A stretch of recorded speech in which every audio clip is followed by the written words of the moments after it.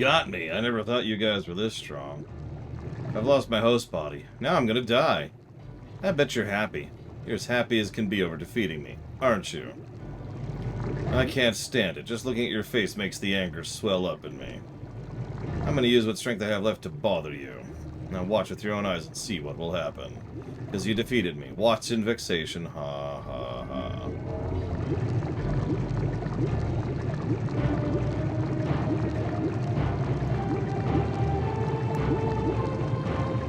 This is my curse on you, my anger. The energy of my revenge, the absolute power of darkness.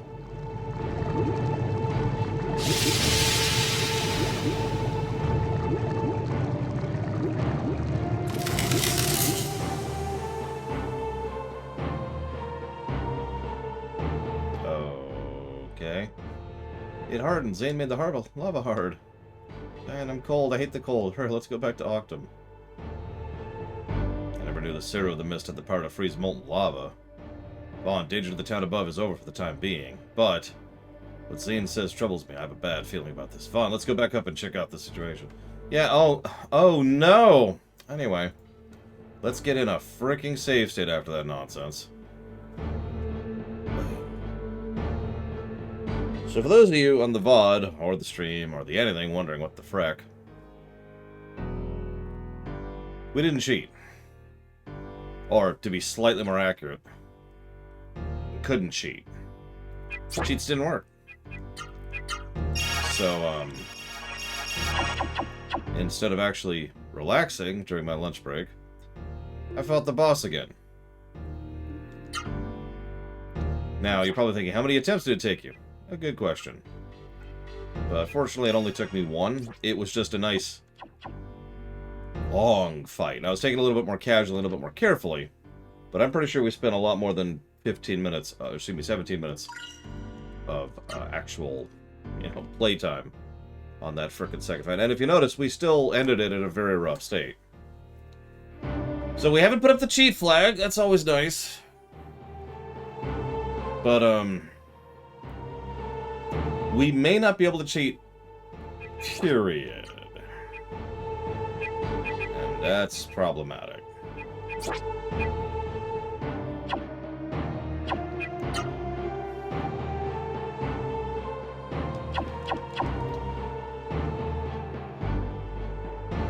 Well, there is one other cheat I might be able to use, which might help to level the playing field a little bit, and that's to get me a whole lot of gold.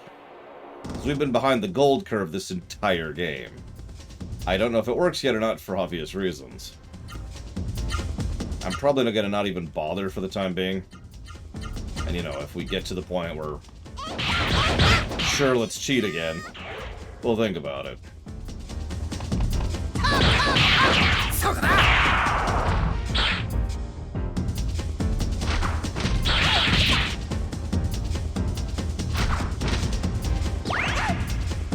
If nothing else, we could probably buy a bunch of healing items, right?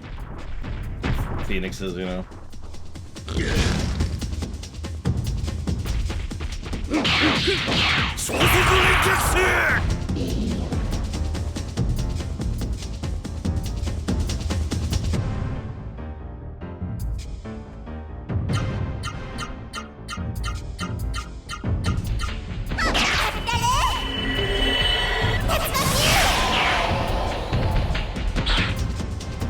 The next boss we're going to fight, which is not very far from now, it is in fact one dungeon from here, is a recommended level 22.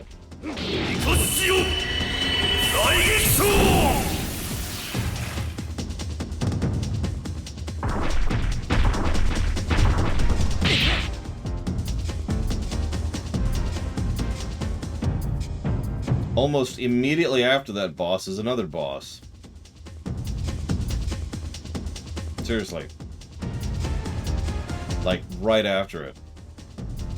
Then there's a dungeon. Then there's a third boss. This is not great. Since I've already kind of committed, maybe we should just go ahead and pull the cheat trigger and test the gold cheat when we get back up to town. I enjoy challenging anything, Narset. What I don't enjoy is bullcrap that wastes my time. A 30-minute slog is Octopath Traveler, not a difficult boss fight.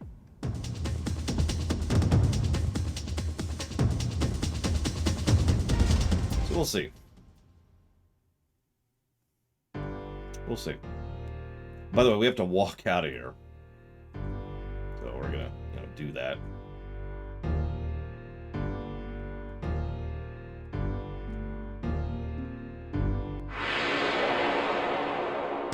Yeah, there's a difference between difficulty and challenge versus a stat wall. That looks interesting.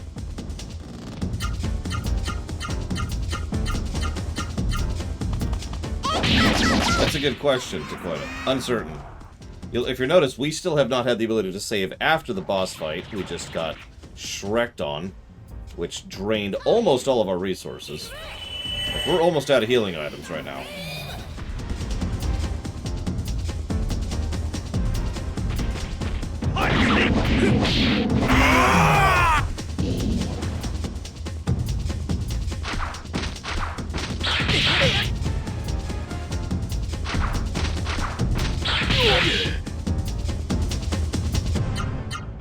I need to look something up. I just realized something. So I forget if it was this game or another one that's coming up. I think it's Code Vein is the one I'm thinking of, though.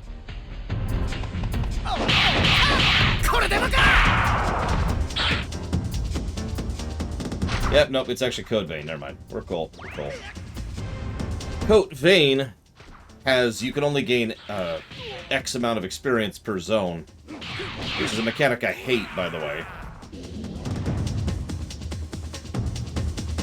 We'll see if Code Vein even tells us that when we get there. I guess I should say X amount of souls, but whatever, you get the idea.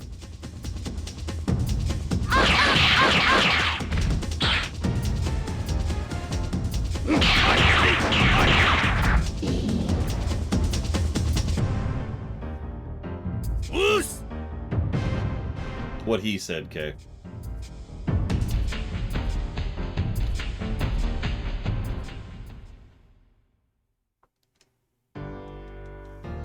We do have some heals left, thankfully. Because she has mana. And everyone has heal. But we're getting low. We need to get the frick out of here. Hopefully everyone up in town is just fine having, a frozen area. They're probably going to freeze to death. Now that their source of heat has been gotten rid of. And they're in a concealed cavern, so...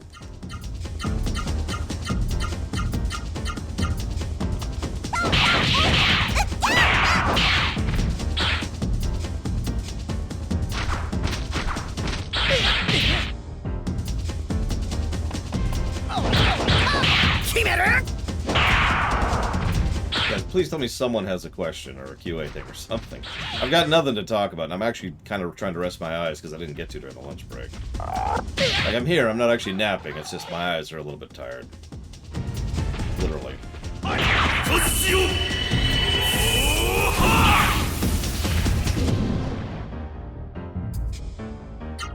You're a dog breed? People like dogs?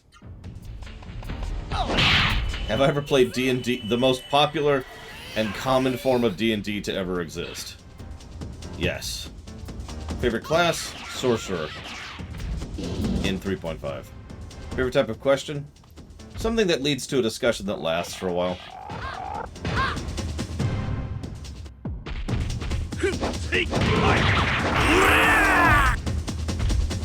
Nobody likes spirit shamans. Also, I have no idea what a spirit shaman is. In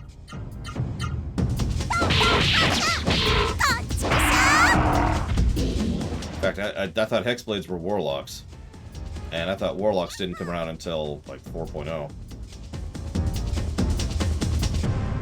Clearly I'm wrong, but, I know Hexblades are in 5th edition, which are warlocks. Oh, Spirit Shaman is Pathfinder. Oh, that makes much more sense. Okay. See, I don't know Pathfinder. I never got into Pathfinder. I'm not a big rules person, ironically. Favorite class in 5e? That's a good question.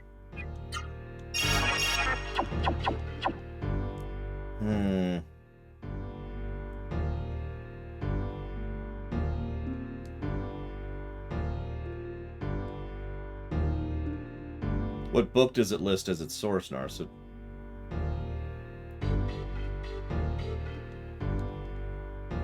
Come on. There we go. Come on. Save. Okay, we finally have a save.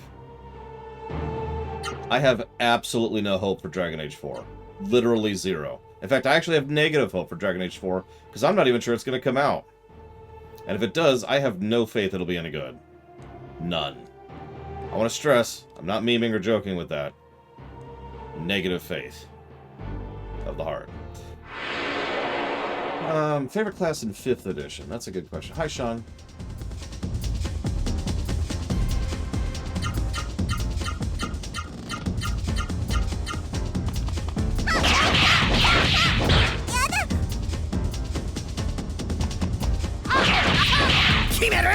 I don't think I have one. Yeah, I'm gonna go with non-applicable. I actually haven't played that much 5th edition. Honestly, I don't even plan to play that much 5th edition. So, I can only really speak to 2 classes. And neither of them are, you know, that's not a good sample pool. Oh my god, Savacom. So we didn't cheat because we couldn't. So we just slogged our way through the boss fight. Like a half-hour boss fight. By the way, we got 3 boss fights coming up soon. Like, really soon. So... anyways. Alright, so, scroll back up a little bit here. So, Complete Divine. Well, then I believe you, Narset. Maybe. But I have to admit, I've never heard of either of those classes in 3.5. But then again, 3.5 was the modular setting. That was the whole point of 3.5. There are literally hundreds of source books for it, of which I've probably only read about 30. So. Yeah, no, there's a lot. There's a lot in 3.5. I mean, I'm probably going to cheat soon, so maybe. I'm going to try. I'm going to make an effort to cheat. I may fail at that. Sorry, I'm all sloggy because I was already tired. So I'm kind of fighting something off right now, so I'm a little sick.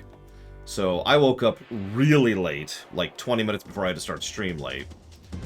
And so I've just been kind of all the efforts. I keep having to pause to, you know, not be on stream for a second, and for a few minutes at a time. And so I was hoping to actually get a chance to close my eyes a bit off camera, and instead I had to fight that boss. So, anyways, so let's see. There was another question that didn't hit the queue. Well, Washington had a question that wasn't in the queue, and Washington says, "Do you have any faith for the new Mass Effect?" No. Now, I don't have negative faith for the new Mass Effect, but that's because of circumstance. So we've actually been following. We've been aware of Dragon Age 4 for years at this point, and there's actually plenty of behind-the-scenes, you know, development. There's a game like that, Kay. Development when it comes to Dragon Age 4. So we know a lot about Dragon Age 4, and all of it's bad. Like everything we've been hearing, all the development issues, all the retconning issues, all of the not retconning, changing their minds, revamps, losing people, gaining new people. It's all bad news. Unfortunately, we don't have any news, really, about Mass Effect 4, so Mass Effect 4 is just a blind faith. Do you think it'll be good, yes or no, without anything to gauge that by. In which case, my answer will be no.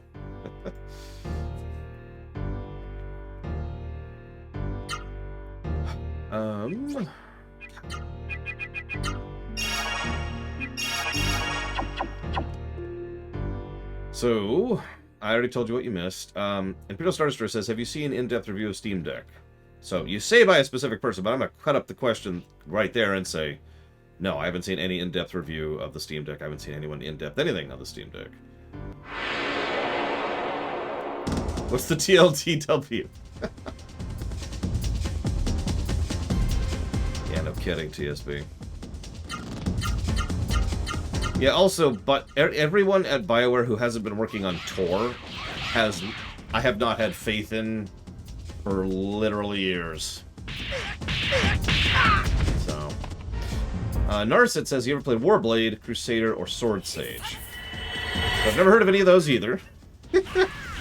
I didn't do that usually. So there were only two types of things I used to do back in 3.5. One is completely custom stuff. So obviously, you'll never heard of any of that.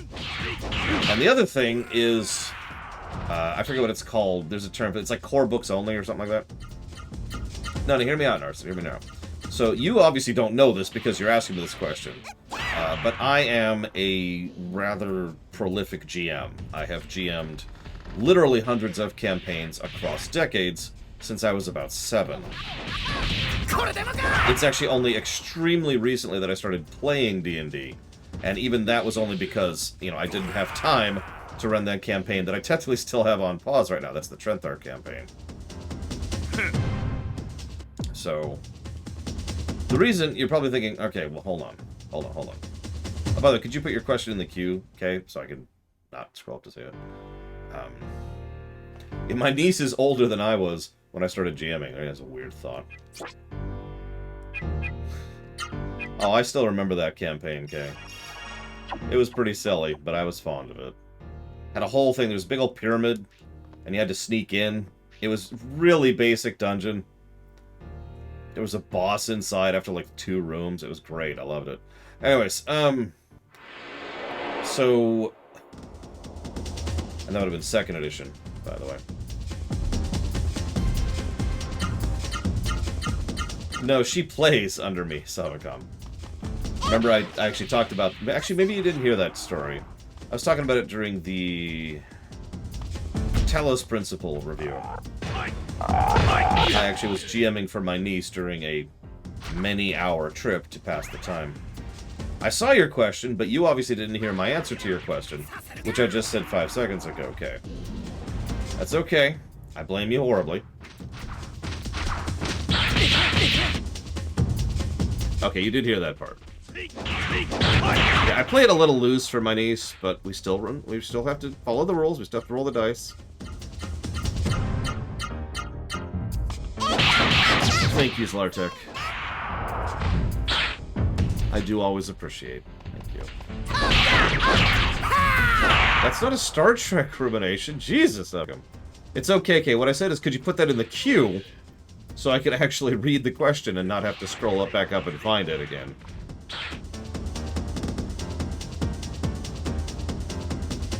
Damn it. Ironically, comment went by too quickly as I was typing down that thing for the messenger. So why is it that I used to stick with core rulebooks only for 3.5? Very simple. It's actually extremely complex, but let's boil it down to the brass tacks. The first biggest reason why I used to do that, everybody owns the core rulebooks. Everybody knows the core rulebooks. Can someone explain to Kay how you do the queue, please? Apparently he doesn't know. I've been GMing for decades, Narset, and so as a consequence, one of the things that I've discovered in my career is that D&D slows down to an absolute crawl the moment you have to bring out the books. The moment you have to start referencing material in the books is the moment you have put a giant pause button in the middle of your campaign. Now that's in the best circumstance. In the worst circumstance, it turns into an argument. And trust me, I've been party to plenty of D&D arguments over the years. So, somewhere around high school range, I want to say, I started implementing that rule. No custom stuff, no extra book stuff. Done with it. It just was causing... What the hell did you do, Kay? What did you do? Oh my god, you broke the bot. Hang on, let me restart the bot here. Okay, good to know. If anybody ever puts those greater than, less than signs in the question, it completely screws with the bot. I'm not even sure why. There we go. Bot is restarted. Jesus. Anyways, so that's the biggest problem right there, is it slows everything down to a crawl and it makes arguments. And that's the second thing.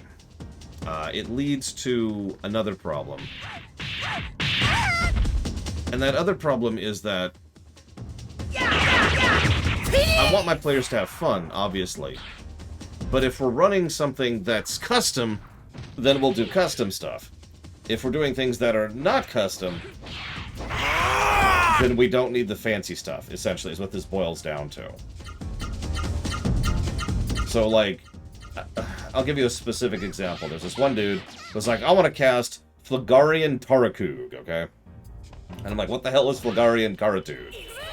He's like, well, it's this spell, and I'm going to make up an example, but it's like, it does 5d8 damage per target with an infinite number of targets within a 50-foot radius. It's a second-level spell. And I'm like, what? And that's the other thing. And don't mistake me, being powerful is nice, but there is such a thing as being too much. And a lot of homebrew stuff, or custom stuff, tends to drift way too far into the realm of, ugh. Now, in the exact case in question, it wasn't just a case of him picking some overpowered homebrew thing to screw with it. That particular book, I forget which it was, please forgive me, was balanced with itself, right? So if everybody was playing from the book, and so was I as the GM, everything would have been fine. We weren't. He just wanted a few specific things from the book of higher power level. Right? So the mix and matching is what I'm getting to. The mix and matching tends to lead to issues, because most books, at least most professionally made books, are at least really reasonably balanced within themselves, but not elsewise. And the final reason I don't do other books and stuff, and I've kind of already hinted at this twice now, is when I hit about post-homelessness range and started running again, I just kind of threw D&D out the window and only technically played 3.5, because from that point on it was all custom stuff, which Kay can tell you about. Now I'm going to use that as a segue to talk about Kay's question. Does an aspect have to roll concentration when casting from a threatened square?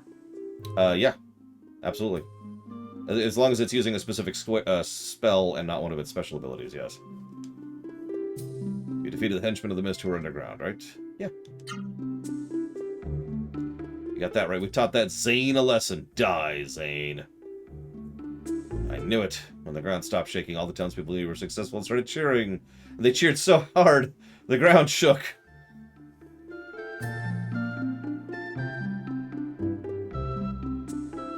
It's a little cold here, isn't it? Did something happen? In their last moments, the enemy froze the depths of the earth. What? I only hope nothing bad happens because of that. It'll be fine. What could those henchmen of the mist be thinking? It's a mystery to me. This is English.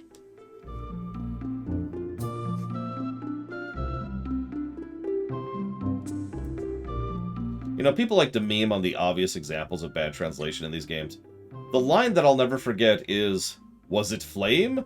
Let me show you how." Because that's, like, so not how that's supposed to work.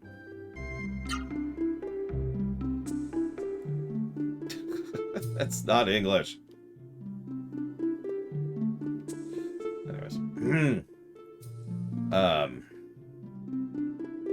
Simone Washington says, what are the aspects about what they've shown from Dragon Age 4 that make you think it's going to suck then? I'm just going to be easy and honest here. Everything.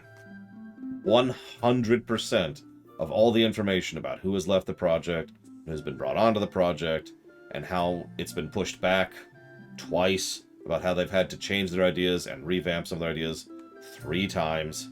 Every single bit of news coming out about Dragon Age 4 has been bothersome or worrisome or something.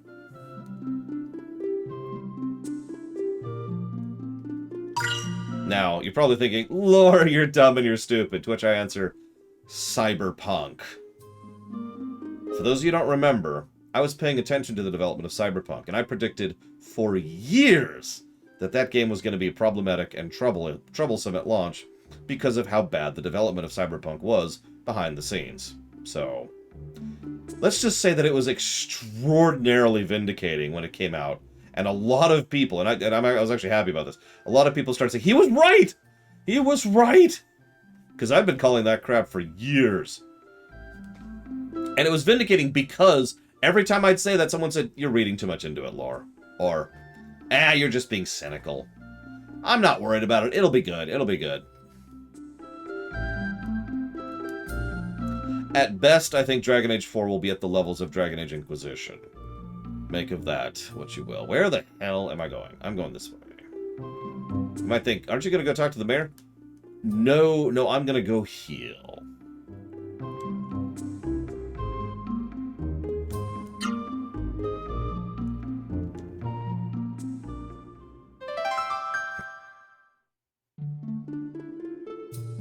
Okay. Save state. There we go. Alright, so we are going to try that cheat really quick just to see if it works. I'm not going to commit to cheating right now. But it would be nice to know if it at least works, so we have the option later. So, let's see here. Okay, so we have 65,000 gold.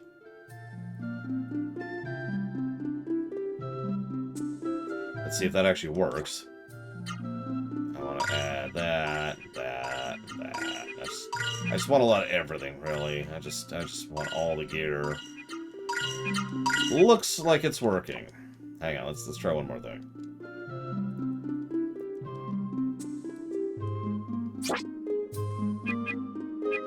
Yes, I want 40 Phoenix Downs. There we go. I want 40 more Phoenix Downs. I want 17 Phoenix Downs.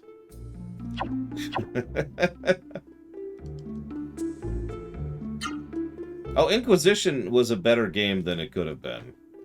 But it was also a very problematic game. And that's kind of what I mean. Hey, okay, so let's go ahead and rewind here. Oh, hang on, let's turn off that cheat first. It's not. There we go. Make sure we're good. Cheats are all off. Cool. Okay. But yeah, Dragon Age Inquisition had some really good moments and some really good beats, and then there's other problems with it. I feel like when we re-review Dragon Age Inquisition, it's going to score pretty well on the story axis, and it's going to bomb on the gameplay axis. That's my prediction right now. We'll see if I'm right or not. Hang on, is there any towns up here where I could buy stuff?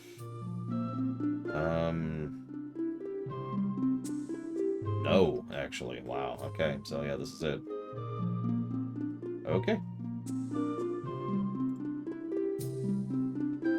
Yeah, Hinterlands by itself.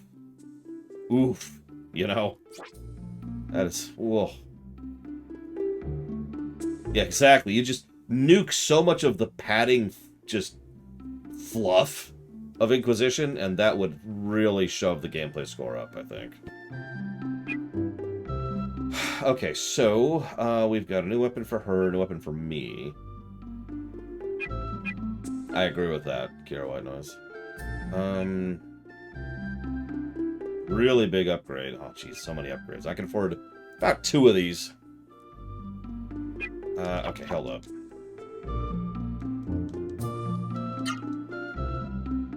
If I'm not mistaken, Gala's still... Yep, so Gala is still missing 1 slot. So we'll prioritize that just because he literally has nothing equipped there. Just that. Yeah, it's going to be a big upgrade. Okay. So we get 1 more item. We can get a robe for her, which is a not insignificant upgrade in def. Helmet upgrade. Boots for him, which is decent. Yes, Gala has finally put on shoes, Metroid. It took us, what are we, like 15, 16 hours into the game? Something like that. I think I want to get that, though. As much as it's only a relatively small upgrade, it is a damage upgrade for my primary damage dealer. So, yeah, I think I'm going to prioritize that. And then let's go ahead and sell our excess, because we might be able to get another thing here. So let's get to that.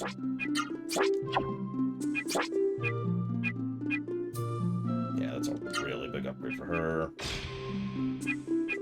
And we can get 1 more thing.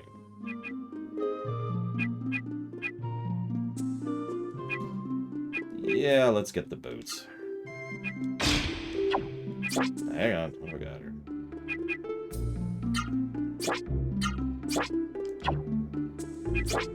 Nope.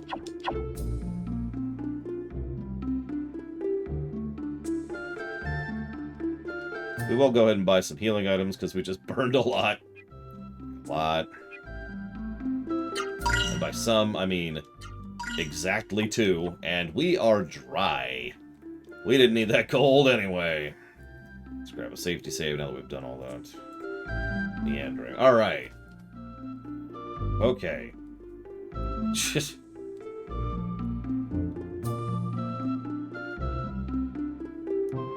Nothing new. Dragon Age Asunder. Which one was that one? Oh, hey, Radissus had a question. Sorry. Do I prefer 3.5 or 5? So, as a player, I prefer 5e. 5e is a little bit more gamey than 3.5, but I actually think that works to its advantage. And it also has done a lot of work to try and shrink the amount of time spent in just all the times. Like, you heard the old joke, right?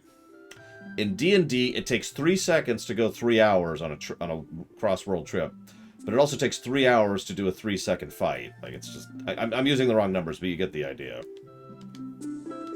Please stop. Oh my god, he just laughed 4 times in a row.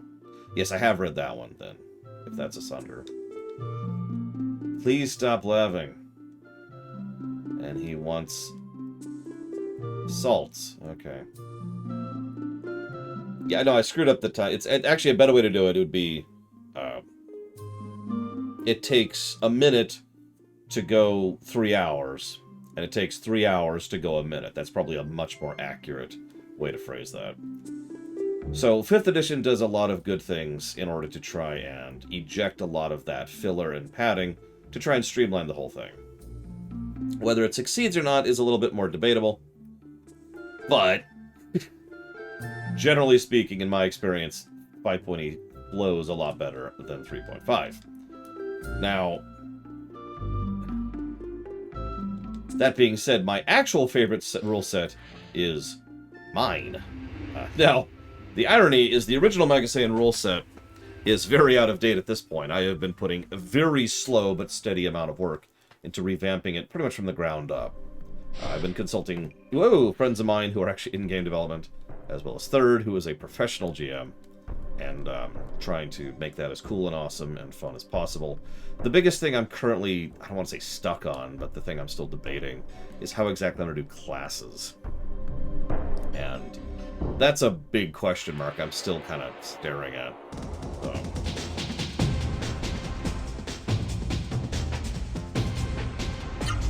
I don't know why I'm even talking. Yes, you can be a professional GM. There's actually quite a few. They're usually hired to go to conventions and run for specific things, like Paizo will hire GMs whose job it is to just sit there and run for a day, or 2, or 3, or a week. What options am I considering? That's a very good question. So, what it boils down to is getting hit by lasers. Now, I like getting hit by lasers, but you don't necessarily have to get hit by it, and it doesn't have to necessarily be a laser, right? You could get hit by fire, you could get hit by lightning, you could not get hit, but it's also by a laser, or whatever. The combos is all over the place, right? Yes, the name of that enemy is Curry Devil, that is correct. So, I've already decided I'm going to include talent trees, right? Hang on, I'm going to turn this down while I'm just mindlessly killing things.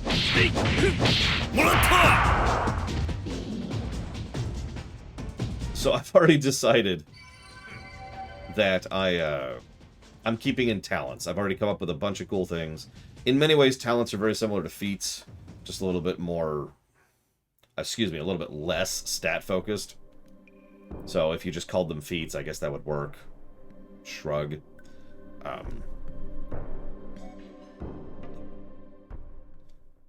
So one of the ideas that's been tossed out there by one of my consultants, confidants, whatever you want to call that, is to have a thing where, let's say that you level up, but you don't... When you level up, you choose to gain a level in one of 3 archetypes rather than a class. and that archetype gives you additional stats for something appropriate for that archetype. So what I would do then is I would work out, 20 or 50 or 100 levels for each of the 3 archetypes, right? And so congratulations, you've gotten to level 4, and you want to be the talker archetype. So I look at this thing, look over at talker, and the level 4 slot for talker, that's what you get that level. Stuff like that, right? It's actually going to be talker, caster, and fighter are the 3 archetypes. Now, there are some issues with that kind of approach, but the benefit of that kind of approach is its total modularity. You can play whatever the hell you want to. You can mix and match and all that fun stuff. The downsides with that are also obvious. First of all, there's no class identity whatsoever, because you're just playing whatever. The second problem is balancing that is going to be a colossal hassle. Now, I actually have faith in my balancing talents. I've proven that with the previous Magasan rule set. But I can also tell you that that balancing pass that previous rule set took a really long time, because there's a lot of crap you have to take into account at a lot of levels, and you have to basically balance for this, and this, and this, and this range. An explorer? Exactly, to put it. I suppose an explorer would probably be none of the above. So, there you go. Now, I'm already pretty decided on how I'm going to do skills. In fact, I've actually already implemented that system. We did a test run of that with the last couple extant campaigns, and that worked really well. This is, in fact, a PlayStation 1 game. Yes, Darth Trinius. Oh, so, like... I get you. Honestly, I suppose that would mostly be under... No, that would still be none of the above. It doesn't apply. Actually, I have. In fact, I've run games for the Star Wars RPG, Imperial Star Destroyer. Have I read the webcomic Order of the Stick? I don't think I have it here. No, I don't. It's in storage. But I have several actual physical books from Order of the Stick, which I hope answers your question.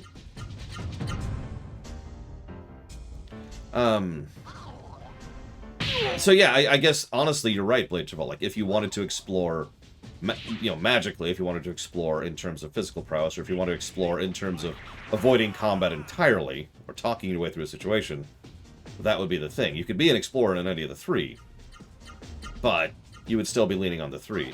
Because the classes, let's be honest with ourselves, mostly boil down to combat, and how they apply to combat scenario encounters, to put it into simple terminology. Most of the other stuff is handled by other things. You want to check a room, then you roam around and check a room. Yeah, exactly, Blade Troll. You get it. So that's one of the ideas. Obviously, there are issues with that. One of the other ideas, this is something Third specifically suggested, is I can make it so that there are none of the... So there's a bunch of classes, but each of these classes are substantially more specialized than... most classes in D&D are, or hell, in P&P in general, are. Each class is essentially something that's a really specific career. Like, to use a dumb example, rather than being someone who is... let's use Star Wars as an example. Rather than being someone who could use a blaster and being a fighter, what you would be is you would specifically be a scout trooper. And you specifically have things that allow you to navigate the wilds very well and stay hidden very well, survive on your own, etc., etc. Much more specialized, right? Now, the best part is I already have built quite a few classes which just need to be converted over into the new system, which won't be particularly hard to do. So, all the mage types I have, the Dragoon, of course, the Gladiator, all the classes that anybody who ever played in the Primus campaign knows about. All of those are the classes I'm talking about. There's about 20 or so, and I could also develop more. The other, and you're probably thinking, well, then what else would there be? Well, the idea here is, so then we could branch out again. This is why I was talking about there's so many options here. So we could just do the specialized classes. We could do the complete modularity. We could also do both. So hear this out for a second. Imagine for a moment that you gain a level. Congratulations, you're level 2.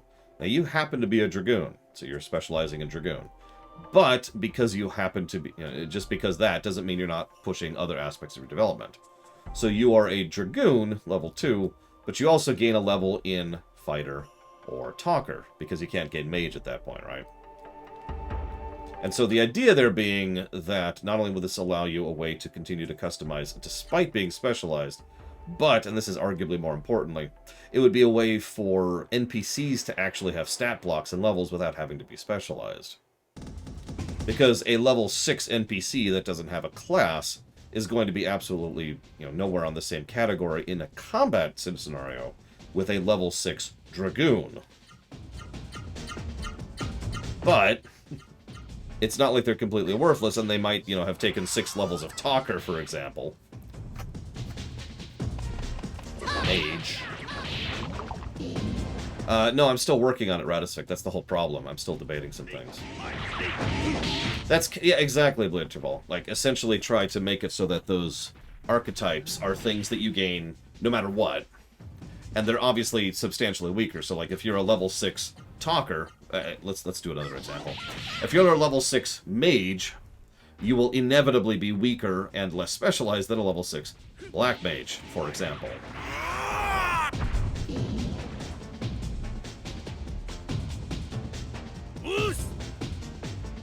Because you just don't have that extra stat block on top of that.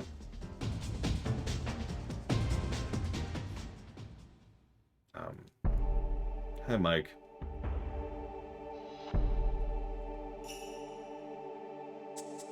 Moving. That just sounds like a monk to me, Dakota. Possible K, although some of these ideas are not only new, but super new. Like, recent within the last few months new, because Third and I tend to chat about it when we go out for dinner right before we see a movie, and we've seen a couple movies this year. We saw Doctor Strange 2, and we saw Maverick. I recommend one of those. Only one.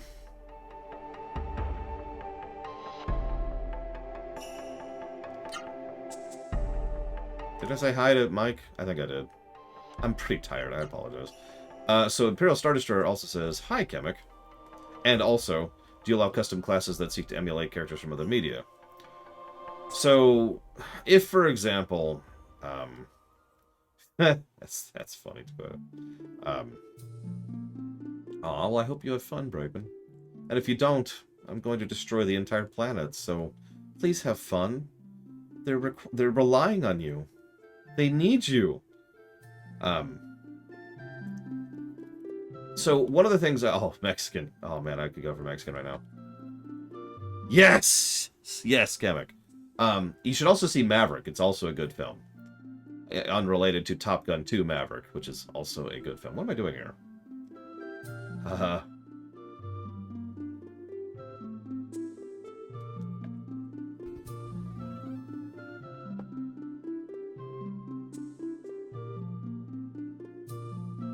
Oh, right. I'm in the wrong spot. Oh my goodness, the Voyager Ruminations. There's a blast from the past. Back when I was just some loser. Well, okay. More than I currently am. Thank you, Mike, very, very much. Welcome to the 2-year club. If you want to be awesome, I don't know what to say there. You're awesome. Thank you. I will put that anniversary sub towards the Devil May Cry block.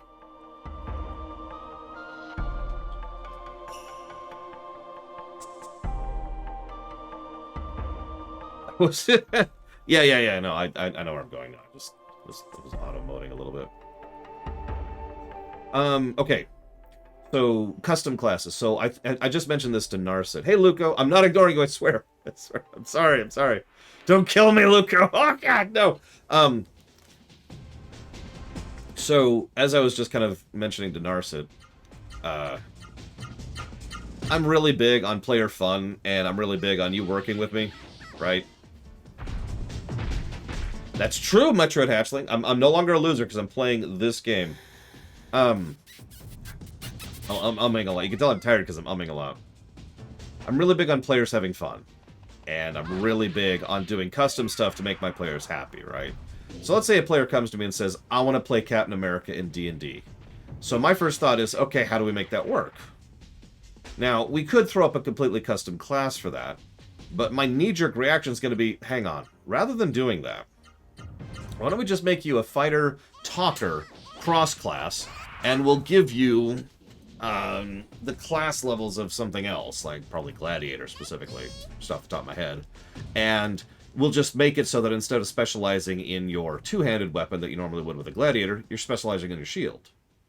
And all of those special abilities that you gain for your two-hander, you gain for your shield instead. Ironically, one of the special abilities a Gladiator gets is the ability to do melee damage at range. So, bonk!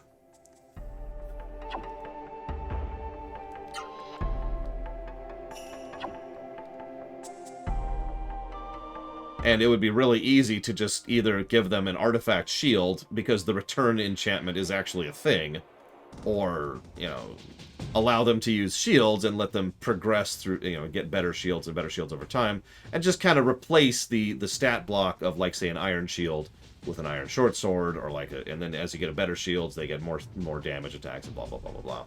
So, the long and the short of it is, I'm generally far more willing to work with the player than not. I'm just gonna get my AP back here. I haven't done that yet. Who's John Coffey?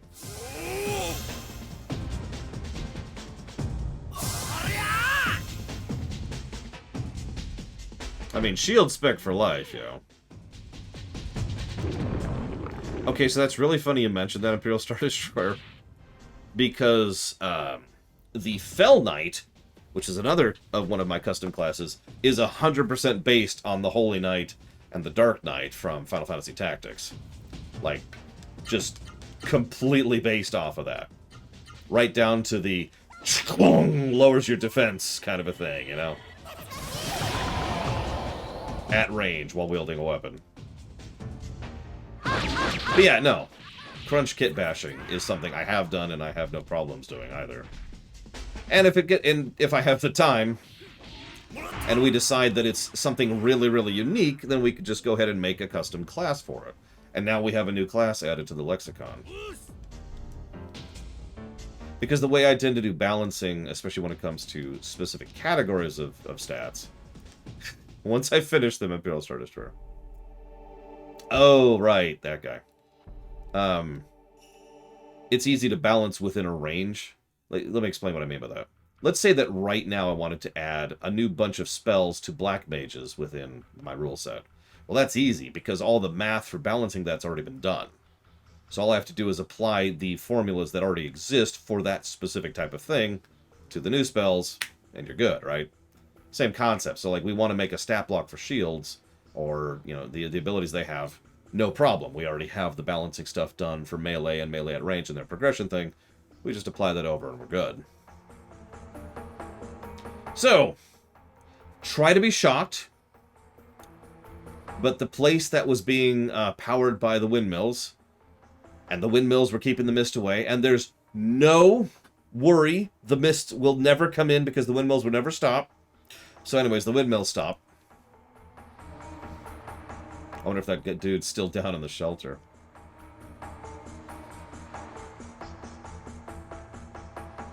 Who could have predicted this?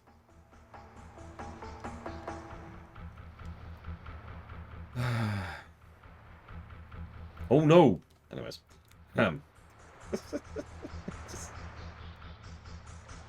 Yeah, so. Let's see if anybody made it to that stupid shelter. It's over here.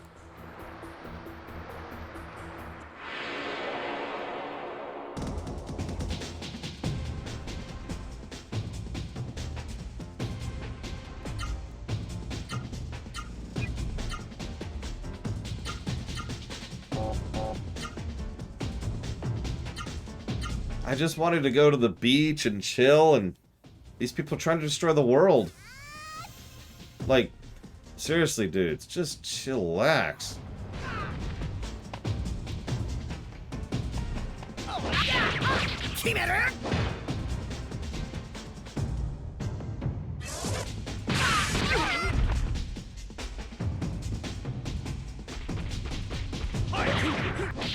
Yeah, this is just so shocking. Anyway, so Yada asked, what are some fashion trends within the extant? So the way I try to think of it is... I'm trying to think how to explain this. I don't think of fashion trends, I think of the pieces of the puzzle I've already designed, and then I fit them together, right? So let's say we have a Lamia on a generally temperate world, and that world is underdeveloped, and this particular Lamia is rather wealthy. So this particular Lamia could be wearing clothing that is, let's say, very uncommon around here, has to be shipped in from off-world, and it's clothing that isn't really comfortable in the heat, but that's okay. She's a Lamia, an innately magical being who can kind of bypass some of the normal rules of, you know, requirements for survival. So she can roam around in these big, luxurious furs, right? And got a big old, like, comfortable hat on and stuff like that. And therefore, that's the kind of fashion that she individually could use. And other people probably wouldn't because they'd look at her like, you're crazy. And they know she's just showing off her wealth. Stuff like that, right? Hi, Hazardous. Okay, so I want to heal. Yes, I do. So that's how I tend to think of things like culture and fashion within the extant. I don't think of, what do these people wear? I think of, why would they wear what? And I already have puzzle pieces designed to work for that. It's part of why I would define the Force in the Star Wars rewrite. It's because once I know the rules of the setting, I don't like her new outfit. Once I know the rules of the setting, I can come up with everything else because I've already built those building blocks, right? So let's see if we can kill this sucker and get her an AoE, shall we? And, let's get a little healing going on while we're at it.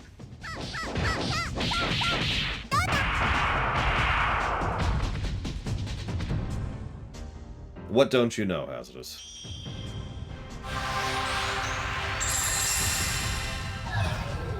I mean, okay, that's a dumb question. Explain your question, because I don't get it. Let me state that more clearly. That's getting to be a good AoE heal. I mean, you weren't here for that discussion. I think it was yesterday, okay? We kept talking about defining the Force, and how mandatory that is for the Star Wars rewrite. Yeah, that's why I kind of want to get another version of it. Metroid Hatchling. Although, actually, I'd rather have it on him. In fact... Depends, yada. Again, I know that's not the answer you want. But... one second. So, let's do this. Let's go and do this. And let's go do that. What if we don't know how the Force works? Well, then we either figure out how the Force works, or we decide how the Force works. We enforce our will upon reality. A lot of blocking. Come on. Nope, not quite dead. It's low. Yeah, I really want Gala to have an AoE heal. That would be extremely helpful right now. Speaking of which, I'm just going to pop another one of those. Kill that. Yes, but you have to come up with the actual definition for how the Force actually works, okay? Because if you don't, well, then you can't do things like I just talked about. Anyway, so, interdependency of planets. So it depends. If you're anywhere within any of the core worlds of the Empire, or anywhere within the central territories of the hegemony, yeah, you and everybody else has this. I get it. I get it. Jesus Christ. All right. So sorry, I just 2 separate days I've had people yell at me for being stupid and for wanting to define the Force, and I'm sick of it. I apologize. If you're in one of those core territories, the planets are extremely dependent on each other. Kind of think about how not just international, but inter-regional, inter-provincial, interstate trade exists here in real life. You don't, like, it's... Who is it? Are you human? No! Aw, that was a valid answer. That's... whatever. So in other words, they would have to, they would have a huge amount of their resources, their trade, their tourism, their people, Like, imagine, especially within something like, I guess to use Star Trek as an example, it wouldn't be uncommon to live on Vulcan and work on Andoria 3, just to use a random example. Because it's relatively quick and easy to transit, especially amongst the core network worlds, and a trip between those is not particularly long, and you might actually just stay there for a brief period of time. You get the general idea, right? So very interdependently locked the closer you get to the center. But the further you get out, much, much less interdependency. Yeah, I would not want to live on Vulcan. I was thinking that too. It's like, oh god, heat desert. Now, ironically, I actually agree with you that. Sorry, Hazardous. Apparently we're on the same page. Holy crap.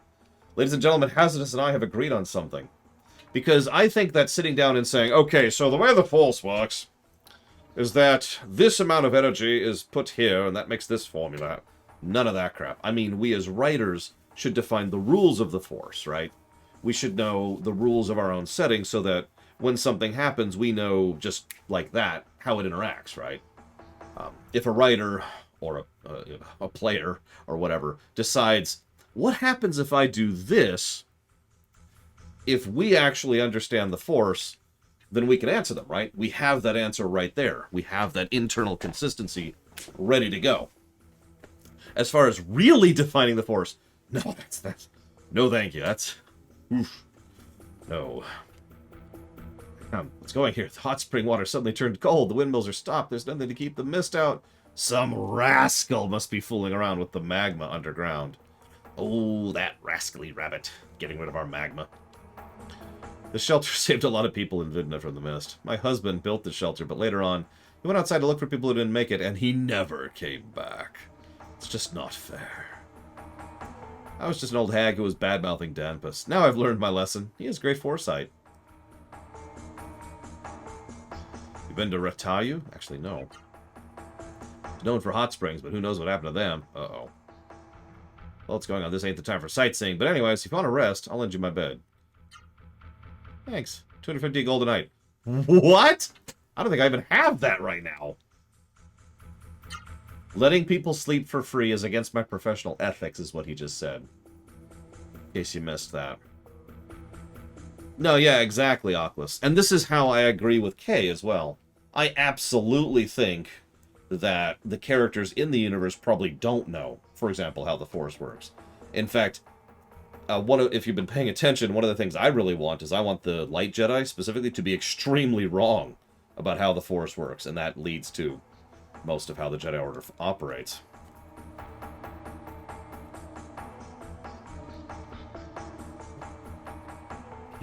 Yeah, letting people breathe for 3 is against mine. And yeah, it's not even his bed. It's literally Danpus's bed. Hi, Pepe. Oh my god, asshole. Yeah, did you notice the slot machine is there, by the way? Did you catch this? Someone dragged a slot machine into their emergency shelter. God. Just...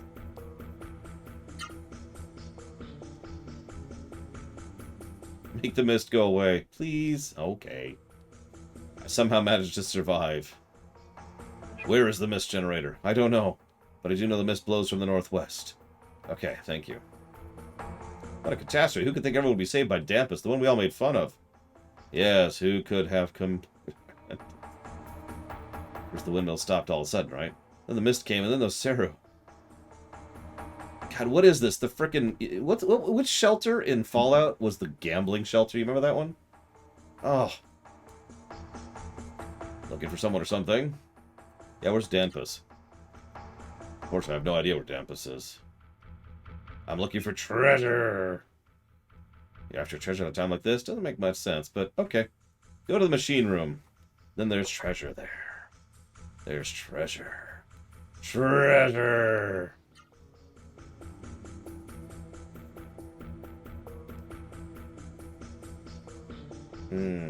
So admittedly, I would want to find that hazardous.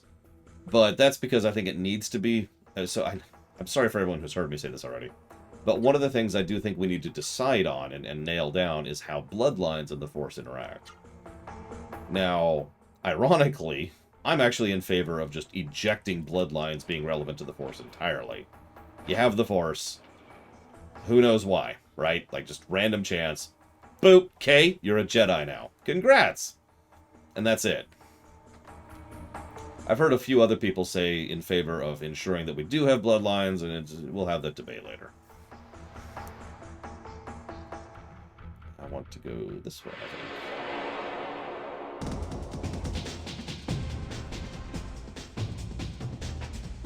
Do I already have that one? What the hell's a battery?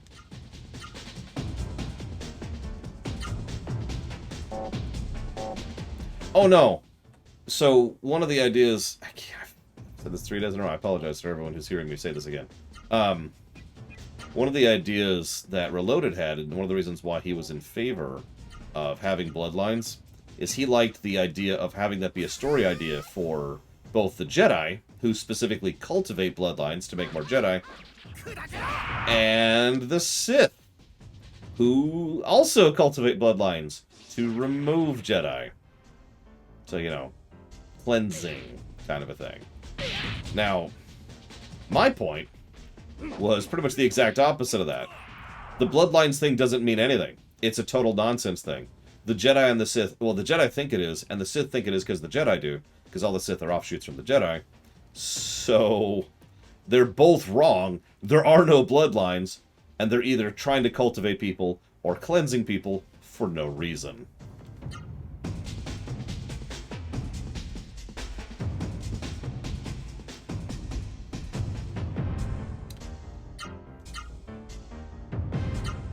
Because, you know, that's horrific at that point. And that's the idea.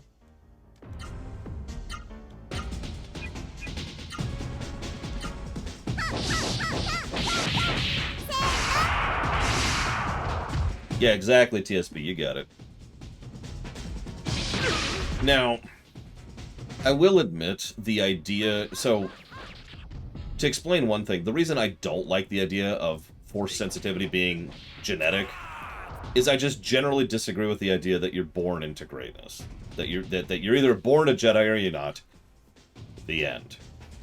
And that's just a personal preference thing. I don't really have anything else to add to that. I just don't like the idea of, well, you lost the genetic lottery. Sucks to be you.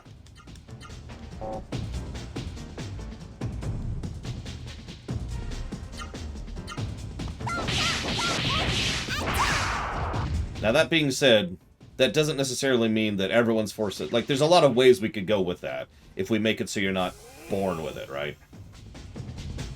Like, there's a lot of different directions we could say. Maybe you can learn how to use the Force. Maybe you can be exposed to the Force, like Dakota was mentioning. Maybe you are born with an inherent aptitude for the Force, but anybody can use the Force. Maybe the Force can just select you, whether you like it or not. Maybe there's like a balancing act. Maybe there has to be X amount of Force sensitives in the galaxy at any given point in time. And anytime there isn't, some people just suddenly gain knowledge of the Force. And so forth and so on. Like, there's a lot of options, other than just, you know, all or nothing.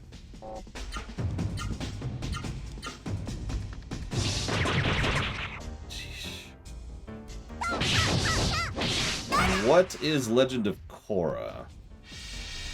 Well, okay, I know what Legend of Korra is. It's the sequel to Avatar: The Last Airbender. What does it have to do with anything, though?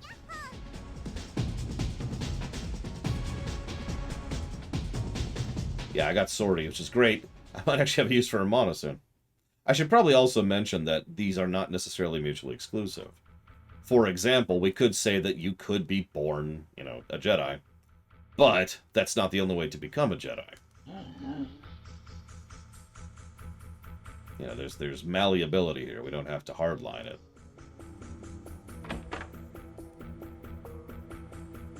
Listen, you don't need to be octopusist. Octopist. We don't tolerate octopists in my stream, Metroid Ashley.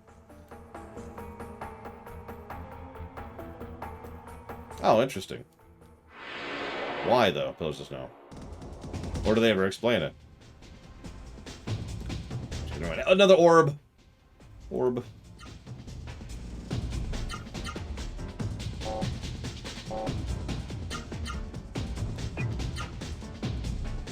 I really want that on him, actually, so let's go ahead and try to get him that kill.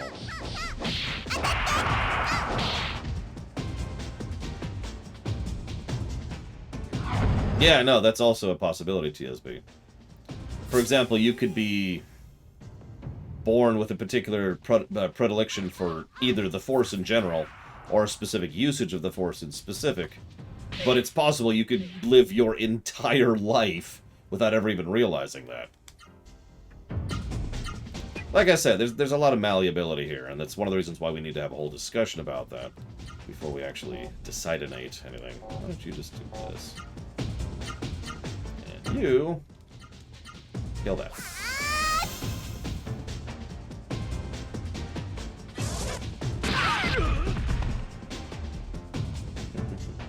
Kill me, I'm an Amon.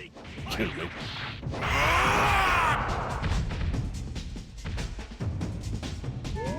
Yes, it is, Oculus. Good God. I've actually never finished Legacy of the Void on Brutal. It's the only campaign I didn't finish on Brutal. So that's a good question, Cashel. Admittedly, some people make fun of me because the first thing to decide when it comes to the Star Wars rewrite is the Force. But if you're paying attention, that's actually several subcategories. It's one of the reasons why it's the first thing. So, one of those subcategories is how do people use the Force? Now, there's actually a lot of different ways to go about that. You could say that the Force could be like a stat modifier. You could say that the Force could be spells, which is how most of the video games approach it. You could say the Force can manifest in mysterious ways and just leave it vague up to the moment. And you get the idea, right? Like, there's several different ways you can go to how someone uses the Force. This ties into what Cashel just mentioned. So one of the ideas I admittedly like, I haven't decided on this yet, obviously, is the idea of the Force being eventually specialization. I've always liked the idea of the people, the various Force users, who are hyper-specialized in one thing or another. I guess I'm just depending on you for now. So, for example, you could have someone who has a great... we were talking about this earlier, like Han Solo. Bad example, but just hear me out. Han Solo is specialized in luck. Leia is specialized in wisdom. Someone is really, really good with diagnosing injuries. Someone is very, very good at reinforcing shields. Someone is very, very good at lightning. Someone is very, very good at telekinesis. This one person knows how to use a lightsaber extremely well, but only in this specific way, etc., etc. And yeah, that's another thing. Do we want the Force to have a sentience and a sapience is another major decision that needs to be made. Now, ironically, both Reloaded and I are kind of in agreement that if we do give the Force a will, it's going to be an antagonistic force. No pun intended. Yeah, exactly. Jairus is a good example. The blind sight thing. Please stop hardening. I'm trying to steal you. Nope. Damn. That would have been really nice. Oh well.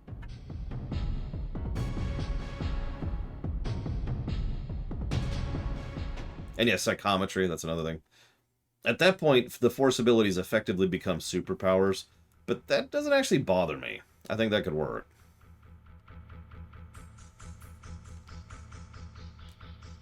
Oh no, if the Force has a will, it's totally antagonistic like that. We're all in agreement on that one. That's just because the idea there, hey, another chance. The idea there is that the Force is nature, and nature doesn't give a damn about you. Not really. Nature tolerates you because it doesn't have a choice in the matter, but nature doesn't care about things like family, or kindness, or generosity, or civilization, or video games. And thus, the Force would naturally, just by its very existence, be antagonistic towards anyone who is a person, essentially. Maybe antagonistic is the wrong word, but I think you get the idea. It's certainly not benevolent. I didn't get the picture. No, sorry, Metro Halfling. Actually, yeah, it's kind of Lovecraftian. Now that I think about it, because the whole point is that it does not give a damn about you.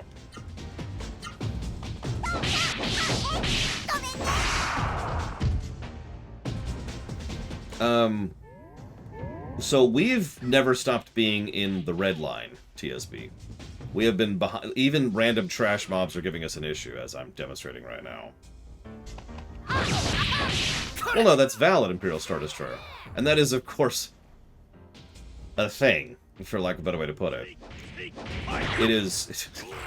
As horrible as it sounds, there is no in-between, there's no compromise in designing the Force. No matter what we decide, whatever we come up with, whatever it ends up being, there will be people who disagree with it because the Force is so ill-defined, due to bad writing, in the Star Wars setting that everyone has their own interpretations of it, and inevitably we are going to run into some of those, right? So that's kind of the trade-off there.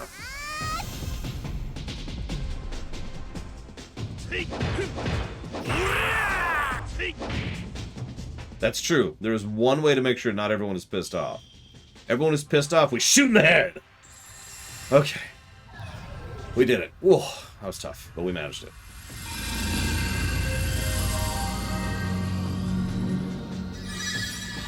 Oh, no, screw that nonsense. Pillars of Snow. Like, I get what you mean, but oh god, that would be awful.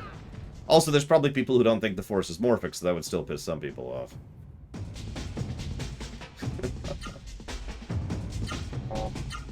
That being said, nothing I'm saying is set in stone. We're still debating everything. I still appreciate people's thoughts and ideas. I don't know what you're talking about, Yada. See, Jewel Beam. That's actually the shot. Come on. Hey, Evo, we're talking about the Force again. Yeah, we need more orb. That's exactly right. Oh my god, die! I might have to go burn that 250 gold just to be able to rest after this nonsense. And he keeps doing that! Yes, the Force needs more cowbell. Exactly. I will admit, as a writer, it is my knee-jerk reaction. Yes! Yes! Oh, that's awesome. It's my knee-jerk thought to not give the Force a will. As much as there are certainly storytelling possibilities for doing that, I honestly feel like it detracts from the overall mythos more than adds to it. You know what I mean? And I personally am not interested in telling any stories that have to do with the Force having a sentience and a sapience. So that's my vibe. So let's go pay the 250 gold to asshole. Yeah, no, exactly, Pillars of Snow. So, as we've already talked about, the Jedi are going to be extremely wrong about the Force. So, we could go ahead and say that the Jedi say that there's a will to the Force. Jackass. God damn. And thus, you know, I mean, I hate to keep dipping into the religious well, but they could be, you know, oh, why did you do this? We believed it was the will of the Force.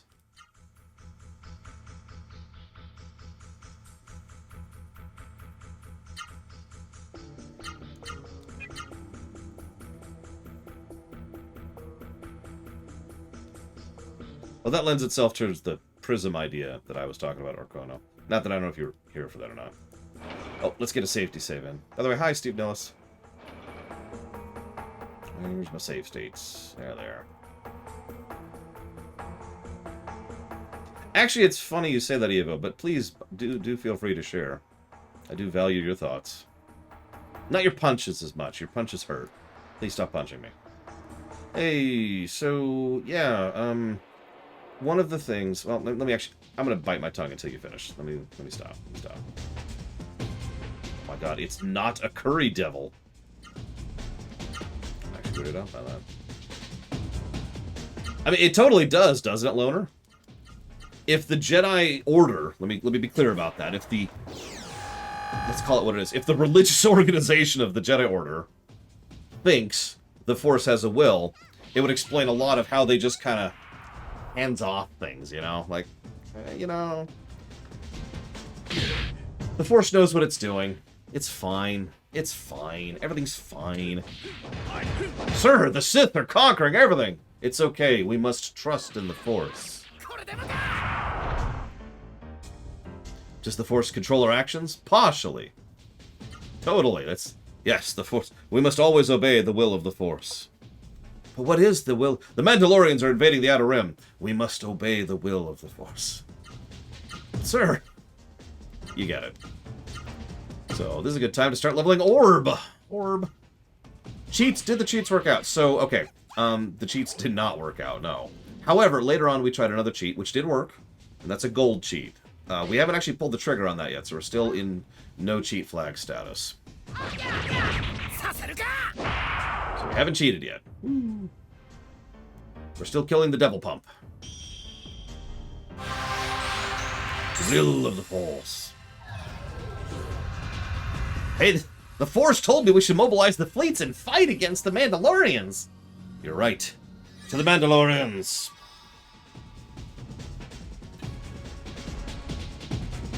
Wait, are you sure that's what you interpreted from the Force? I question your interpretations of the doctrine. God, we could really lean into that.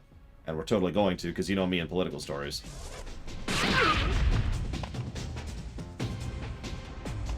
Trust in the Force we must. Kill them all. Oh, sorry, I said that wrong. All of them we must kill.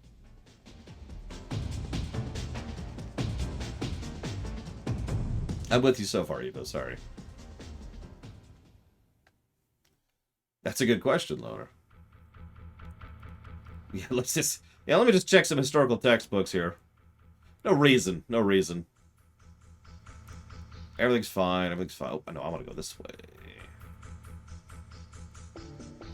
Hopefully there's no enemies in here. Okay. Oh, man, I remember demo discs. Anybody remember demo discs? I remember demo discs. There's a lot of people over here. The Force has explained to me that I am Emperor of the Galaxy. Oh, okay. Cool.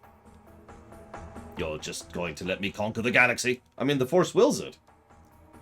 I see. Well then, very well. Carry on.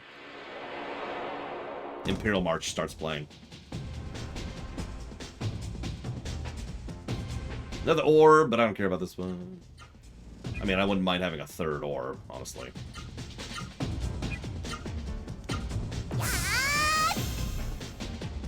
Man, I used to do that. Play the demo over and over because I really liked the demo. You know what really made me sad? When I'd buy the full game, and it sucked.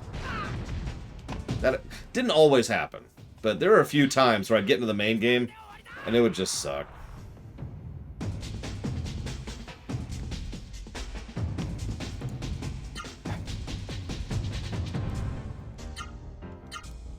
Yeah, Gaming Electronics and PC Gaming Magazine when they started up.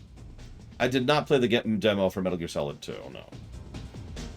I kind of bypassed most of the PS1 era, actually, for reasons I've talked about before.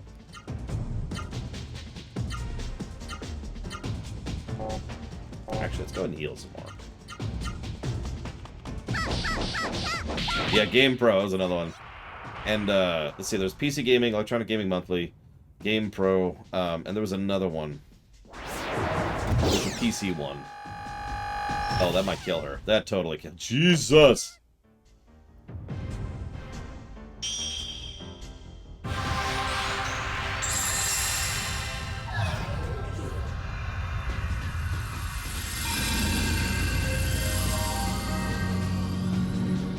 Oh, wow, Dr. Winter. Right before a heal, too. Oh, God, I remember the pizza. Oh, man. I'm old. Alright, so this sucks. So we're just gonna lazy mode through the rest of this and just get on with it. Or maybe die? Because that thing hits like a truck. Yeah, that's literally a two-shot. No. Burger King had their own terrible kart racing game. We gotta get that correctly in there.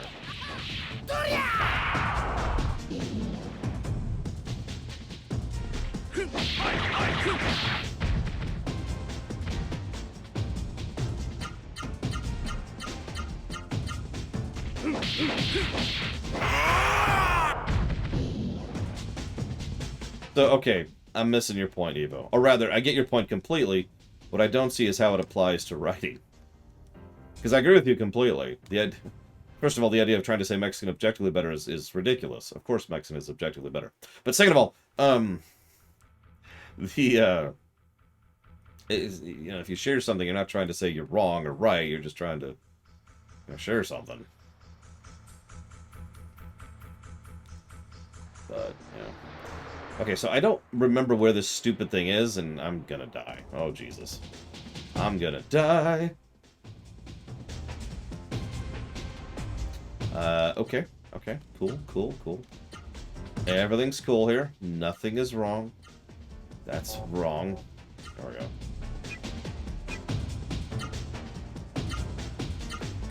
We'll get some more orb levels, and we're gonna go burn more 250 more gold on that jackass.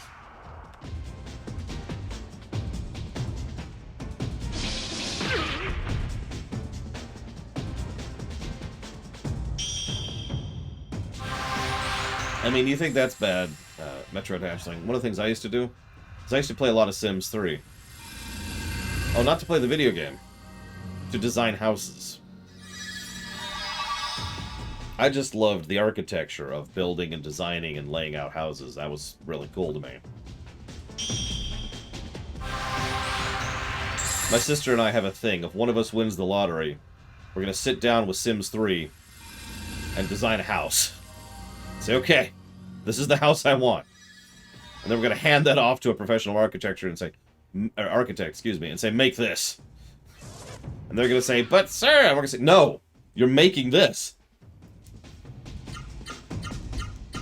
Obviously, it'll have some, logic to it, so it's not just ridiculousness.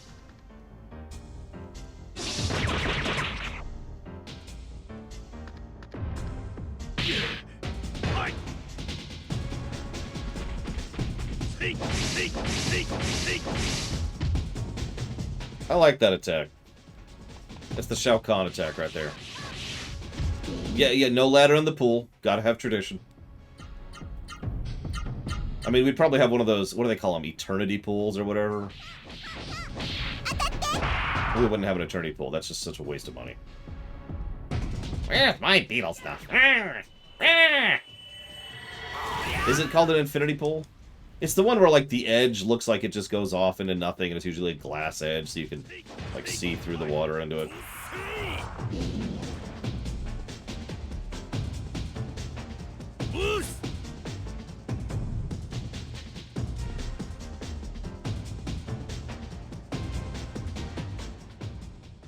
Okay, that's apparently an infinity pool. So I've reread your statement like 4 times trying to understand it, Eva. Give me a minute here. I think I've just run into the limits of my brains.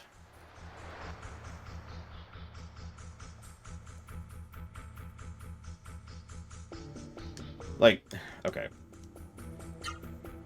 So you and Huthor made some strong points yesterday, and I can understand the benefit of having...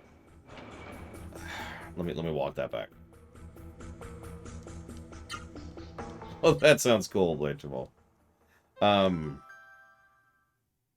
I can understand the desire, let's put it that way. The intention of making a thing so that a certain element of the fiction that you're writing is...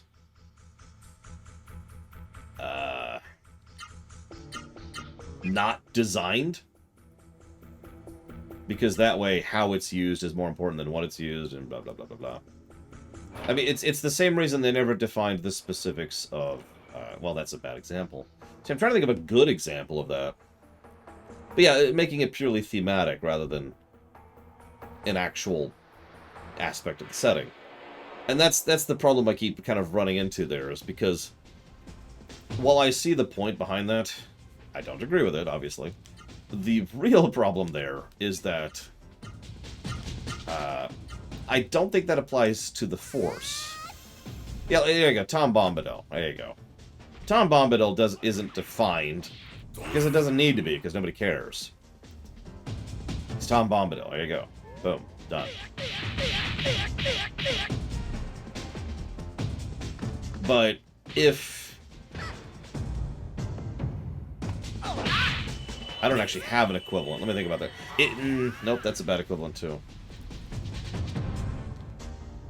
See, the problem is the Force is such an omnipresent aspect of Star Wars that there's no...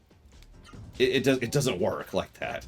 It's so omnipresent. It has to be defined. It would be like not defining how food works in your setting because it is so nonstop and so constant of an element within that setting. Let's go ahead and heal, I think. Like the aforementioned Tom Bombadil is a side chapter in one portion of one book in a trilogy. Yeah, we're still having the same conversation, Metroid Hatchling. Sorry.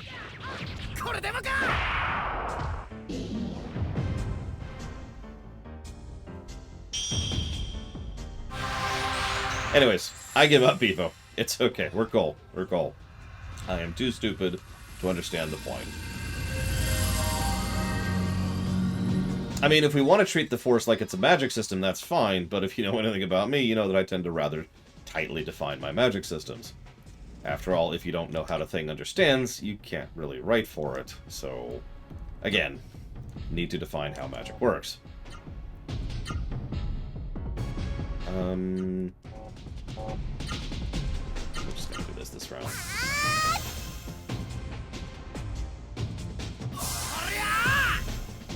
I mean, so let's walk this back a little bit. I think we could make the Force ill-defined if it's not part of the story, essentially. So, I know that sounds like such a weird statement because the Force is so built into Star Wars. But if we were to pull the Force out of relevant... Hey! 3 orbs! Awesome. Yeah, if you don't define magic system, you get Harry Potter. That's all I feel I need to say about that. The Harry Potter films, the Harry Potter books are actually reasonably defined. But, like, if you pull... Yes, all 3 of them have orb. I'm really happy about that. If you pull the Force down, like, substantially, so that, like, maybe, like, this one person happens to use this thing that they call the Force. We're not actually 100% sure what that nonsense is, but they use something called the Force. And we don't really know exactly what they're doing or how they're doing it. It's just this weird thing. Then sure, yeah, it's a mystery. It's never defined. It's whatever they're there for. At the end, I suppose. Everything works. Woo! Where is this stupid machine? But Metroid Hatchling, where's the underground? I've been trying to find it, and these random encounters are pissing me off. Where is the freaking underground here? Yeah, there's these things called midichlorians, right? It's a bunch of little aliens who drive around in spaceships. Northeast house. Maybe this one. Thank you. Jesus, I've been looking for this for like the last 20 minutes. See, that's a perfect example, Dr. Winter. So let's use the movies explicitly. Now, I like the Lord of the Rings movies. They're probably one of my favorite movies of all time. But if I was to review the Lord of the Rings trilogy, I would 100% give a negative to the lack of definition for how magic works. Because it is so ill-defined that it actually contradicts itself. It is actually badly written because it just does whatever it needs to for the scene. It is because plot. And that is one of the core problems with not defining something, because the overwhelming majority of the time, when you don't define something, you have because plot.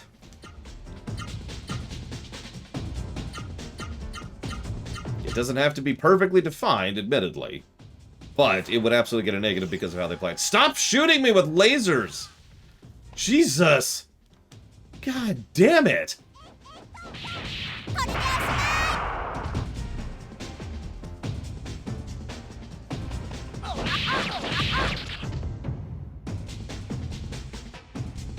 Urgh! Like, okay, lasers are fun. Oh my god. Okay, hang on.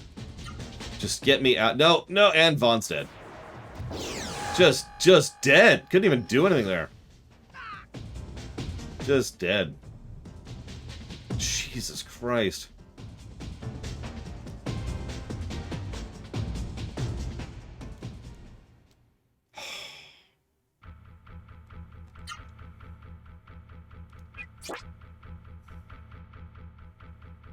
Let's use Hermana. She's kind of out of comp. Well, she's also got Sortie and Nova. Those are expensive as hell. So yeah, let's use Hermana, level up her Vera. Hers is level 6. His is level 7. His is level 7. Wow. We've got a 2 orb, a 1 orb, and a 4 orb. Jesus.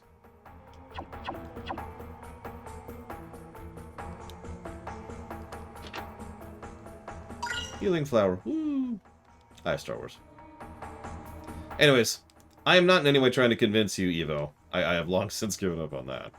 I just cannot imagine a scenario in which the Force would not be defined, and I would also be writing for it.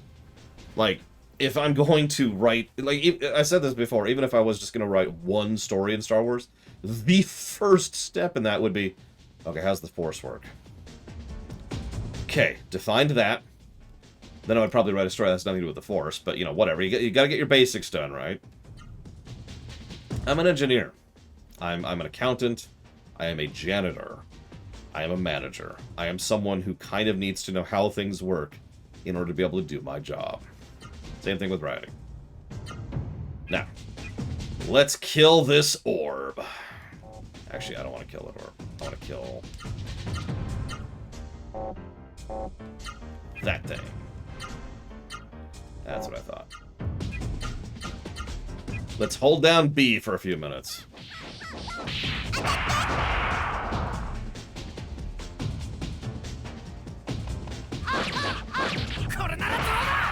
I mean, that's just opinion, to respond to both Evo and Pillars of Snow.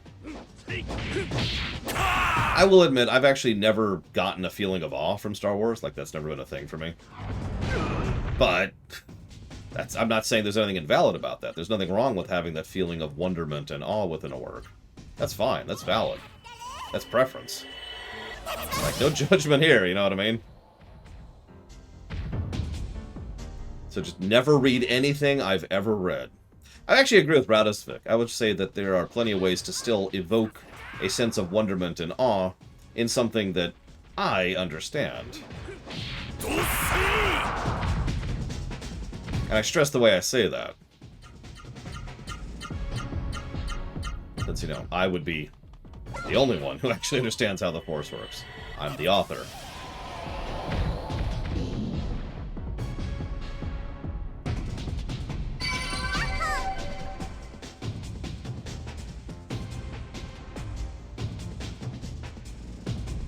I mean, as a writer, Dr. Winter? 100%. Yes, absolutely. How do you write for how the Shire operates without understanding how the Shire operates? As it happens, I'm actually rather... It's funny you bring that specific example up, because I find the political and societal system of the Shire to be fascinating. It's one of the cooler parts of it. They have their own little housing club there, because they have no idea of the threats that live beyond them. And the Bounders barely understand that kind of stuff. It's great, I love it.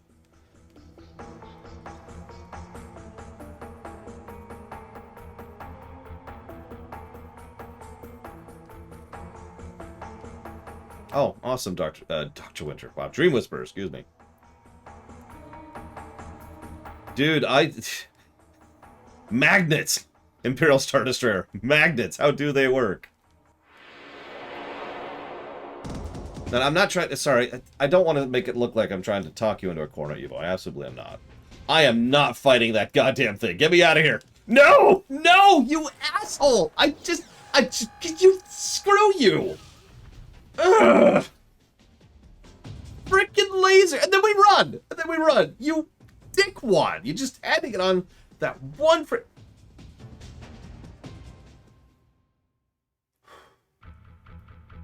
Hi. I don't want to sound... I'm trying to verbally push you into a corner. God damn it! I just healed! Why do you think I've been walking into every fight with full HP? Touch grass. I'll touch grass! Ah! Say touch grass where I'm from. Give me the old 1-2. Actually, it's a 3-4. 3-4. You gotta be like, and then a nice big follow through. What the hell was I saying? I was saying something, and then I got lasered in the face. So this, let's see. Right. So, it is my hope. I think that's the way I'm going to say that.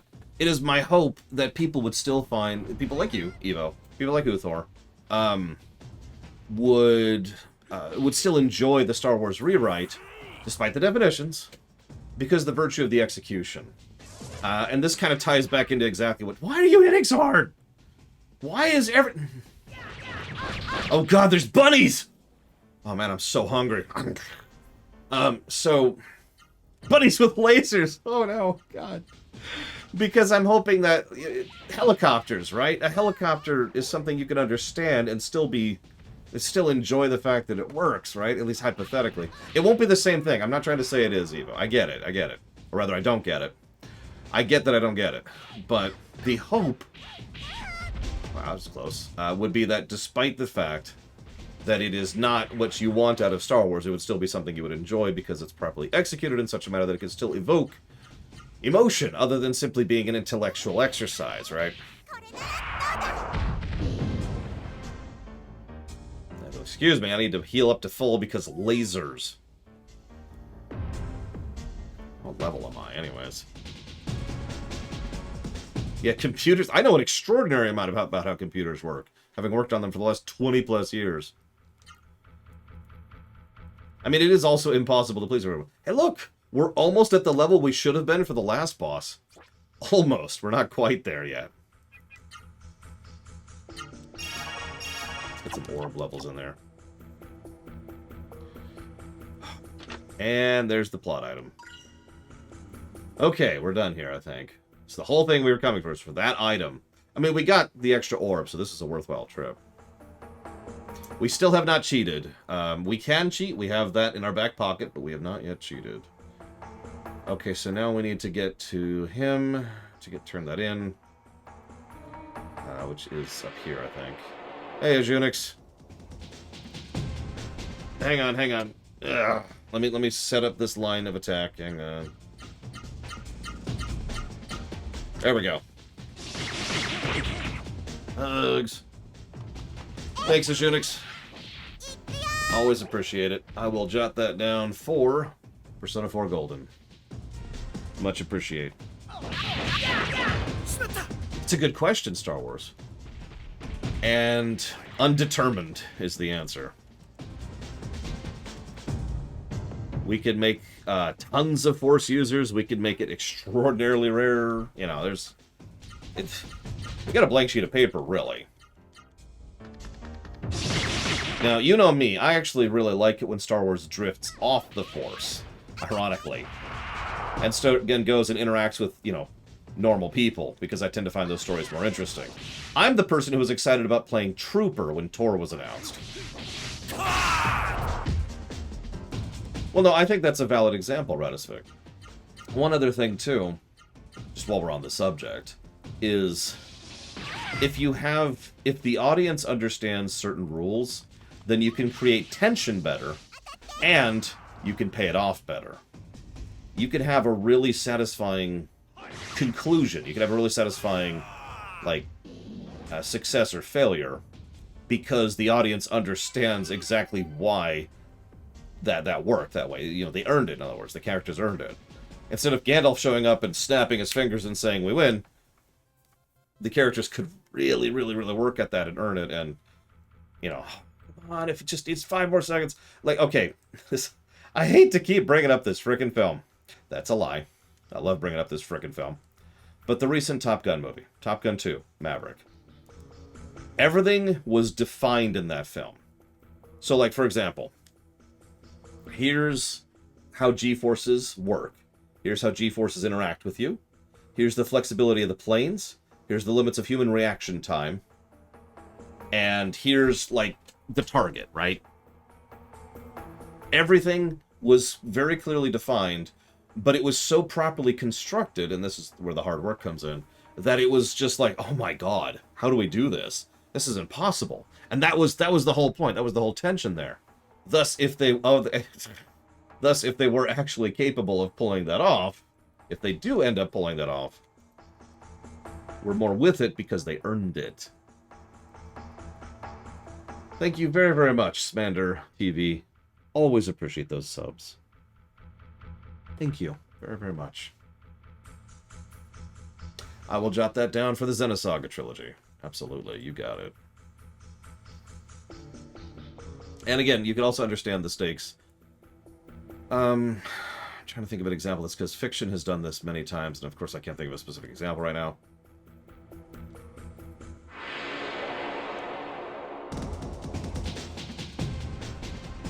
Halo Wars 2, right? Slight... Oh, Jesus Christ, it's that thing. Oh, God, we're ambushed! Okay, we're okay. We're currently alive. We are in one-shot territory. Jesus Christ, I hate... Oh, just run, just run, just run, just run. No! That's gonna kill Vaughn. Yeah. Thanks, Metroid Hatchling. So, see you around, Ojonix. Like, in the Halo-verse, we know what the Flood are. We know how they operate. We know all that fun stuff. So, someone who's trying to approach a gigantic seal that the Sentinels are sealing and keeping locked away from everything else, we understand why that's a terrible idea. The tension is added to us because we know there's a bomb under the table, to go all the way back to its most fundamental and basic concept. So because we know how bombs are and work, and because we know that there's a bomb under that table, even though the character doesn't, we can use that to create tension. It's another literary tool there they're related. Let's get a save in. Let's get a save in. Oh, I've heard that argument for years about why prequels suck. I've never agreed with that, Pillars of Snow. Seriously, Metroid Head, let's get these lasers working. So I need to go back down to the underground. Which is not that button.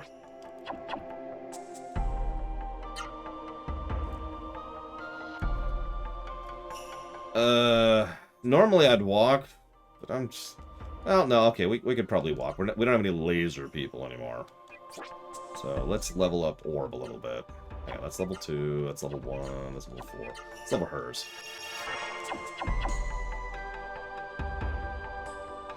I don't remember. Okay. Yeah, absolutely, Eva.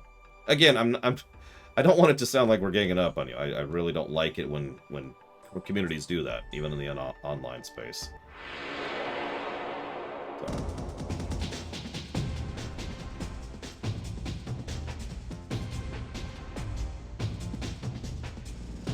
Sure, we can handle that. We can handle that. We got that. We got that. We might get kissed a bunch. My one true weakness.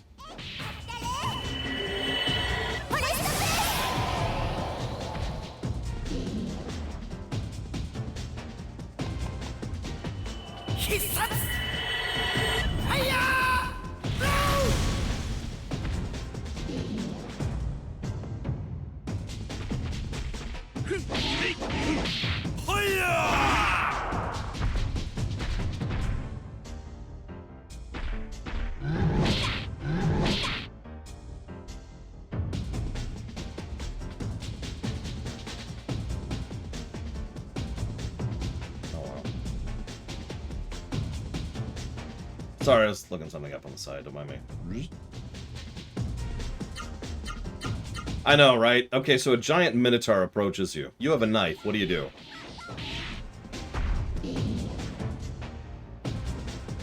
Oh, we're definitely gonna gang up on UK.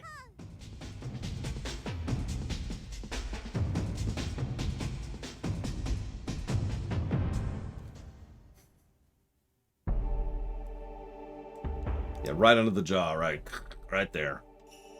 Get the soft spot.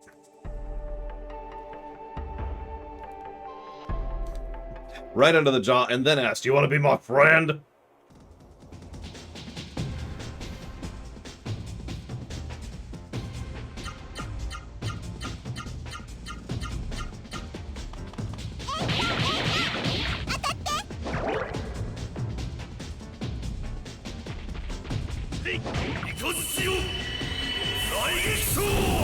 I don't think so, Star Wars, but I could be wrong. I haven't even seen, like, cannons so far on this setting.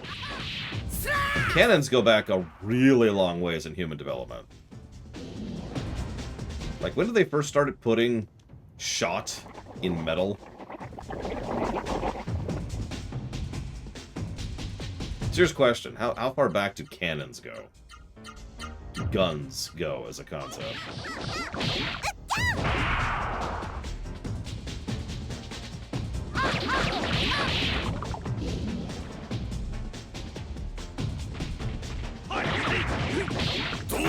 As a usable device, as something that's has practical application.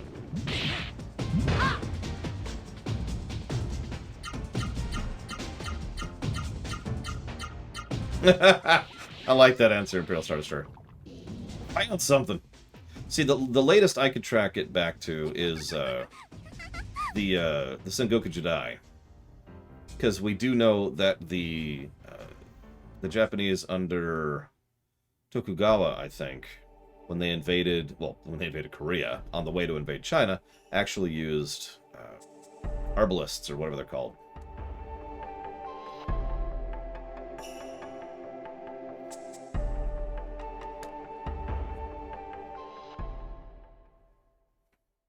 Interesting.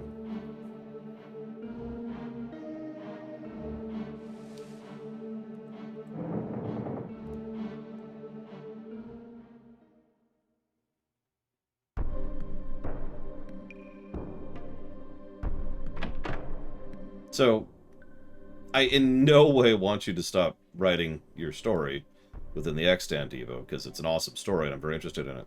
But why are you writing a story within the extant where everything is very tightly defined?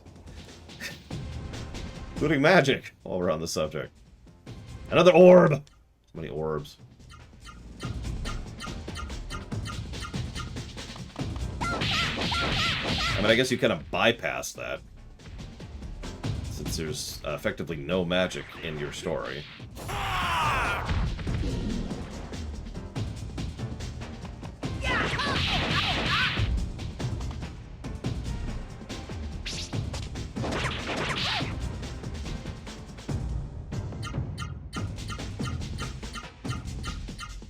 You absolutely do not need another reason.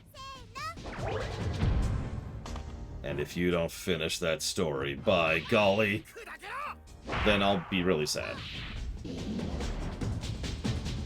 Because that will suck.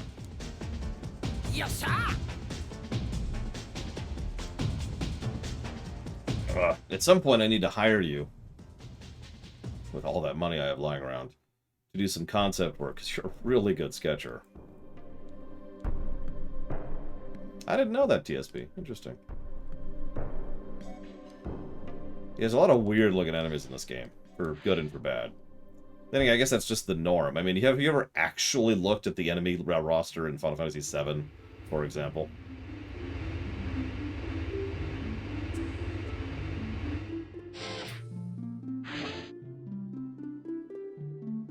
Alright, let's get rid of the migraine. Everything's cool. Everything's cool.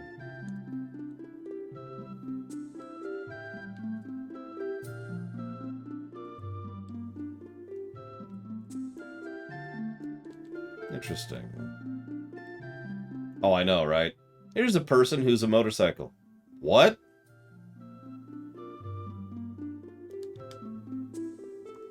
The Triceratops. That better be in the remake. Have your salts. Oh, these are spring salts. Thank you so much. What are these for, you ask? Oh, why, they're for putting it in bath water. They make it smell just like a natural hot spring. Question. What does a natural hot spring smell like? Please take this in return, though I know it's not much of a reward. Please use it. Must have bathed in the hot springs, yes?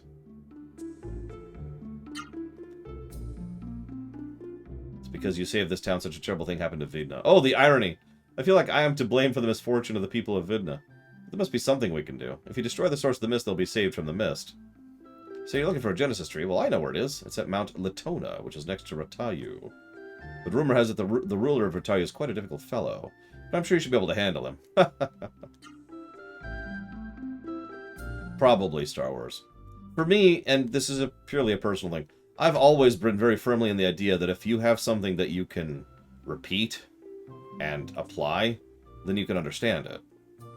Like, fiction only touches on this occasionally, but, you know, vampirism or spells or magical beast or whatever, if it's something that you can dissect, if it's something that you can put in an area and do tests on it and get reliable, repeatable data on, then you can understand it and understand how it works. Bit by bit, of course, but that's true with all progress, right?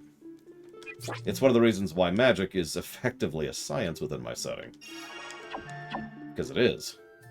It is just a natural... Well, natural's the wrong word. It is just the way things work. And it's just people slowly getting used to how that works. And then using it. Now, I was going to say, there is such a thing as something supernatural that does not interact in a logical and repeatable manner. That's when you get into the eldritch stuff. That's when you just... as you're trying to go through that. So, let's see what we just got, shall we? What do we got here? Get the last turn in battle. That's true, we did have to rewrite the laws of physics in the extant. I do stress that. Had to. Okay, so you're still dead last. Let's give you the Mad Light Chain, because I know you've got a solo boss fight coming up. Yay! I mean, SCPs are the same damn thing, though, Triaxia. How... The very fact that the Foundation even exists is a fundamental underpinning of what I'm talking about and the concept thereof.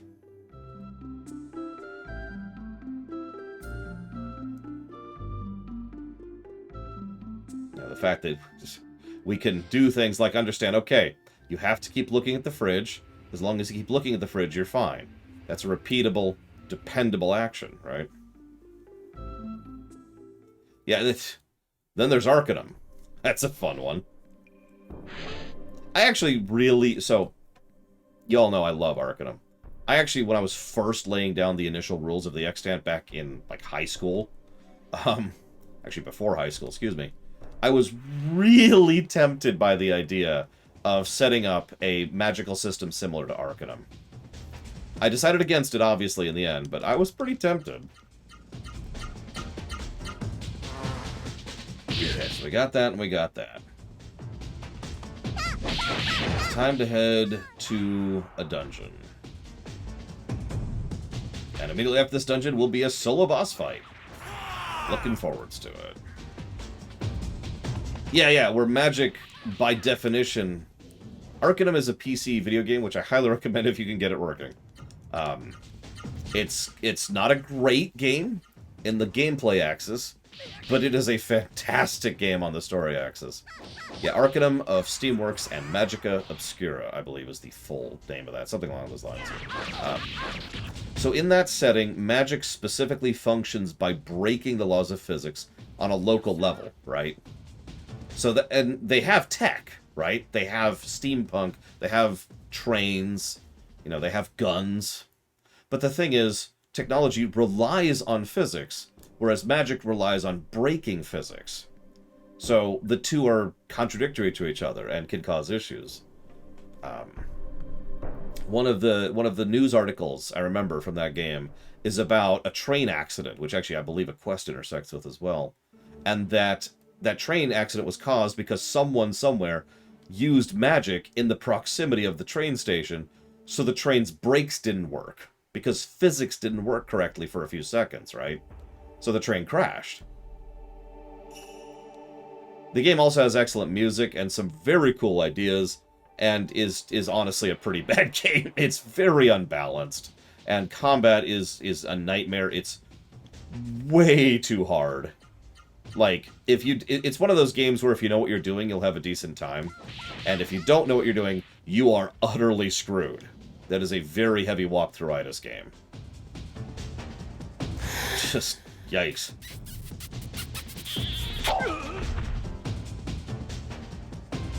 That's never mind the fact that all of the distance in between zones is actually rendered. So you can actually walk along it if you want to. You probably shouldn't, though. Just, yeah, there's a lot of problems with that game. What do you call it? Visual distinction. It's hard to see what you can interact with and how. It is very easy to build yourself into a corner. It is very easy to effectively soft lock your game by, you know, screwing up in such a way that you actually can't progress anymore. Yeah, it's a lot of great ideas and a fantastic story. I'm pretty sure it would score net negative on the gameplay axis if we ever reviewed it, and massively net positive on the story axis.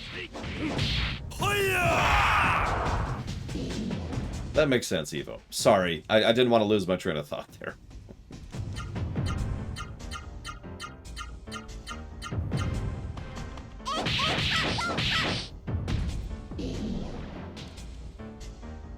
I suppose I'm actually legitimately the opposite on that. To me, if I can't understand something, and there's no dig here, but this is just the way I think. Let me use a direct example. Let's say you show me a magic trick. Let's say you're, you know, a magician, you show me a magic trick, and then you don't explain it. The first thought that will go through my head is, what was the point of that? If you don't explain the trick, why am I sitting here staring at you? To me, if you don't explain it, if it's just a mystery, then I have no interest in it.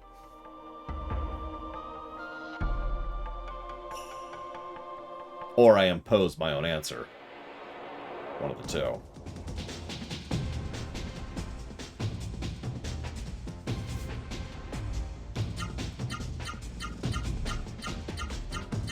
Now you're probably thinking, but what's the point of a magic trick if you understand it? To appreciate it. To understand the finesse and the skill and the practice and the manner in which it functions. To know that they're like, okay, so, you know, I do this, this, and this, and there's this thing over here, and I do this because psychologically you're paying attention to that when you should be paying attention to this. And that's interesting to me. Understanding how and why it works is fascinating. I love it when they properly explain magic tricks.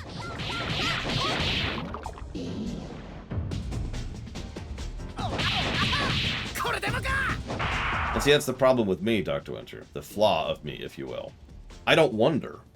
If there is no explanation, I either figure it out, impose my own answer that I presume is true, or immediately lose interest because there's nothing to wonder on. There's no wonder. There's, how did it work? Oh, okay. So what's for lunch?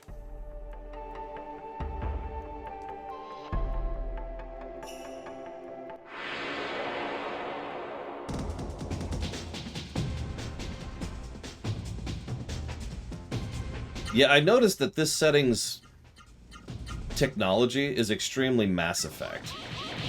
I was debating that French philosopher, but no. Not unless we give that positive to, like, every Final Fantasy game, for example. Do you have an example, Dr. Winter? Because I work better with examples.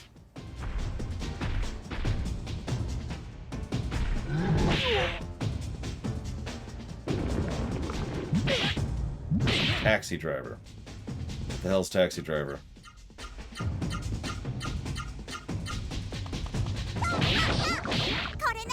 Total Recall.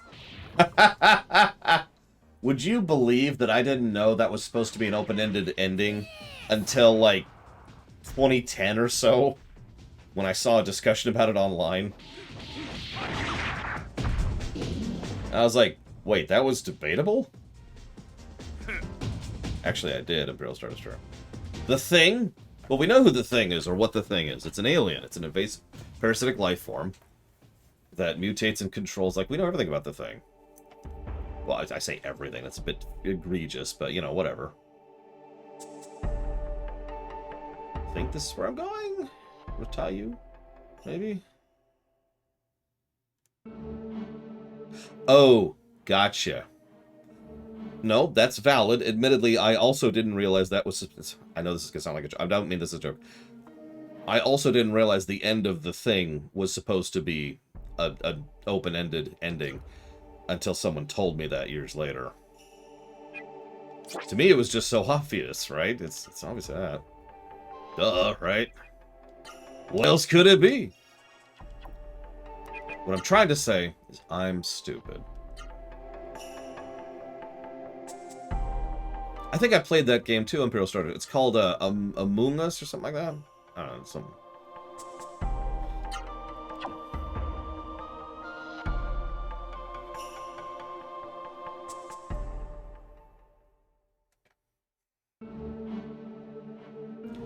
I got a better one for you, Dr. Winter. Because you got me thinking about this now.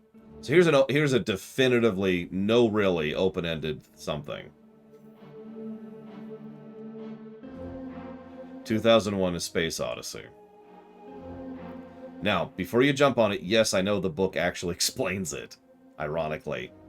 But just picture the movie. Throw the book out the window for a second. Just picture what's going on in the film. And the end of the film. What the snot is going on with that? Vaughn, don't move. Wait a moment. I sense something. Noah, can you? Do you sense it? It's a Genesis tree. There's a Genesis tree nearby. But wait. The Genesis tree's energy level's fluctuating wildly. What does this mean?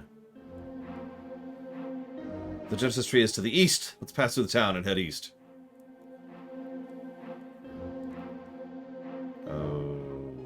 Okay.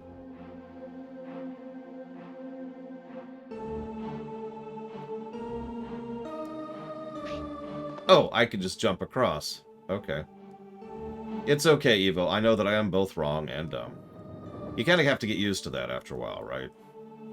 If you don't presume you're wrong and you're dumb, then you're wrong and you're dumb. That's interesting, Dr. Winter, since I find the Hal section to be one of the least interesting parts of the film. I didn't used to think that way until I did the rumination on it just a bit ago. Sure, let's read the letter. Harvest Month, Day 5. You are fortunate to be able to give your life for our great mission. Be happy, Eliza. You've been chosen to be a Seru bride.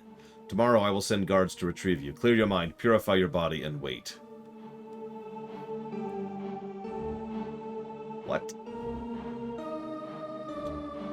Anyways, so yeah, maybe 2001: Space Odyssey is a bad example, because as Pillars of Snow points out rather rightly, 2001: Space Odyssey's ending is nonsense. Like, regardless of being open-ended. So let me try something that's open-ended that isn't total gibberish. I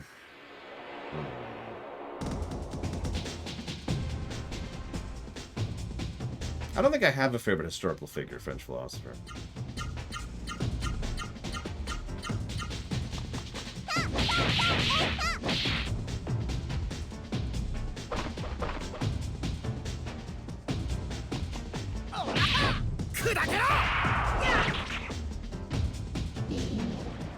I mean, we all know Deckard isn't a replicant.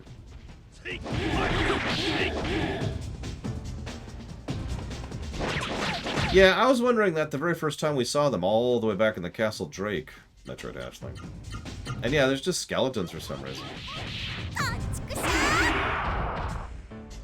I mean, maybe I'm just too much of a cinemaphile, and I love cinematography, camera work, and settings, and visual effects, and all that. I absolutely love the first few shots after we leave the monkey section of the film and get into the first few shots of space travel.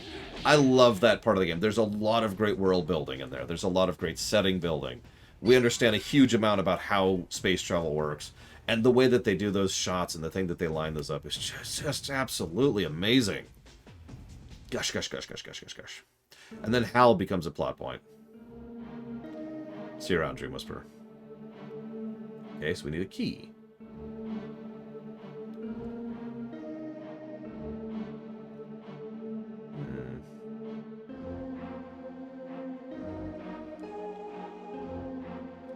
I love about half of 2001. Fight Club. That's an interesting one.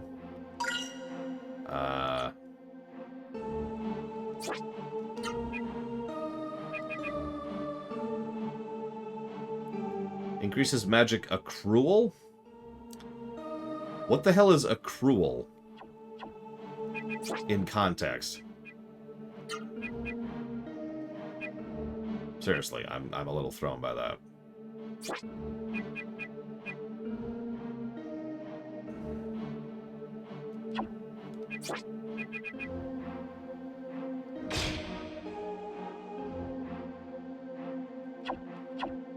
Alien, no question.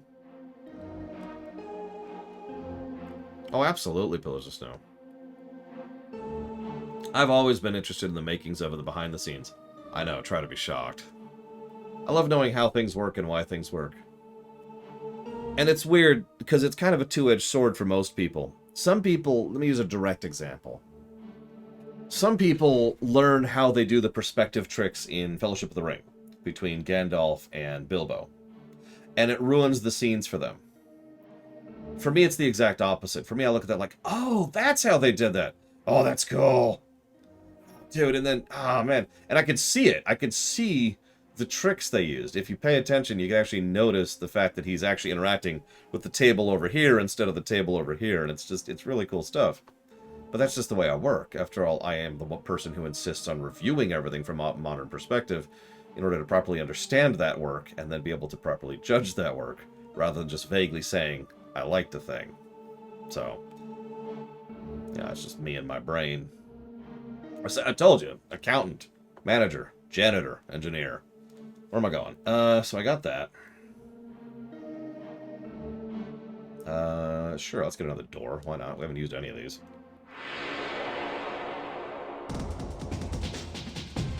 Okay, so unreliable narrative, that's actually a good example of what I'm talking about. Good example, Dr. Winter. So unreliable narrators can go to hell. Dark Souls sucks. All right. I'm joking. I'm joking. Don't jump down my throat. Except for you, Bragman. Let's go ahead and do this. So... Oh, I do too, Pillars of Snow. Absolutely. Unreliable narrator, in my opinion, is the same as... Oh, wow, that hurt. Any other trope, really. It's something that can be used well or something that can be used poorly, right? I also think that if you use too much of an unreliable narrator, it leads to some issues. It just kind of ruins it. Because, let me use... I'm not going to use a specific example because I don't want to ruin anything, but let's just say I write a story where 100% of what you learn about that story is all unreliable narration. That massively de-invests me in that work, because at that point what you're saying to me, the viewer, is none of this is real. And the moment you've said that, the moment you've just flat out laid down that line there and said, we don't have to make up Jack, we don't have to be consistent about Jack, none of this matters, is the moment I just kind of go, oh, okay. And I just lose interest. However, I do have to admit part of that, and I think Evo just hinted at this, is because in my experience, most people who use unreliable narrator do it badly. They use it to excuse bad writing. Or lack of writing, more accurately. Underthought, put simply.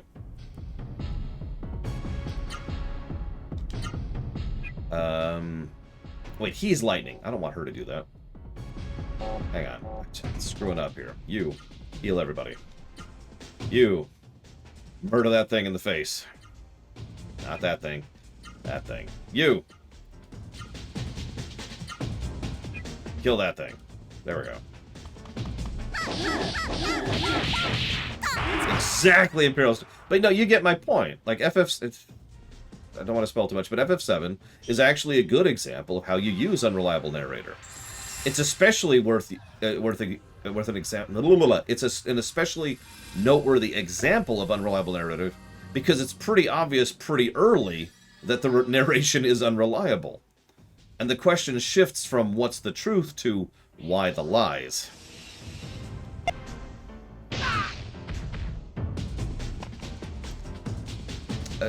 Random example. In Star Trek The Next Generation, there's an episode called Clues. And one of the reasons, in my opinion, that Clues works so well, oh, absolutely, Sufcom, is because of the fact that the focus is not on the mystery, but why the mystery is there. We find out almost immediately in Clues, like in the first 20 minutes of that episode, that this is a lie. That's not the problem. The question then becomes, well, but why? There's no malevolent threat going on. There's no, like, what's going on with this? Why are they lying? And then it shifts that focus. And so Data is an unreliable narrator, but it works quite well because it's being used as a narrative tool rather than a way to not write. Elder Scrolls is a perfect example of unreliable narrator that actually irritates the snot out of me, primarily because it is almost universally used to not think, to not bother actually figuring out what happened and why, to just say, this person said that, so, you know, it doesn't have to be the truth.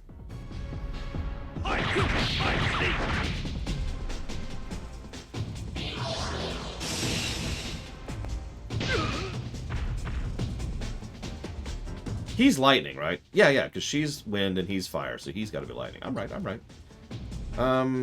Let's do a little of that healing thing. Just a bit. And then I want you to do nothing. I want you to spear. That's what I want you to go.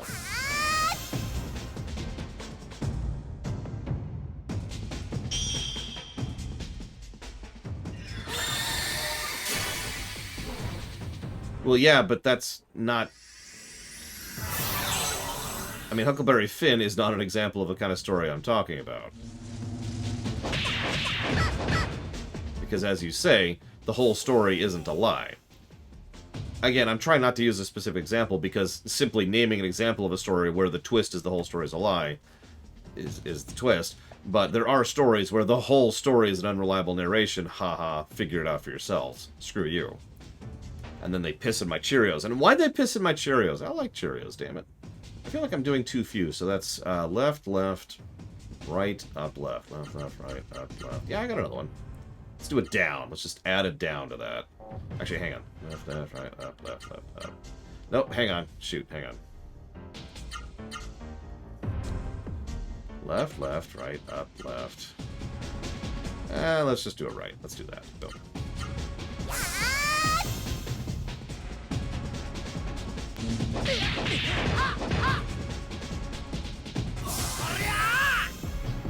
Listen, it's not what it looks like, but I'm about to give this game another negative, okay? We're not having enough unreliable narrators. And then there's the narrative cheats. I really hate narrative cheats. Narrative cheats is when the creator, either the filmmaker or the showmaker or the writer, cheats and shows you something that nobody else sees to enforce a lie. I hate that crap. Could you just die, please? An example of narrative cheating. That's a tough one, unfortunately, because again, I'm trying not to spoil. There was an example in Star Trek I covered recently.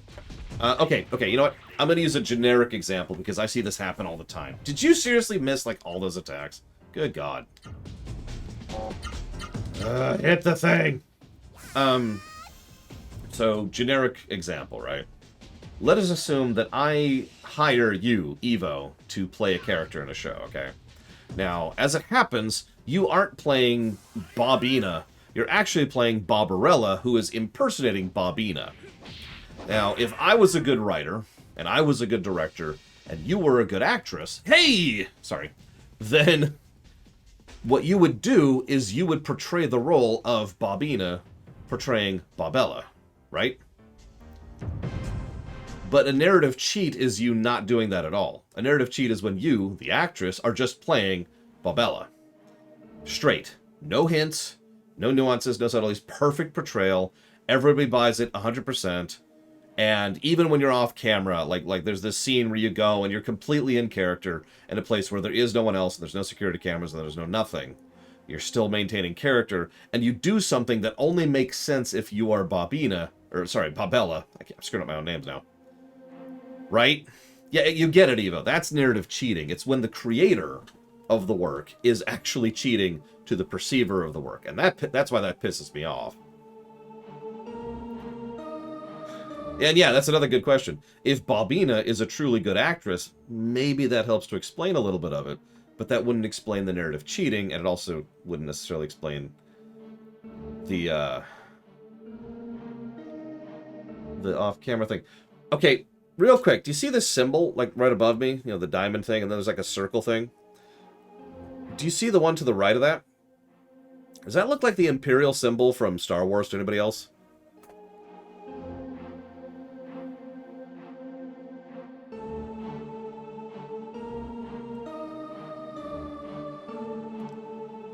Right? Right? It's actually hard to tell if it has the final spoke or not, but it kind of does. Anyways, what the hell am I doing in here?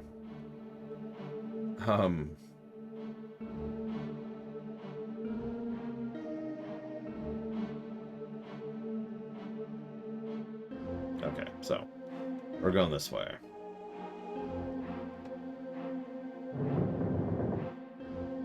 There you go, the Force is defined. The Force was always made of Seru. Oh my god, that's such a terrible idea.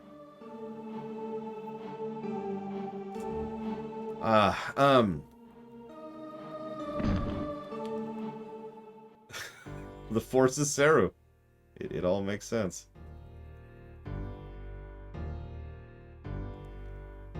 And by the way, yes, androids do dream of electric sheep.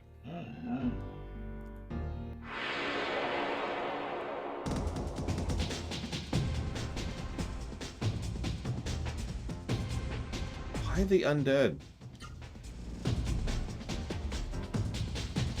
Well, it depends, Evo. Again, narrative cheating is specifically a situation where the creator is not willing or capable of going through and doing it properly, to put it bluntly. And so they cheat to try to trick the audience.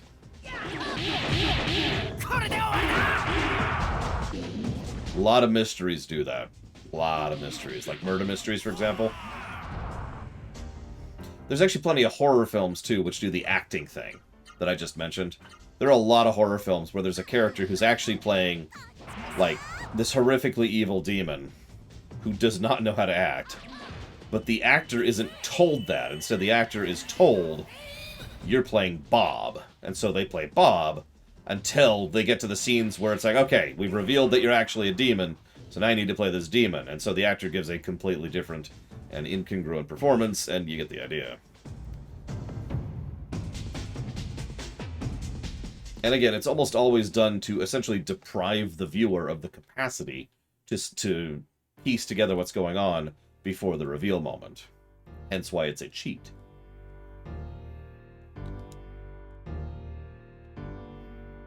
I guess Metroid Hatchling? I don't know. Ooh, chests.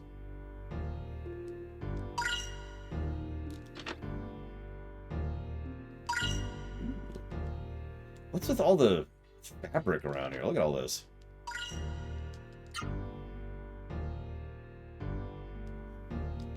Admittedly, a good mystery is hard to write. That's why people value them so much.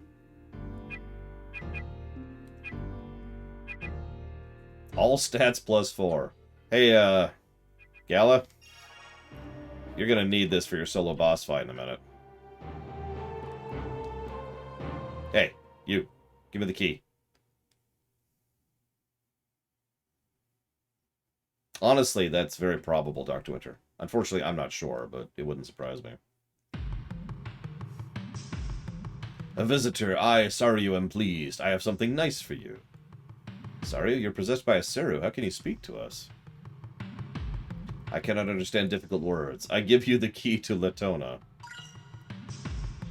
The Latona key will open the gate. You can reach Latona's Genesis tree there. The mist can be driven from Ratalia. Then I can be with my bride. I am pleased. I give you this west key, too. Alright, I didn't understand everything, but I got the part about the Genesis tree. I think he'll give us a key to reach the mist generator if we revive the Genesis tree. Sounds good, but something troubles me. Yeah, the fact that he's like one of the upcoming boss fights probably is part of that. Yep, he's the second of the 3 boss fights. Not that I'm reading ahead or anything, just, you know. I will let you decide what to do, Vaughn. Okay. And yeah, admittedly, part of the problem with deliberately, so the opposite of narrative cheating, showing the audience hints and clues. The problem with that is it's really easy to do that too easily, right? Too obvious, too overt. And so someone sees it, it's like, oh, okay, obviously that's the bad guy. He's flexing and frowning at the camera. Of course he's a bad guy. Relevant, right?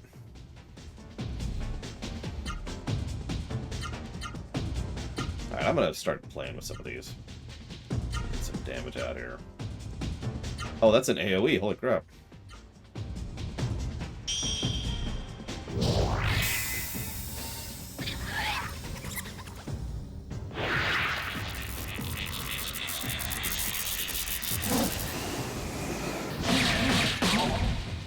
Nice.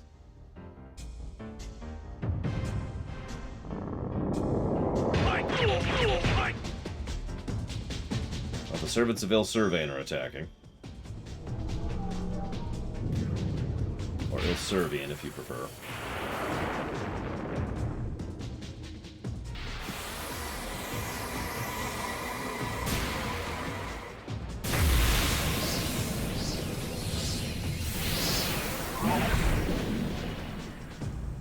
Decent damage. Not great, but decent.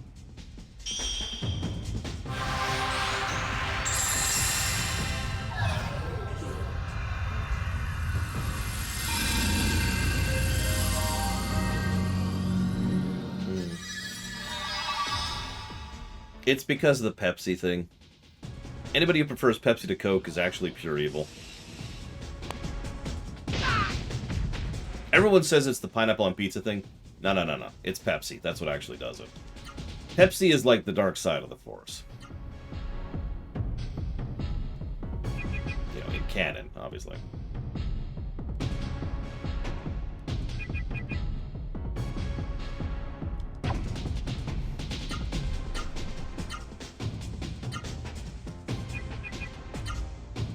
Actually, funny thing. I actually preferred Pepsi when I was younger. And then it got to be too sweet for me.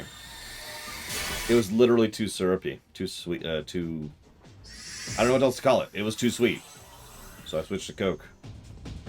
And now I have joined the one true side of the Force. Of the soda.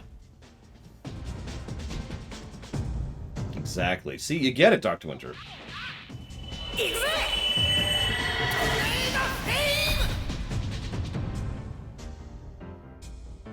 Wait a minute. But do you like pizza on pineapple on pizza, Evo? Because I think that'd be the ultimate sin right there. With coffee and black licorice. I mean, McDonald's quite literally... For those of you who don't know this, McDonald's, most McDonald's, actually literally use a different formula for their Coke than the kind of stuff you'll buy in stores. So if you ever wonder why McDonald's Coke tastes differently, it's because it does. It is literally different. Now, whether that's better or worse, that's up to you, but FYI. I've actually had pizza on pizza. It's not bad. What the world's going on?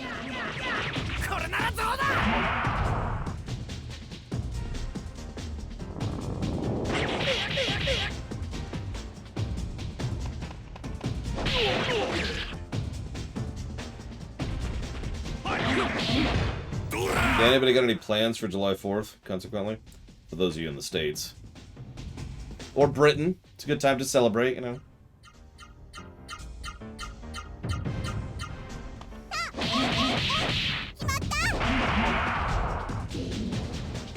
Why wouldn't you celebrate the 4th of July?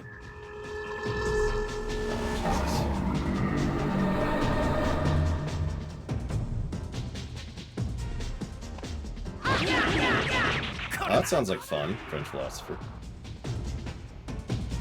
I plan to stream. Hopefully I'll have beaten this game by then.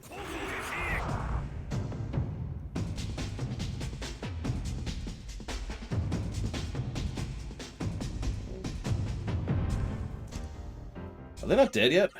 Oh my god, finish dying. Oh, that sounds like fun, Metro Dashlin.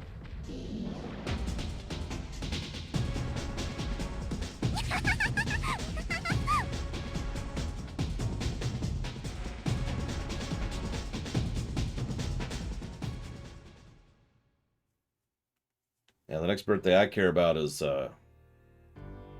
November, I guess, at this point. I've ever experienced watching something I watched as a kid, and there's one character I used to like, but now I have a new perspective, and now they suck. Let me think about that.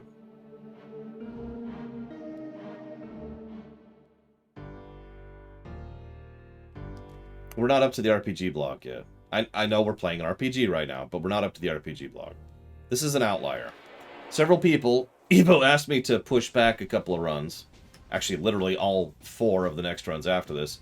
So I decided the quickest and easiest way to push everything back about a week is to play about a week-long RPG. So here we are.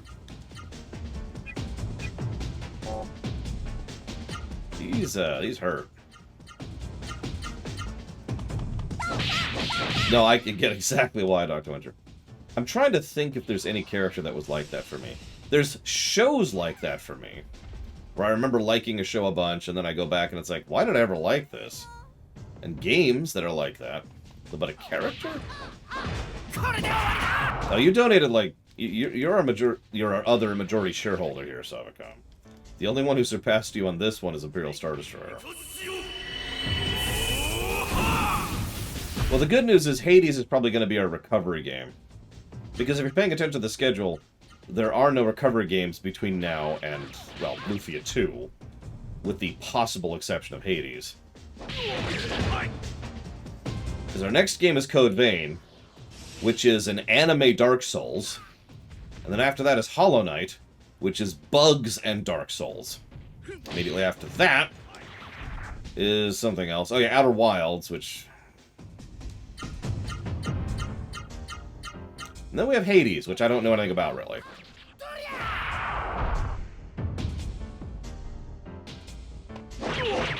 So Hades might be a recovery game. Or it'll be Lufia 2, one of the two. Now, we haven't killed anything yet. Would you die already? God dang. Oh, Red Arrow's just a prat. But then again, I didn't see Young Justice until I was an adult, so... I guess I'll heal.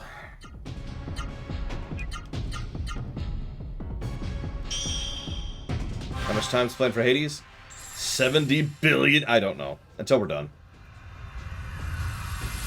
Until I am satisfied with the review. That's pretty much always the requirement for something that has no defined end to it.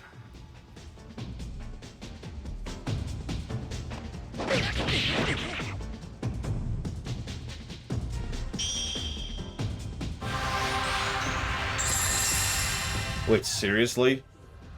Hades won a Hugo? That's interesting. Also,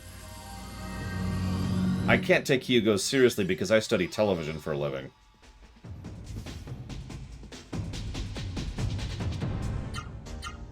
I know that's kind of a roundabout way of saying that, but it's true. I'm not sure I have a Mikey effect with him. The more I think about it, the more I can't think of a character like that.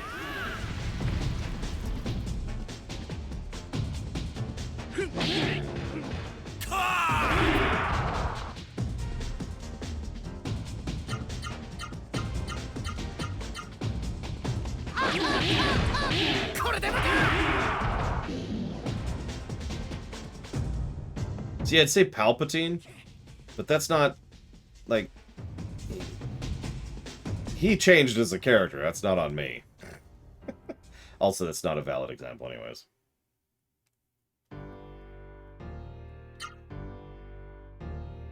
Oh no, Hugos suck, but I'm actually with you on that, Evo.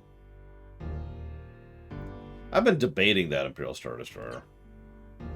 I kind of don't want to for obvious reasons, but I may have to start doing that.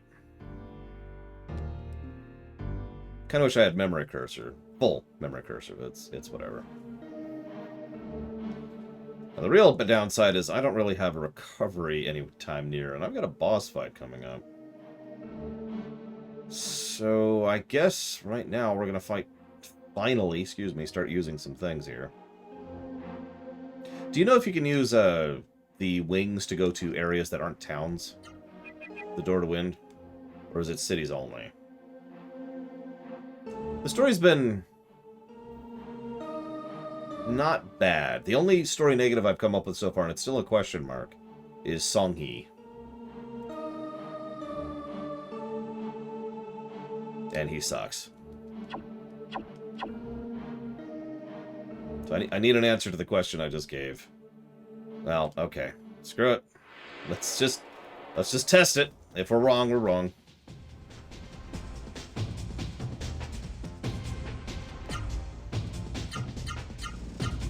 So I have an idea here. Let's try something. Let's fiddle with the mechanics a little bit.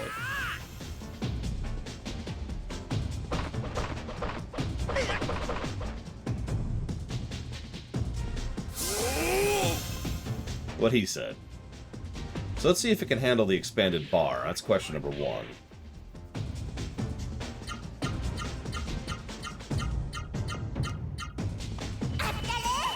Or we could do a hyper art, which is whatever, I suppose. Looks like that was the full extra bar, so hey, cool.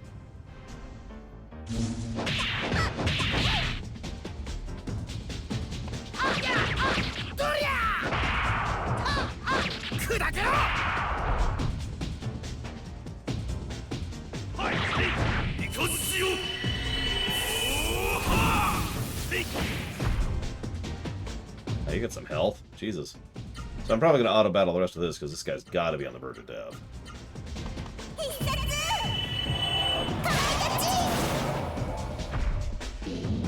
There we go.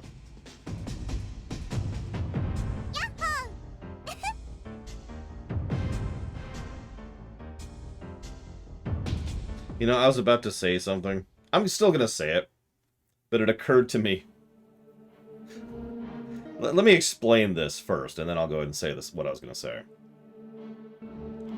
So, some of you know that I have a no controversial rule.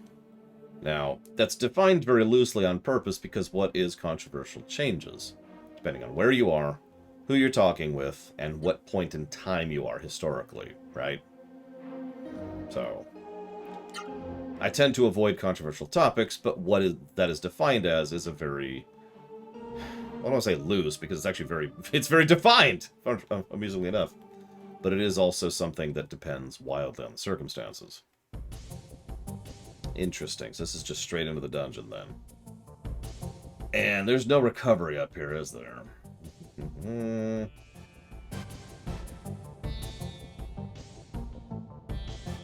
Nope.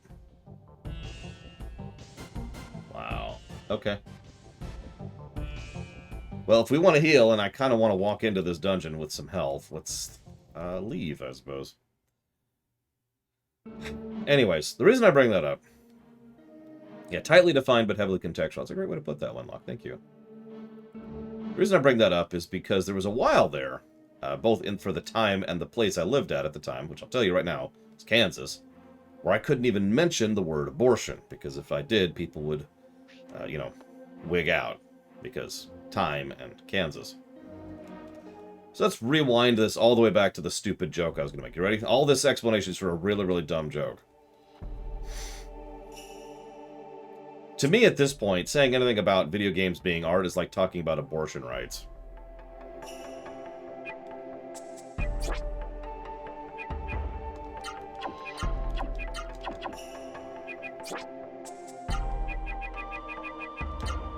So, we can go here, but that's it.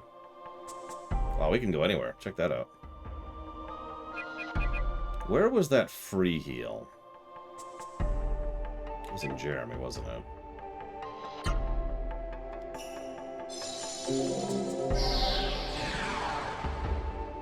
It's a solved problem. That's the point. Of course it's art. There's nothing to discuss. There's nothing to debate. Of course it's art. Of course video games are art. Why wouldn't they be? Like, the idea of even debating that video games aren't art is something that just makes me go, okay. It's like walking up to me and saying, hey, Lore. And I'm like, yeah, what's up? Do you eat food? Yes. Yes, I do. Maybe you shouldn't eat food, but... okay.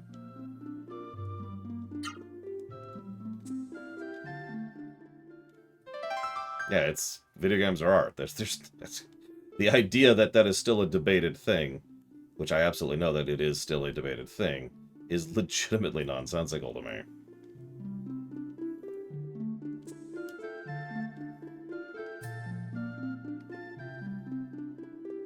Hell, even non-gamers also tend to play video games, whether they're willing to admit it or acknowledge it or not.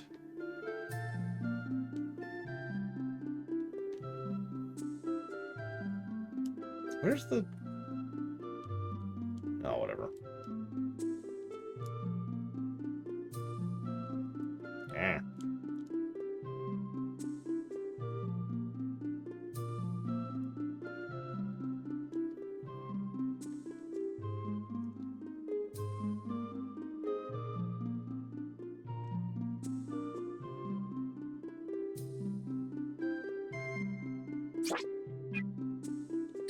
Grab a couple of these.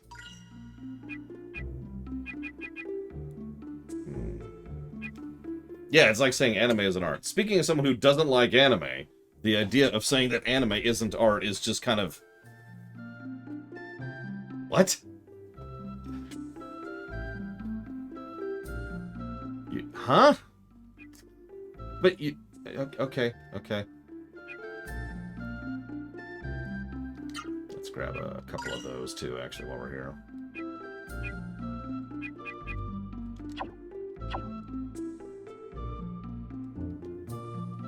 Yeah. I'm running a business here. I need your gold.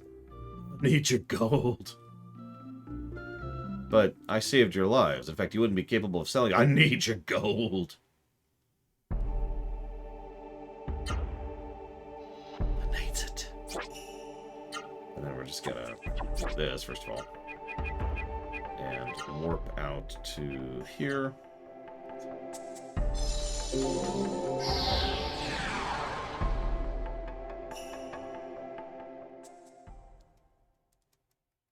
Our next boss has 12,888 HP. If I, actually, hang on. Let's grab some save states, because if we're gonna cheat right here. So let's make like a save state, I don't know, here. And let's see how we do. It's boss 2 of 3, once we get through the upcoming dungeon. Gotta admit, this is a little further out than I thought it would be, but in my defense, these combats take forever, and I want to learn some new spells, so... Yep, nope, we're playing League of Legends. It looks a little bit different. It's a bit of a demake, but it's okay. Yeah, that's something I've slowly started to notice, Evo. I've noticed that a lot of people who say, you know, X, Y, or Z don't mean it. They're just trying to get attention, or to stir up controversy, or to stir up arguments. So...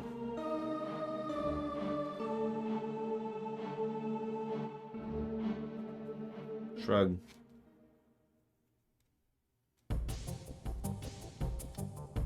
I suppose what I'm saying is that it's drifted back into controversial territory, and I'm not sure why, Imperial Star Destroyer.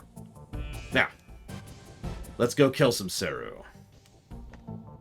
The Genesis Tree must be at the summit. With the Genesis Tree, we can make our raw Seru stronger. But what do the strange energy fluctuations mean? Could it be something evil? Let's hurry and go see the new Genesis Tree. Very well. Genesis time engaged. It's why I had to redefine the art category, Dr. Winter. In fact, even back when I still called it the art category, I had to actually always add that little pause to indicate the quote-unquotes.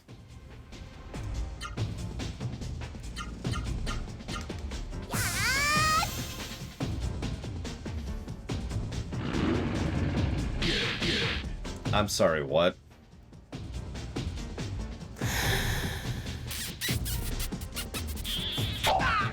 What's the item of Washington, if you don't mind my asking?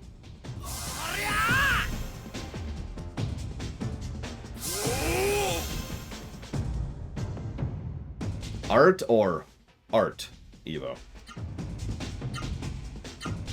Very different categories. Is that an earth spell? I think it's an earth spell. We're still gonna kiss the kisser. Kill the kisser first. We're gonna kiss the kisser before we kill them. Oh wow, I'm a Washington. That's interesting. Okay, well, so the art category was what I called the games nowadays that I would refer to as 100+ games. Any game that scores greater than 100 on the golden number is a game that I would consider the art category.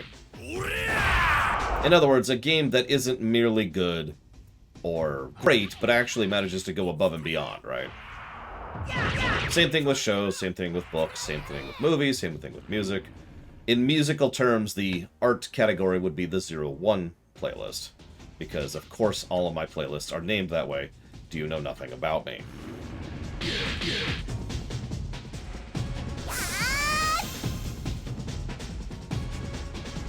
Now, how do I define art? That's easy. You know it when you see it.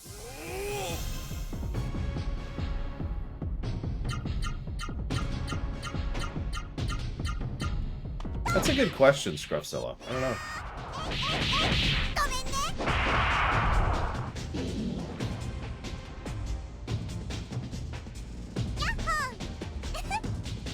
Yeah, I think this strategy is working better, Imperial Star Destroyer. Yeah, no, so there's the 0 playlist. That's the best of the best of the best of the best. It's like 20 songs on it. Then there's 00, which is the extraordinarily good. That's the 200+ equivalent. Then there's the 01, that's the art category. Then there's 02, which is the good stuff. Everything after that is organized by category rather than quality.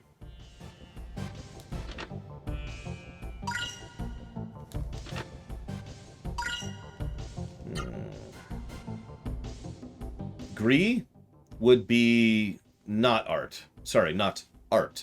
But it would obviously be art. Wisdom boost hint. Let's actually give that to Gala.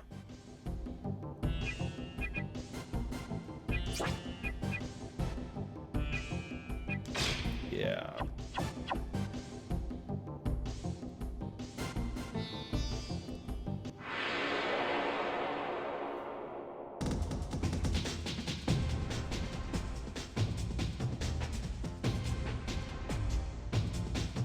We're being attacked by rats and frogs. A 67.87 on the golden number scale means it's above averagely good, but below great. You have to hit about 80-ish on the golden number scale to hit great territory. 40, it's actually closer to like 35 to 60 or so, is averagely good.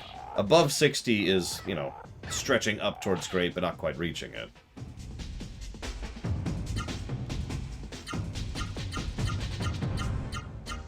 Below 40 is net positive. 0 is exactly what it sounds like, and anything negative is bad.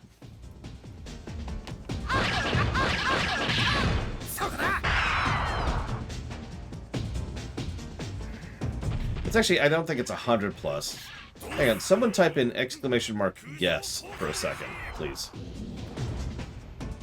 I have a frickin' guide in the guess page, just to help people out with it. There it is. Yep, and then 120, that's right. So 120+ would actually be the art category. That's right. Because it got adjusted. And then 200+, that's the amazeballs stuff. That's the holy crap, how is this game this good? Now, how many of you think Legend of Legaia is a 200+ game? Titanfall 2 is a damn good game. No hesitation on that one. No, I think one of the only high-scoring games I've ever reviewed that weirds people out is Mortal Kombat 11. I don't know. What score did Psychonauts 2 get? Now, let's see. Whoever answers first...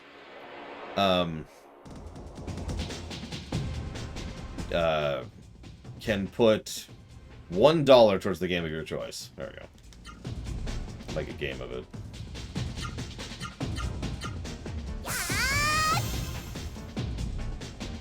There you go. 196.46. What do you want to put that towards, TSB? So that is extraordinarily high. That is just below the no really amazeballs category, which effectively makes that the no really, like, just below no really amazeballs. So there you go. That's where it's at. In other waters. So what the hell is that? Is that a game? Yeah, no, exactly. Mortal Kombat 11 is really damn good. That's why it scored that high.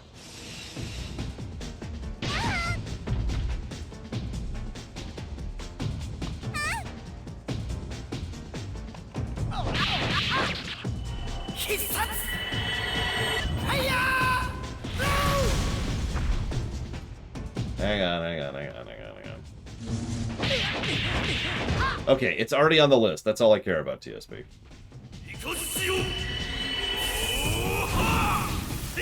I am not cheating, no. Just making sure, because I didn't recognize... You know me. Oh, we're dead. Why are we dead? How many enemies are left? Ah! Just the one. Let's just push through.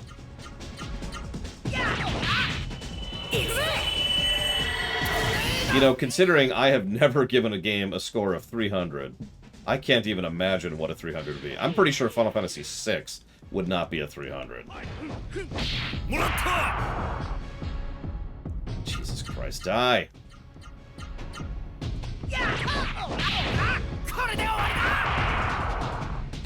He's not even... I just noticed he's not even bouncing. He's not even close. Okay, now he's close.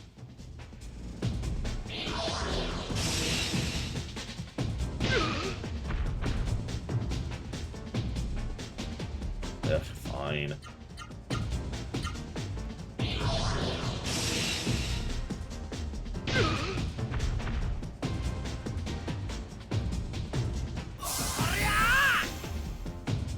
Well, so far, I think, what is it, negative 44 is our current floor reviews.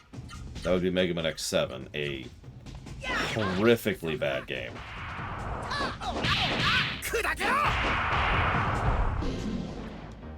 I'm honestly not sure Ride to Hell Retribution is going to surpass Mega Man X7. Mega Man X7 is extraordinarily bad. Just horrifically bad.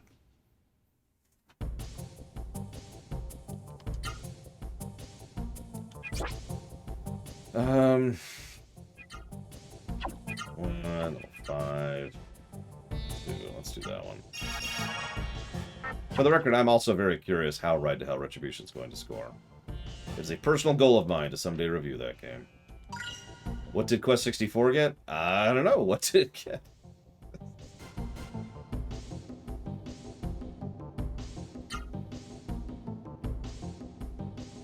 Honestly, I think you might be right, Imperial Star Destroyer. Negative 28. There you go. Quest 64 was negative 28.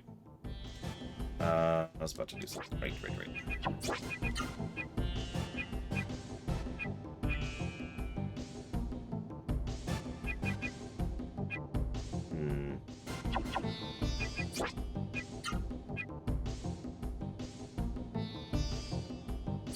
Yeah, there's only 4 games that got the garbage tag.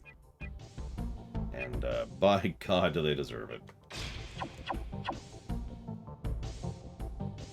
But yeah, I don't in any way mean to be harsh, Imperial Star Destroyer, but the gameplay of this game... It feels like most of the good stuff was front-loaded, and most of the bad stuff continues to be bad, you know what I mean? I corrected myself, it's 4 games. It's Quest 64, Mega Man X7, Wolfenstein Youngblood, and Star Trek Shattered Universe. And all those games are garbage.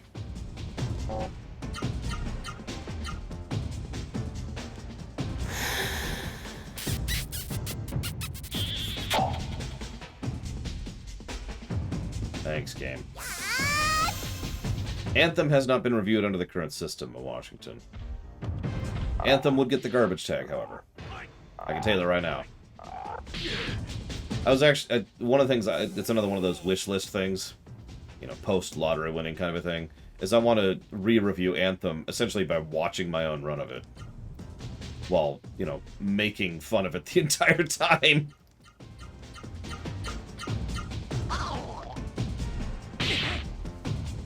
And just littering it. Just shotgunning negatives onto it.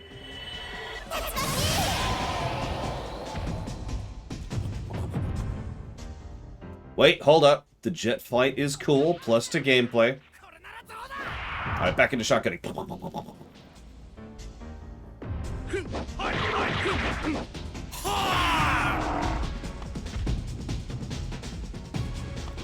I know, right, Evo? Like, BioWare has always had some problems on their gameplay axis, going all the way back to Baldur's Gate 1. But Anthem is something else. Even the BioWare games I love, like Dragon Age Origins or Neverwinter Nights 1, have, you know, net positive gameplay. Anthem is just, what? Or I said that wrong. Has issues with their gameplay. Sorry, not net positive. God, I am tired. I'm sorry. Ignore me. Don't pay attention to me. I'm cool. Everything's cool.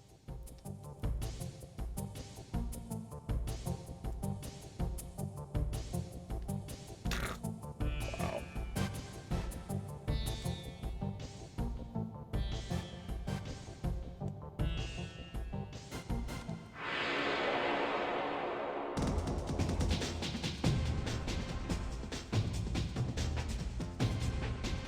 Oh, I know, right, Dr. Winter? Yeah, Anthem, I don't know if you were there for that review, Evo, but Anthem got 0 pluses to story. And everything else I say about Anthem pales in comparison to that fact. That Anthem, that a BioWare game, that any BioWare game would get 0 pluses to story.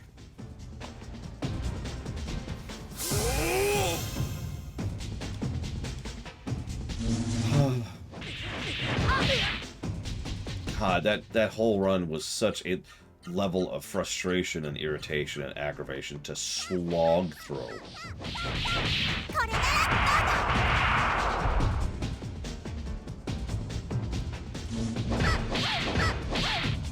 I'm not forgetting the crashes. Here, hang on. I wrote it down in the review. Let's see. How often were our crashes? Yeah, exactly, Blade Troll. Imagine a Mega Man game that got no pluses to gameplay.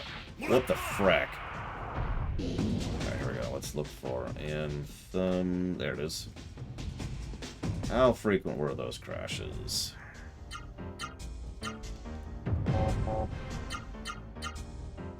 One crash, on average, every 39.23 minutes. About every 40 minutes, crash. On average, too. So there were times when it was more rapid than that.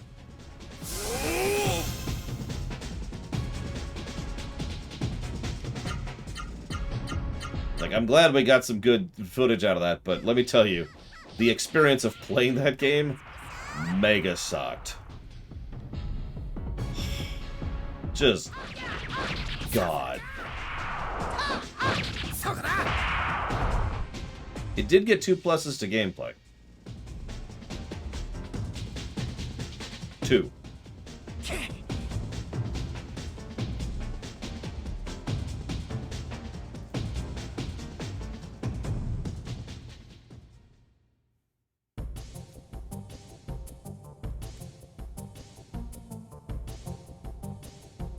Oh god, yeah, that game was extremely badly optimized.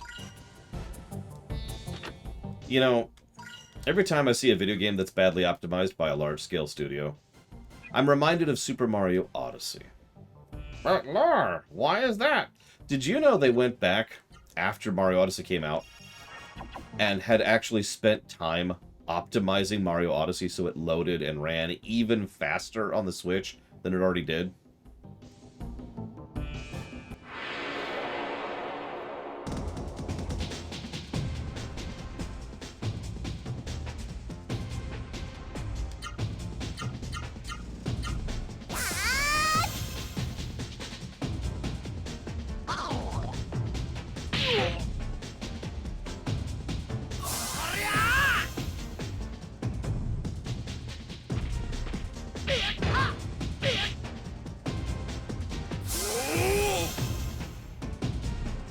I mean, don't mistake me, it's work.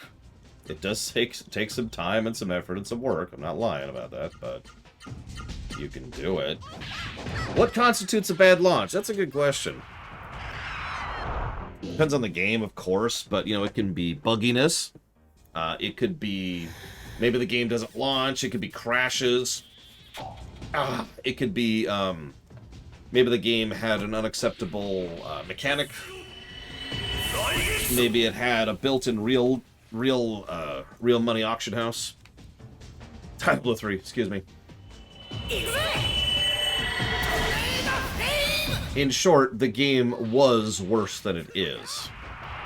We actually had a long debate about that, and we finally decided that it's worth it, both from the historical perspective and to be judging the game we're playing as completely as possible, to acknowledge that a game, you know, wasn't as good as it is now. Oh god, tell me about it, Blade. Just, I don't even know what they were smoking on that one.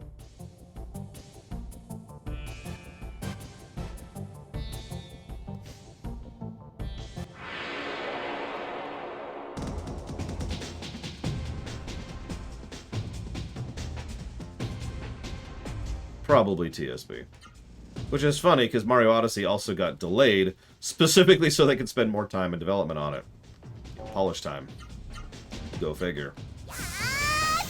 Correct, Dr. Winter. When we review Diablo 3 someday, hopefully later this year. Yeah, right. Diablo 3 will get negative, or negatives, actually, more likely, for their bad launch. Because if you remember, they had two problems at launch. One was the fact that nobody could get in because of the server issues they had, which were unacceptably bad. And the other is the real money auction house, which was unacceptable on basically every level.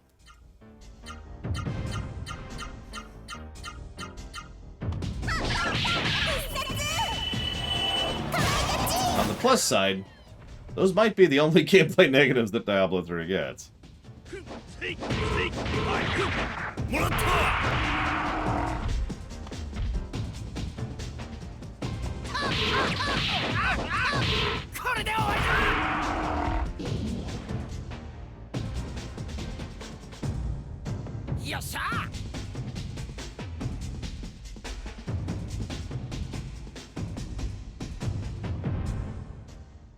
It was a big debate, though. Because in general, these reviews are more about the game now than the game then. You know, we don't take into account historical context when it comes to technology or, like, graphics. Like, we're not... Just because it was normal operating policy to make your game padded once upon a time, or to use, you know, bad live systems or whatever, does not make it acceptable now, right? We review the game as it is now. So that's why that was such a big debate of, do we want to add that proviso to a game? I should also probably mention I am extremely harsh on what adding the game bad launch negative. You really have to earn that one. Hell, we almost didn't give that to Cyberpunk. Like, we had a big discussion about that one, too.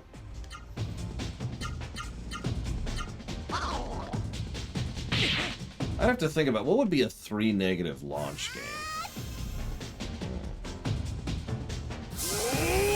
Oh, absolutely. Assassin's Creed Odyssey will, if we ever re-review it, get a negative for the original X-Curve. The original X-Curve was so bad it made me quit the game. I don't know what else to add to that one.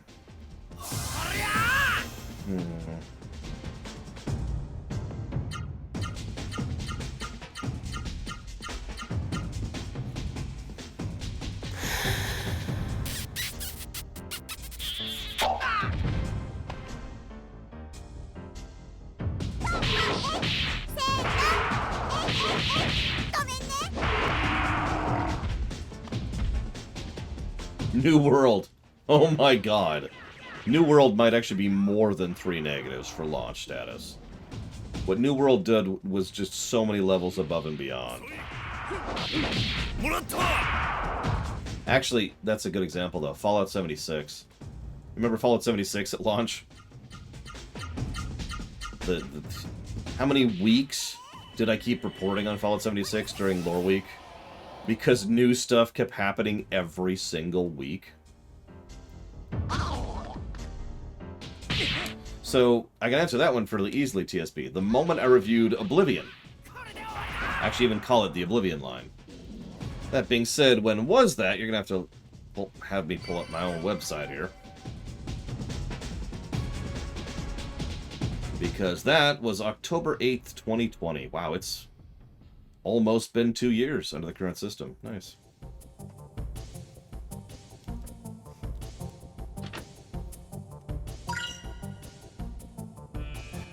Yeah, Fallout New Vegas will probably get a bad launch negative, too.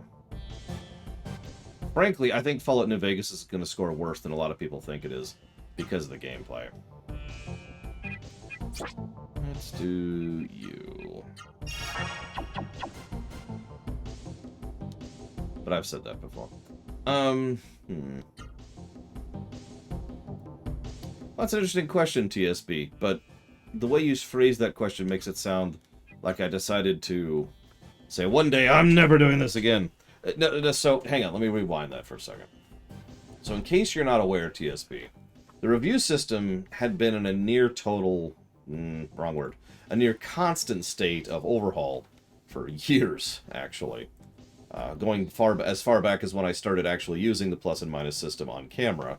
I'd already been doing it off camera. To actually notating it on the HUD, like this. To actually notating it into a document. To actually putting it on the website, and so forth and so on. All the concepts that we, and I definitely say we as a group, have come up with over the years has been a very slow and gradual and iterative process. You're probably thinking, well, why, how did you decide where to cut the line? So, I had been doing, I was pretty happy with where the review system was in several ways prior to Oblivion, except I started mentally running through a couple games in my head. And I realized that they would review badly under the way we were doing things. So I sat down and thought about it. And like so many things in my life, it was a logic puzzle. How do I satisfy all these things simultaneously? And I came up with the system we use right now. The expanded aggregates system, the plus and minus system. In other words, doing both at the same time, you know. Everything that we do right now, and the audit list and the spreadsheet, and all that stuff, all was just kind of something that was like, all right, let's do this. The audit list actually came a little bit later, but let's not get into that for right now. The point being, I decided in advance that when I got to Oblivion, that would be the first game I would review with that system. Now, if you're asking why I chose Oblivion, I don't actually have an answer for that one. I think it was just the next major game coming up in the queue. So, coincidence. So who's ready for a boss fight?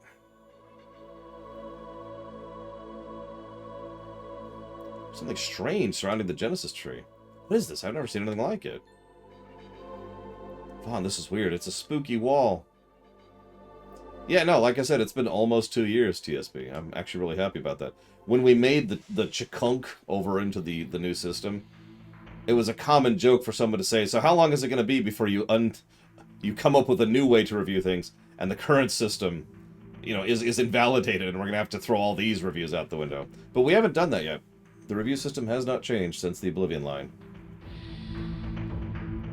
Yeah, imagine if it was called the Mario Galaxy 2 line, Blake Chaval. It hurts. Don't touch it, everyone. It hurts. I touch it! No, wait, Vaughn. It hurts. Don't touch it, everyone. It hurts. Oh, okay.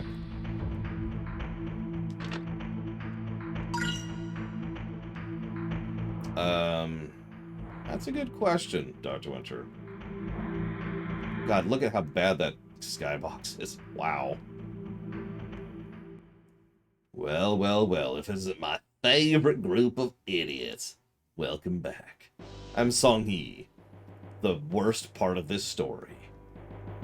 I figured you simpletons would be coming, so I was waiting here for you. Took you long enough, you lazy dimwits. Song-hee, darn! So it was you who put up that force field. So you're not just a muscle-bound moron, are you? That's right, it was me. How are you standing on a force field?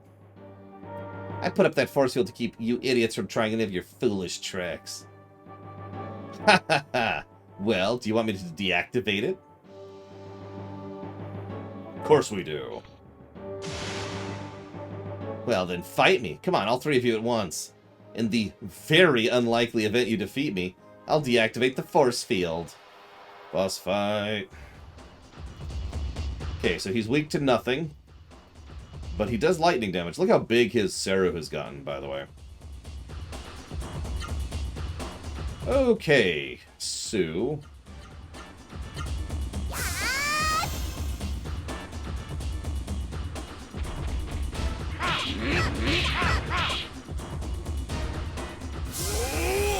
Well, you never beat this boss, Savicon? He does have 12,880 HP. By the way, we're supposed to be level 22 for this guy. So, we're falling behind.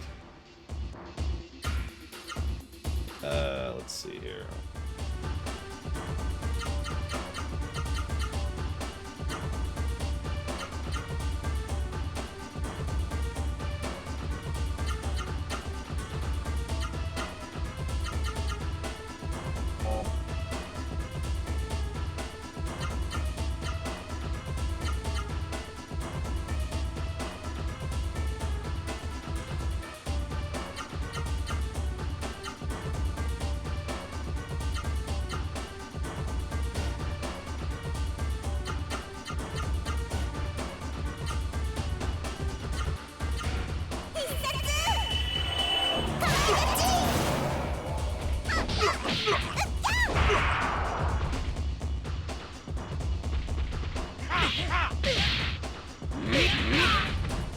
That was almost 900 damage he just did to me.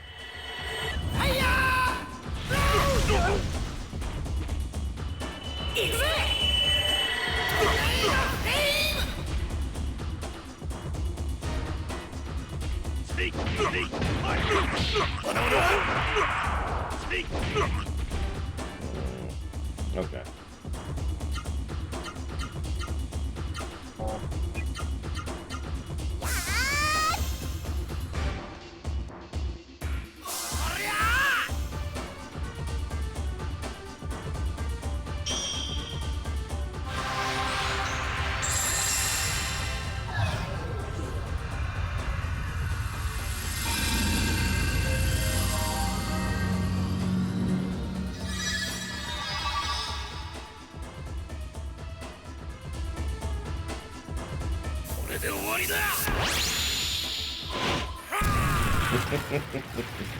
I believe you, Metroid Hatchling. I used to do the same thing in Chrono Trigger. And then I started speedrunning and tasking, and I started actually taking spreadsheets for that kind of stuff. See the Chrono Trigger level 1 task for a good example of that. Okay, so I want you to do this. You to do this. And I want you to keep doing this. You're... what?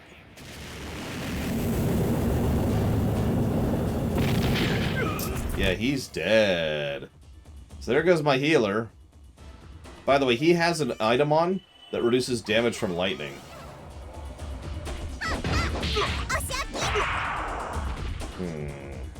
That's bad.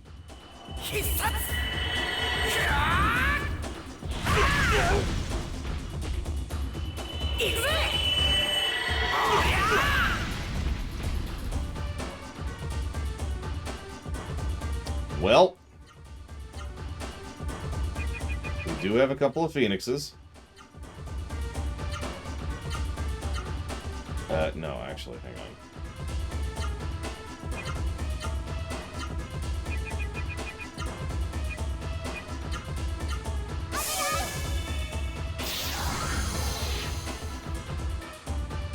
Remember, we're still not cheating. You can tell because I'm getting my ass handed to me. See you around, TSB.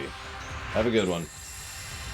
So, hang on. I'm sorry. I should answer Dr. Winter's question. So, what are my thoughts on the speech system in the modern Fallouts? So I don't mind it in 3 or New Vegas. I don't remember it in 4. Would a design choice like the complete separation of attribute from skill in New Vegas get a gameplay negative? I feel like 4 did that, removing attributes from relevance. Like, removing them from the calculations, which I was very much against.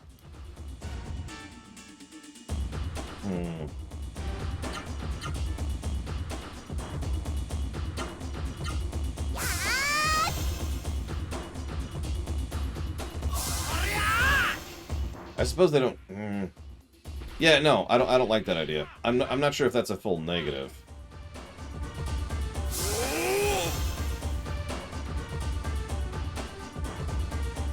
But that's definitely not a positive. No question.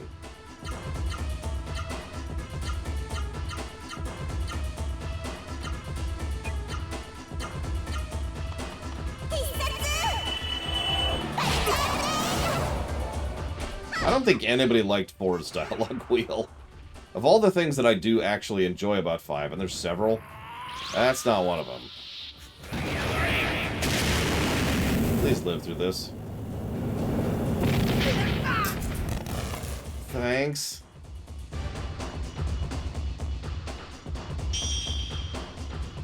I'm not even halfway through his health, by the way.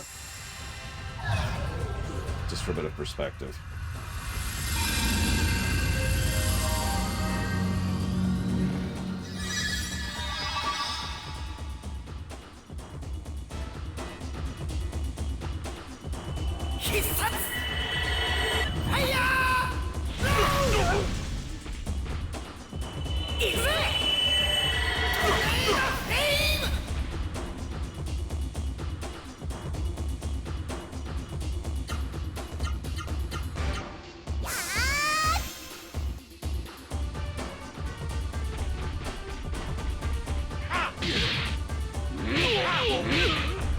Jesus, dude. Also, I'm surprised you even punch things anymore at your level. Or your mutation? I don't know what to call that.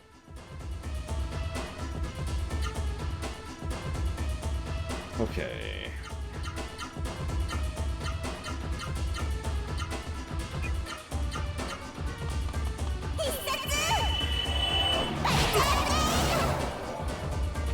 We're using an emulator, specifically Metro Attachment. Now we're halfway through his health. Ow.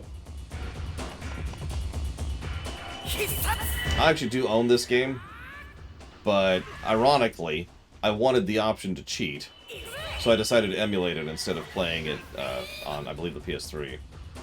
That was going to be the other option.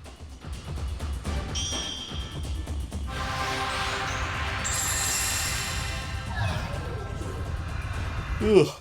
Oh, God. Stop yawning, Laura. I'm sorry I'm so tired, everyone. For once, I'm actually yawning because I'm tired, too. That's a rarity. Okay. We really do have a fairly static strategy, don't we? Defend, defend, defend. Attack, attack, heal. Rinse and repeat. We're actually falling a little bit behind on the AP range. We can still maintain it for now.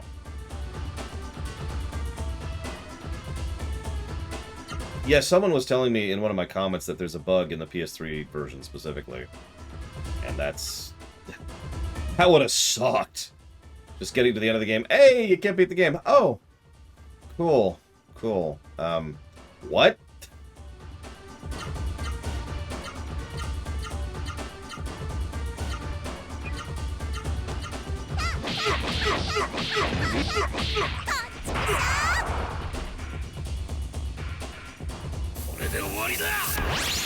Yeah, and I gotta be real. If we ran into that bug, I'd probably just say, well, we're done. Because, yeah, I ain't doing that.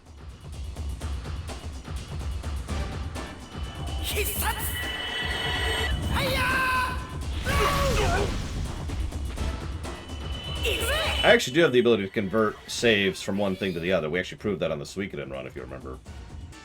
Still a pain. Would I assign a negative? Probably. So hold up. Evo asked a question. Example of a game that most people love, but I hate. League of Legends. Actually, that's an interesting point.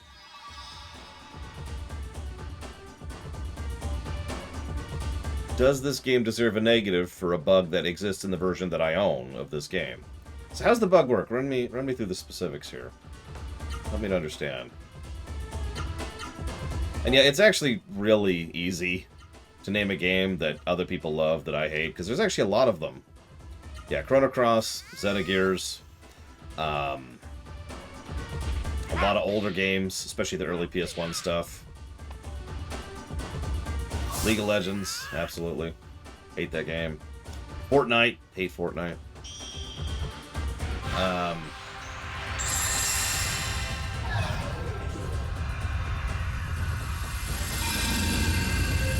Drakengard. Despise Drakengard. Doesn't get the garbage tag, because it isn't. But, you know.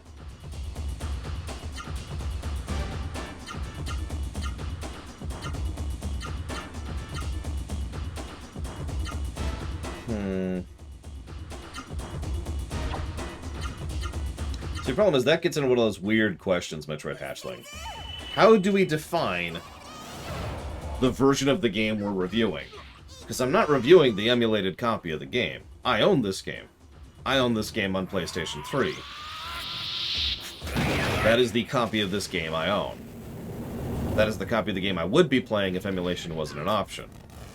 And so, by most definitions, that is the copy of the game we are reviewing.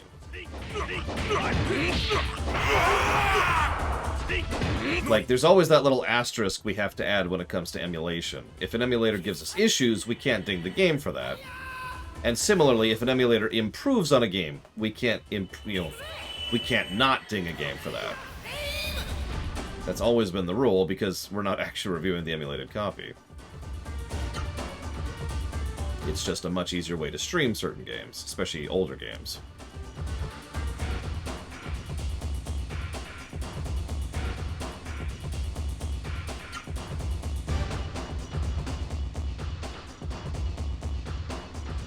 And yeah, we already fought Zane, so I guess we would already run into the bug at this point in time.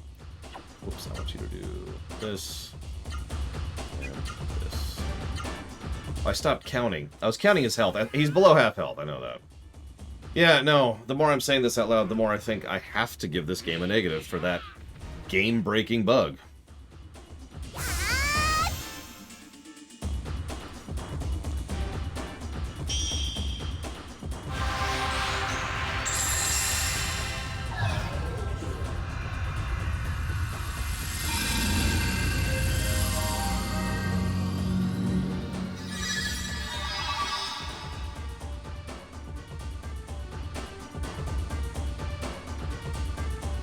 Yeah, that sucks, but whatever.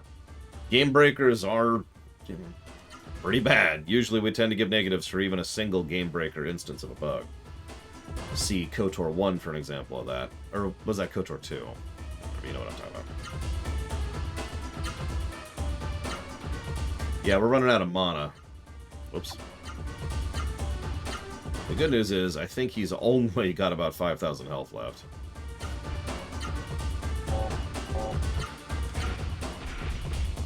I know, right, Oculus? So a game I love that everybody else hates.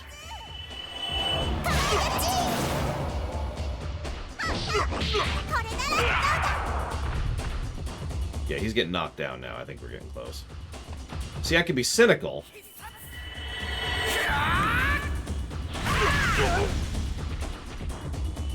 I don't remember Loner off the top of my head.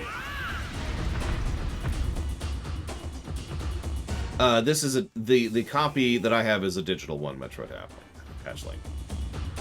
I effectively didn't have the ability to get a physical copy of this when it was being added to the list, so it was digital or bust. Our last heals for a bit. Which would mean they are knowingly selling digital copies of a broken game, which is absolutely negative worthy. And yeah, Skyrim's probably going to get at least one negative for game-breaking bugs, too. Because there are many.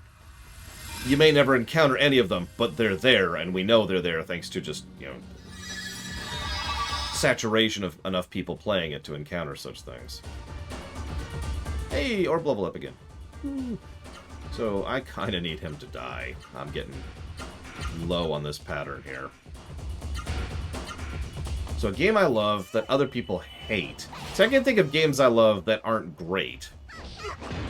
Star Wars Rebellion is a good example of a game I love that isn't great. Arcanum, we were talking about that earlier.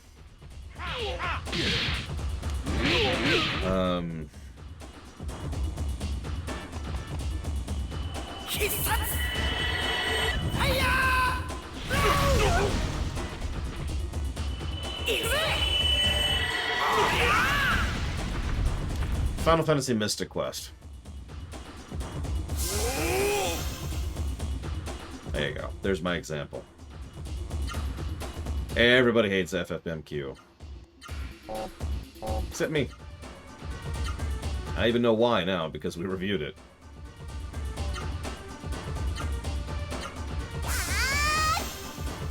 Which goes back to that understanding thing. Sorry.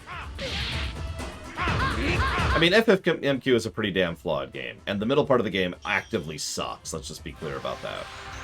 But there's enough enjoyability there that it's still something I like. I like a lot of the ideas. I love the music. The visuals are neat. I love the intro, and I love the outro. And how many RPGs nail the intro and the outro? There are a few. There's not many.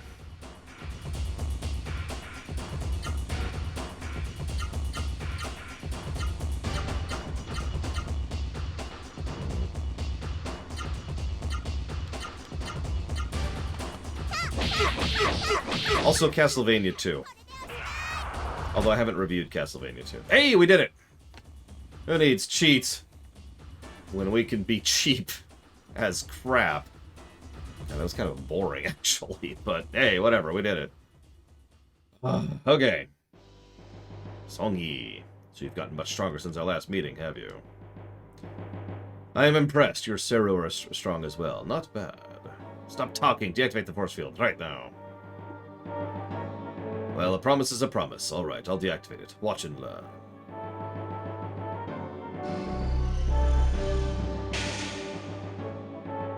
There, you see, I'm a person who keeps a promise. Now you're free to wake up the Genesis Tree.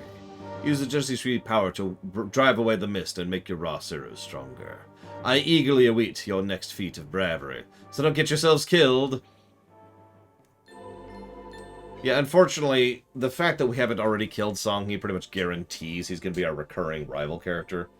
And I will admit I tend to dislike recurring rival characters in general. And I hate Songyi in specific, so... He left so peacefully, I can't figure him out. Not the phrase I'd use, but you know... Alright, what did we just get?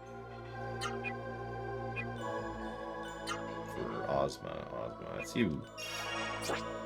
Lightning Storm. So, has there ever been a game that got 3 negatives for a class system? I'm not sure there's a game that's gotten 1 negative for a class system. Let me think about that for a second.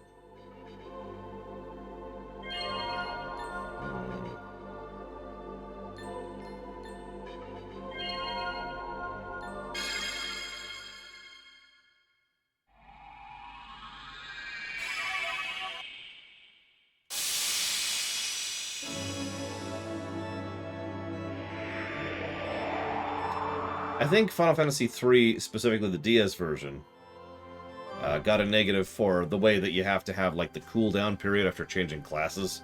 Does that count?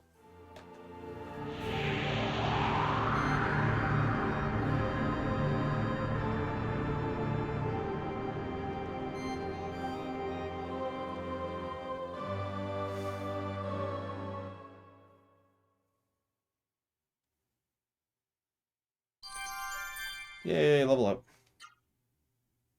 Like, my first thought was leaning towards, like, say, Pathfinder or Neverwinter Nights, or something like that when it comes to a class system. I know that's not really a class system, it's just, you know, I was stretching the definition pretty hard, because pretty sure most games that have what I consider to be a class system, like Final Fantasy Tactics, or Final Fantasy III, or Final Fantasy V, or Final Fantasy X-2, would not be a negative. That being said, yeah, they got rid of it in the Pixel Remaster version, specifically, Blade Cheval. So, one version. Hmm.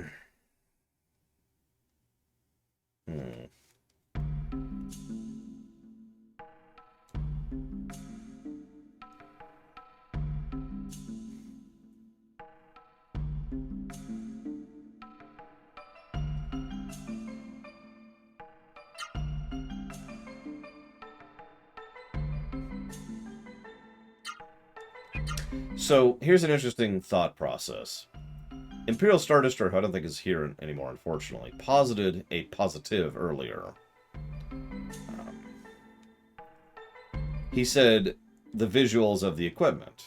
Now, I just kind of shot that down, but the reason I gave at the time was, well, do you want to give a plus to every FF for that? But then I started actually debating that for a second. How many of you have ever played any Final Fantasy game and deliberately used a specific weapon because that weapon looks cooler than the other weapons in your arsenal?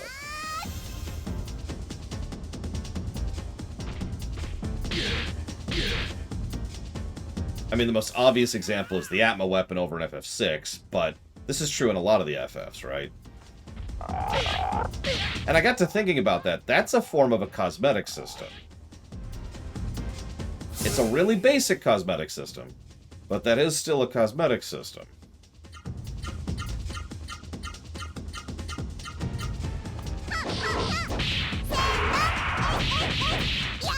Then I got to thinking, how many of y'all have ever used a specific ability or spell because it looks cooler?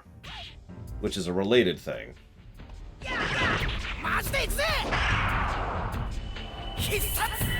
Yeah, you see where I'm going with this. So I think I might actually agree with Imperial Star Destroyer here. The question is, how do we quantify such a thing? Because usually, cosmetics are an aspect of gameplay. You know, it's a function of what you can do to interact with the game. I want to look like this. But I'm fine with giving, essentially, a cosmetic plus to this game. For, you know, wanting to use specific move sets, or the visual spectacle, or the equipment thing, as previously mentioned. Thoughts?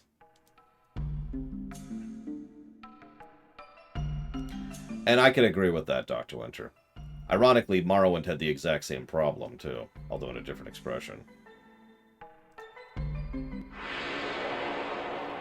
I'm seeing some concurrence. I probably jumped through too many hoops when coming to these reviews, but damn it, I give a damn. What do you want from me? Not to do my job? I don't even know if I'm capable of not doing my job. Listen, Imperial Star Destroyer. I had to kill him. He was getting in the way of me conquering the world. Now there is only the runner. Sneak, fight!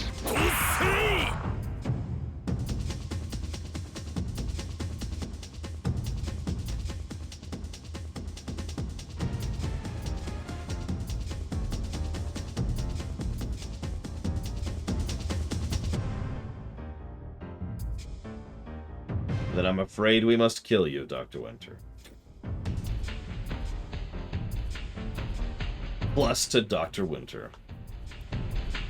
Oh yeah, Morrowind had a terrible leveling system. I look forward to reviewing that game to shred that game's leveling system.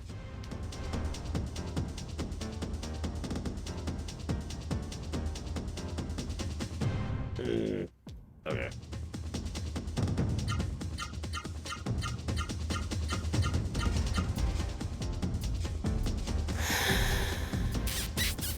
Consequently, I actually kind of agree with you, Dr. Winter. But rather, it's more like I agree with you, but not really. I'm saying this wrong. Let me try this again. I'm tired. Give me a minute. Okay. I agree with you, but I think your point is actually pushed up a bit onto the second positive territory. So a game that has transmog would be something that would get a positive for the transmog system, right? Whereas a game that has cosmetics would get a positive for having cosmetic. Elden Ring got a positive for cosmetics, for example. And those cosmetics absolutely get in the way of your actual stats. In fact, if you remember during my Elden Ring run, I looked like garbage because I wanted the best stats, so I could never actually look the way I wanted to because, you know? But a game that allows that extra little layer of, you know, purely visual gear, purely for cosmetic. Ironically, most of those are MMOs, but whatever. Oops, wrong way. It's okay, Trihexia. We've got a lot of boots on us. Yeah, that ram... Oh, God, I hated that ram armor so much. It was so ugly. Really, really good, especially for my playstyle. Hated everything about it. Anyways. But I do agree, Oblivion, which I think actually got a negative for the misleading nature of the original classes. Now, I wouldn't give that a negative for a class system because there are no classes in Oblivion. That's part of the problem, is the fact that the game doesn't communicate the fact that there are no classes in the game.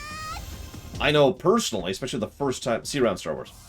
The first time I ever actually played Morrowind for the very, very, very first time, I was incredibly lost because I didn't realize what the leveling system was. You know?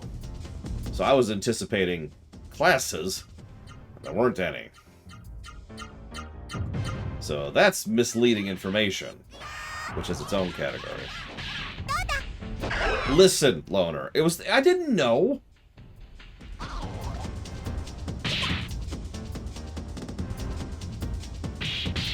Shut up.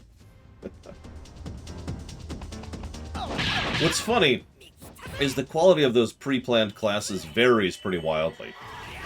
Some of them are actually pretty good, and then some of them are non-optimal, and some of them are garbage fires, and are functionally just terrible. That's true in Morrowind and Oblivion.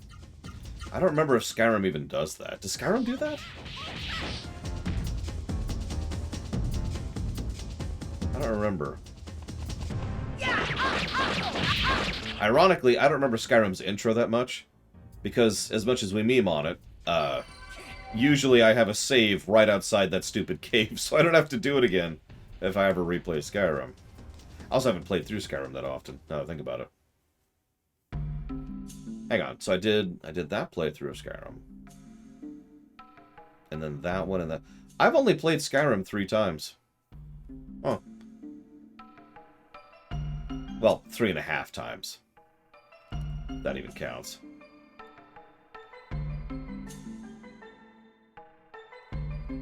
Yeah, ironically, whereas Oblivion got quite a few positives for its excellent intro, I have a feeling Skyrim will not. We'll see. Morrowind's intro will probably get a positive, even on the gameplay axis. If you think about it, Satanin is actually a really good tutorial town. Here's how talking works, here's how leveling works, here's how skills work, here's how, you know, purchasing works, here's how quests work. Like, Satanin's pretty legit. Skyrim's... We'll get there. Ironically, what I hope to do someday is review Morrowind immediately before reviewing Skyrim, and do that back-to-back. It's true. In Morrowind's intro, the actual mandatory intro, if you know what you're doing, is 30 seconds. Well, okay. Probably closer to 3 minutes, but still. Virtually nothing. The moment you have signed all the paperwork and have the quest to go talk to Caius Cassettus, or whatever his name is, you're good. Chains off. Have fun.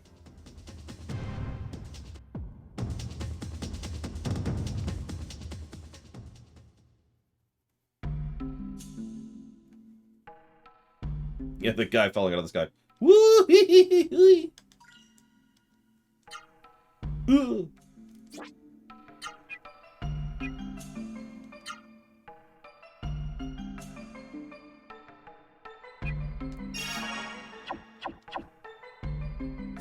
Yeah, I like that idea. We'll probably do that. Please do, Evo. Wait, no, falling asleep. Wait, no, I'm back awake. Please share. So hang on, let's see here. Winlock asks a good question. Is there a game I absolutely hated the first time I played it, but on later viewing, Either because of whatever, you know, maybe the game changed, maybe my taste changed. I found it to be great. Dragon Age Origins. I know I've told this story before, but on the off chance you haven't heard it, the first time I ever played DAO, I started off as a city elf. And that permanently tainted my opinion of the game. Like, I actually had a bad opinion of that game for the entire rest of the game. And as a consequence, I didn't put a lot of effort into, you know, doing stuff. Aw. Okay. As long as you show up tomorrow, Eva, I'll let you go. Just this once. So what I'm trying to say is I didn't do a lot of the side quests, which are a lot of the meat and potatoes of Dragon Age Origins, and I didn't get a good ending for most of the regional quests either. I was also playing Dual Wield Dagger or something like that, which I hated. I actually talked about that during my most recent review of Dragon Age Origins. To me, playing a dual wield melee is extraordinarily boring in DAO, to the point where I actually hated it. So I wasn't enjoying the combat, and I wasn't doing all the quests, and I had a bad opinion about the story.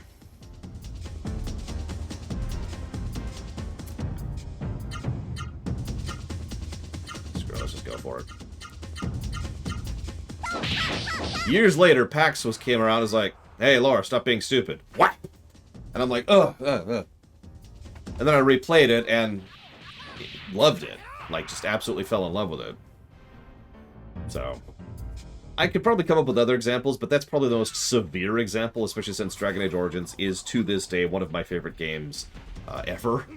In fact, granted, it's not post-Oblivion line, but in the old system, Dragon Age Origins was one of our highest rated games, like, period, total. So, yeah, no, it's a damn good game. But anyways,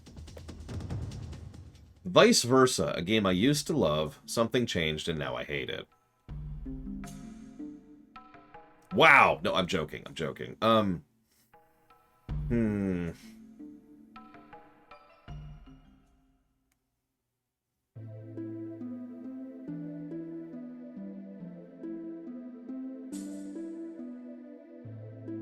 I can't even imagine playing Origins on PS3.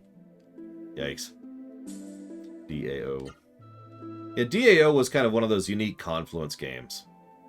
Everything we know about the behind the scenes of the making of should have led to a really crappy, bad, blundering game. It should have been Anthem before Anthem. Instead, it was Dragon Age Origins. We're never getting that again. That's never happening again. So I'm gonna just go straight to the end before we fight the next boss. I managed to survive the mist only to be forced to send my daughter to the castle. What?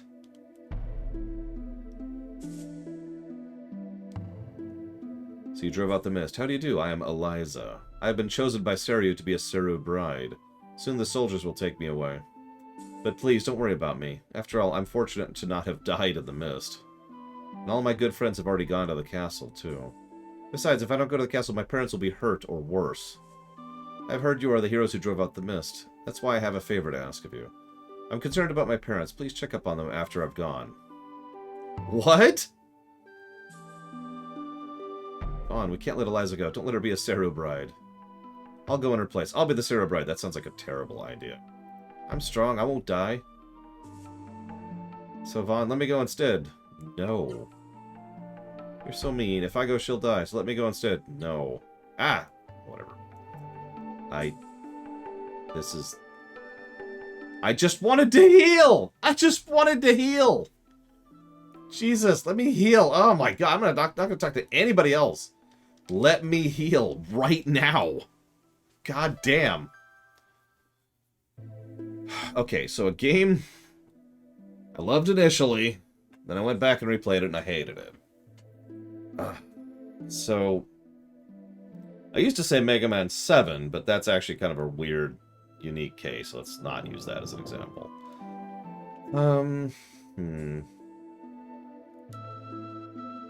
You know what? I've actually got a perfect example of a game that I loved, And then I reviewed, then I hated. Suikoden 5 is not a bad example, too, because God, the whole... You were there, Savicom. The whole time I was like, oh, man, I'm so looking forward to this. It's going to be the best of all the Suikoden games, and it just wasn't. But no, I got a better example. Super Paper Mario, a.k.a. Paper Mario 3. The whole time through that stream, I kept saying things like, at some point, the story's going to get interesting, or, okay, I know this is boring, but we'll get to this point. And it never did. It had a couple of good scenes, and it never got good, and I think all I remembered was the scenes.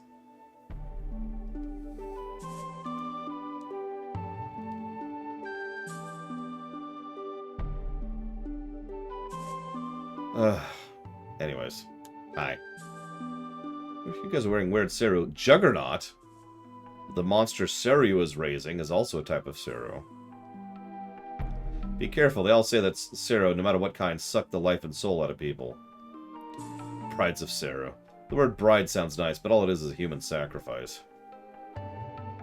Yeah, I caught that, thanks. Oh yeah, by the way, Seru monsters in the mist aren't the only ones who murder, is what that woman said.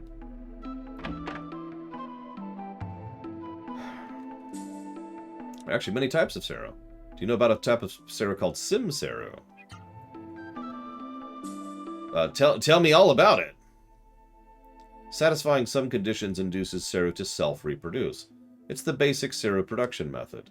Once Seru becomes 2, strength Seru produce strength Seru, fire Seru begets fire Seru. Everyone used to think humans couldn't create new kinds of Seru with new powers, but there are rumors that a method for creating an advanced type of Seru was discovered in Callisto. Sim Seru. It almost seems sacrilegious. That monster Juggernaut must be a Sim Seru too. What a dreadful creature. That's the second time you've mentioned a Juggernaut.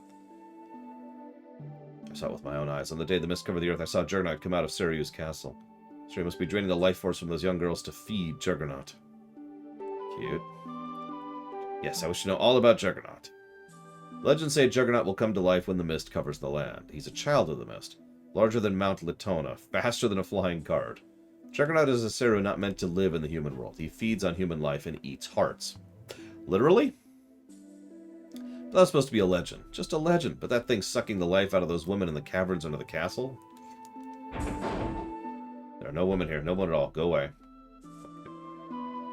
Should I probably mention that we have a boss fight coming up pretty soon? The long, long nightmare of the mist hardened our hearts, but reality is worse than the nightmare. And this town living is harder than dying. Nice place. Used to have 3 daughters. It was a cheerful home with their voice and echoes. All 3 of them were taken to Seryu's castle to be the brides of Seru. I know my daughters won't come back. I'm not even sure if they have any life force left in them. Seru took all 3 of them, Fin, Foe, and Femme. I asked the guards after the mist cleared, but they didn't know if my daughters were alive. Don't worry, I can answer that question right now. They're super dead.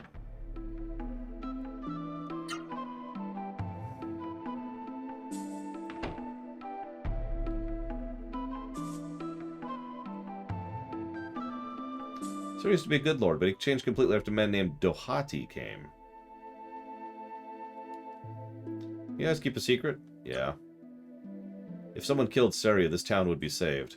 Some men whose wives and daughters were killed tried to get close to Seru, but his bodyguards watched him so closely they couldn't get close enough to kill him. I heard he shows himself when he offers the brides of Seru to the monsters. We could get him then, when he's vulnerable. Or, hear me out, I could walk up to the front gate and murder him right now. It would be easy. I could just kill him. He could have an accident. He accidentally fell on a table 16 times in a row. Okay, so let's see here.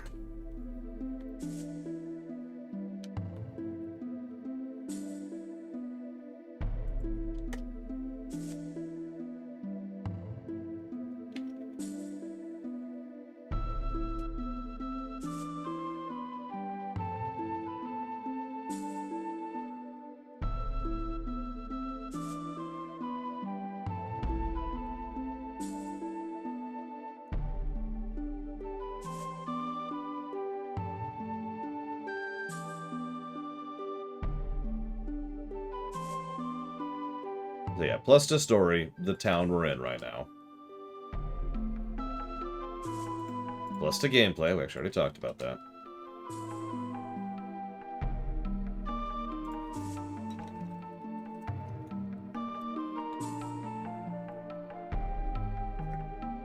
I could go for some good Ratatouille right about now. I haven't had Ratatouille in like 15 years or so, something like that.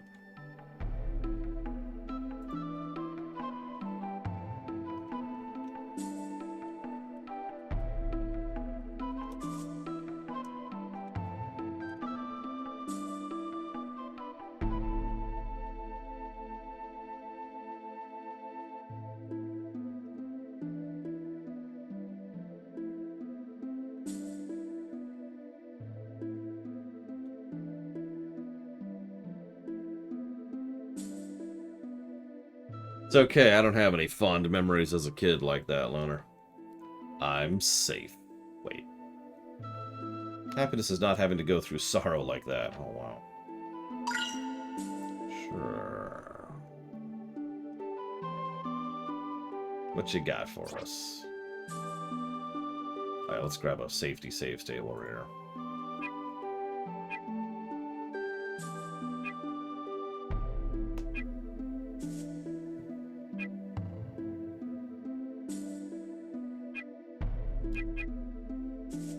Those are getting really expensive.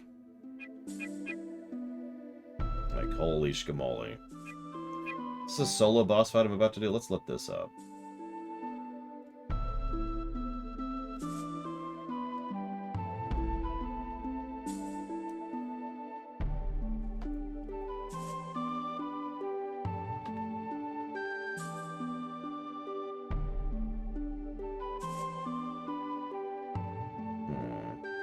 It is not a solo fight. It is, however, someone with even more HP than the boss we just fought.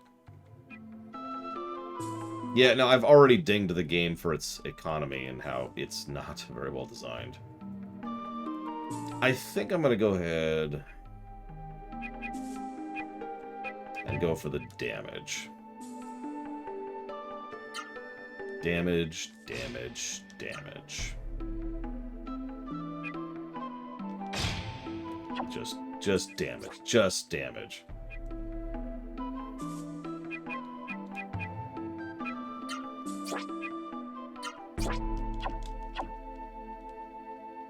I wish to punch things in the face, sir. Alright. Let's go fight the boss.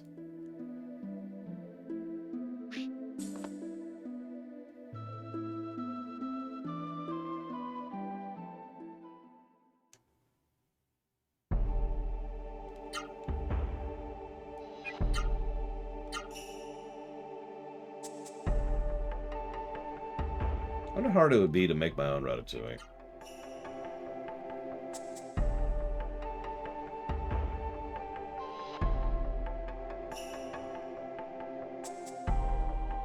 Ratatouille recipe.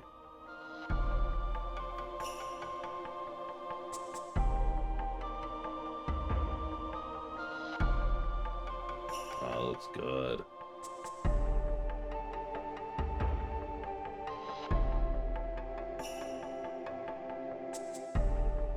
I don't have any of that, though. Yeah. That would require fresh vegetables, which isn't something I have in abundance. Save.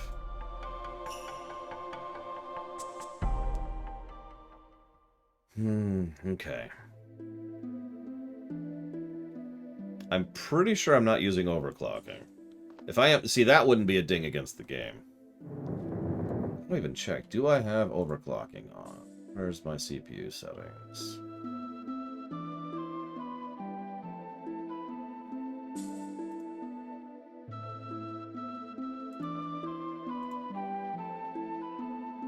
I apparently don't have CPU settings at all. Oh, there it is. Enable clock speed control. I don't even have it on. We're good. Alright, let's go fight the boss. Emperor Valerian. Yes, I'm okay. Go, Noah. Be a bride. Wear the pink outfit of weird. Here, give me that dress. It's... okay. We're here for the Sarah bride. Open the door. Don't disobey. Seem to be ready, Eliza. We're here for you under orders of Sario.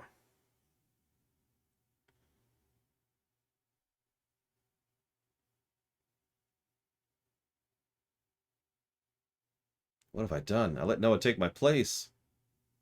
Yeah? That's the plan. Actually, what's funny is this isn't a plan. Did you pay attention to that? Normally, this would be like some infiltration plan. We'll get him when he's weak. But no, Noah just doesn't want her to be sad or killed, so she insists on going instead. That's it. That's the plan. This way, you won't die. I know. 12-year-old, 14-year-old. Also, why do all these people follow the orders of their extremely obviously evil king, who's sacrificing their own townsfolk to a more or less literal demon?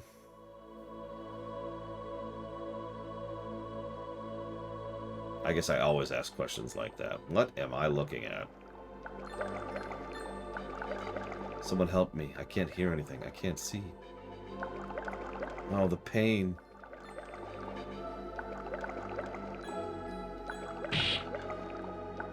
She could beat the snot out of those two guards. Why? Oh, whatever. Here we are. Now wait for the Saryu to arrive.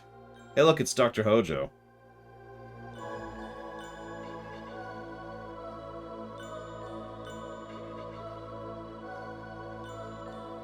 There are two Hojos. There's a vigorous-looking girl, so full of life. Now Juggernaut will grow even faster. When Sario arrives, you will all join those other young girls. Soon you won't even be able to walk. Time to lament what remains of the world. What is it? I can't hear anything. I can't see. Young girls are so nutritious. Not yet. It's not your turn. We're all extremely evil for no good reason. What in the world is that?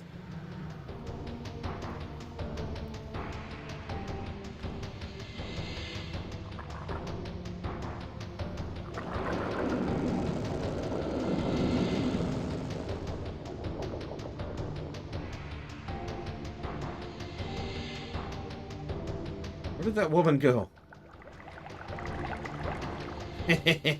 You're next.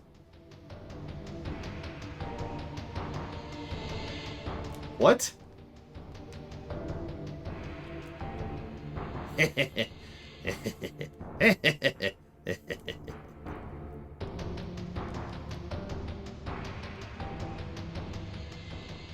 bride of Sir is waiting, so I came.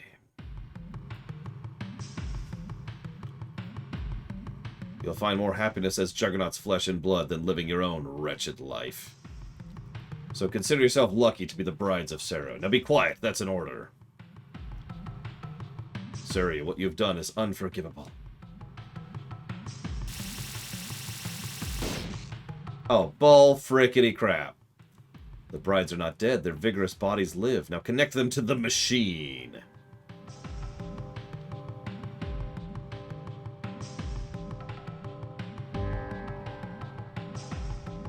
What?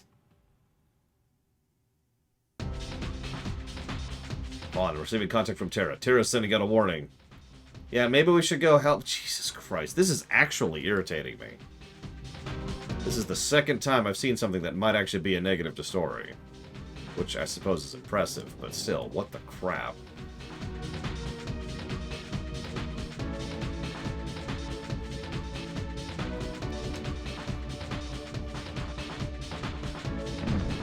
Yet maybe not having any kind of a plan whatsoever and just going with the 12-year-old's idea was not the best of moves. Recommended level, 23. That should be fun.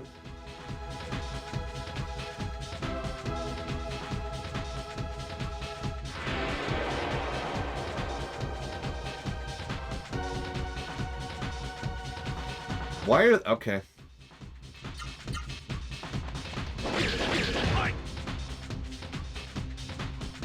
And don't even try to defend it by saying, they're just stupid kids. That's, first of all, it's not a good defense.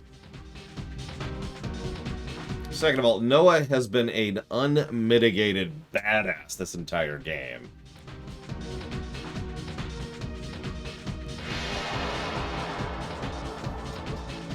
Like, the fact that she just gets so easily bodied in a cutscene is kind of insulting.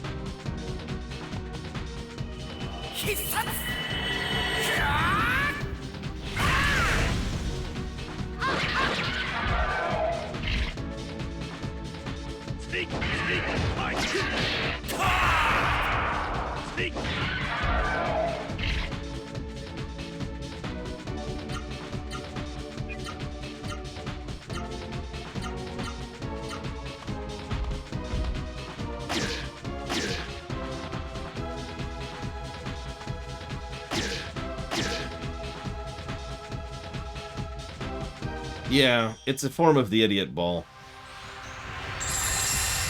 It happens a weirdly often amount of times, especially with females. Or an otherwise total badass, or at the very least someone who's competent or capable, suddenly needs to be kidnapped as a motivation for someone else, and so they are, against all logic and reason.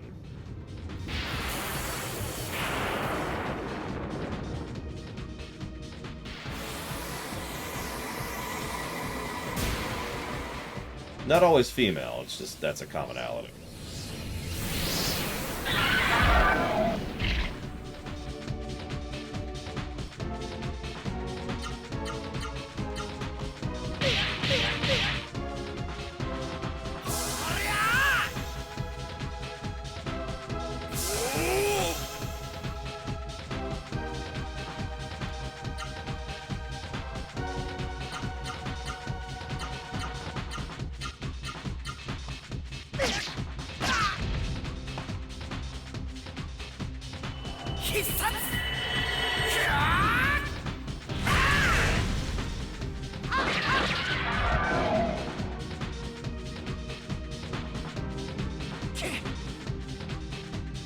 Well, that hurt like hell.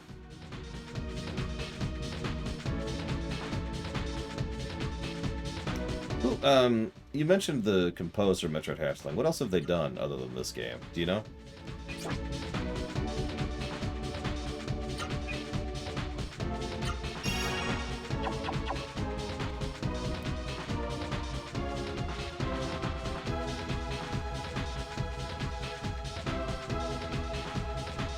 So I want to walk into this with full health, so we're going to be cautious about this. Composer. The composer of this game's music. What else have they done?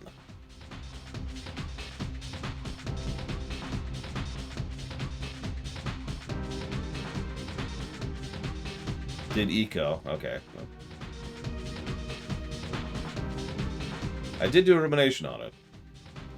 I'm not going to pretend that I remember the music of that game. Or that it has music.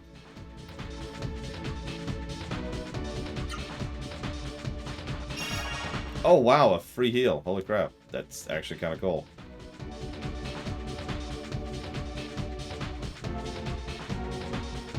Yeah, too tired to save, Noah. Oh, hang on. Okay, back to sleeping.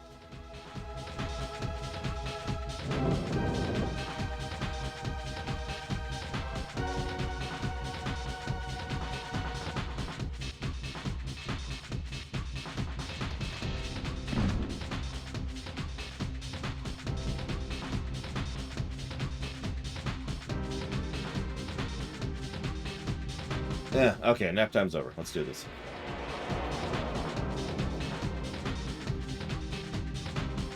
Interesting. Admittedly, I'm not going to recognize the anime. Sorry.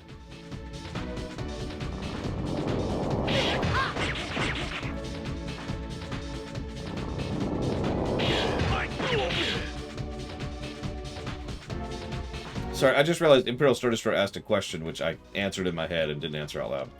Was Skyrim, the region, ever mentioned in prior games? Oh yeah, all the time. All the regions have been mapped out long before Skyrim, the game, came out.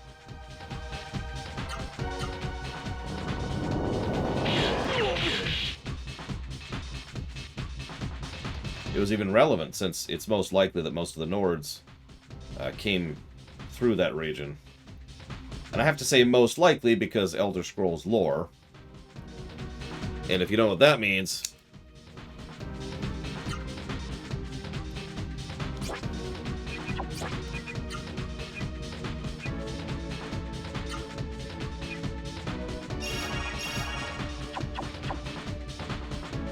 Ready for a really, really long, slow, boring boss fight, Fringe Philosopher? Yeah, exactly. Just one big... Chakong! There you go. There's Elder Scrolls lore in a nutshell.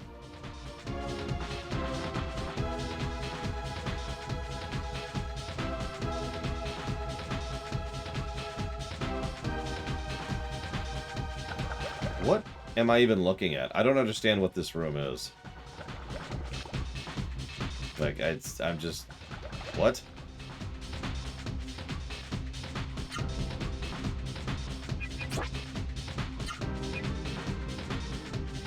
So, I was told, perhaps incorrectly, Ma Washington, that that was a translation error.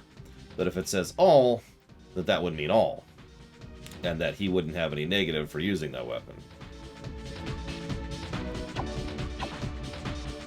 If that's incorrect, well then that sucks, because I can't exactly fix it right now, but whatever.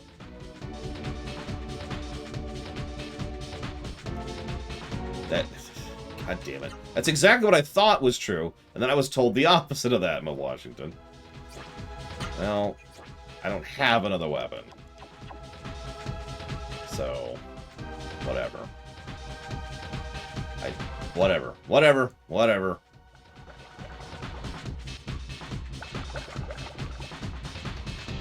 What am I looking at? The Brides of Sura will give you life.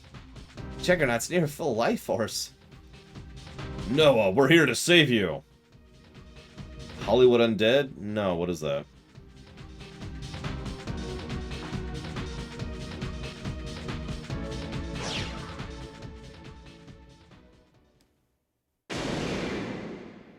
Oh, it's a band. Gotcha. Why didn't Noah do that herself?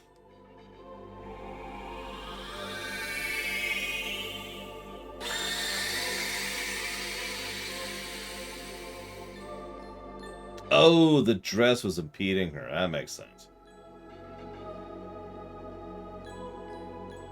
She really liked that dress. She didn't want to sully it. I never stopped believing. I knew I could count on you for saving me from my incredible stupidity. You can't believe anything I haven't ordered you to believe. You have done something I have not ordered. I don't like you. You must die. Die. That's an order. That's actually the dialogue he just said.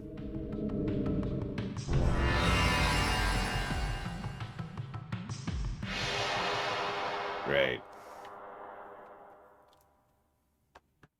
I was noticing all the runes and all that stuff, too.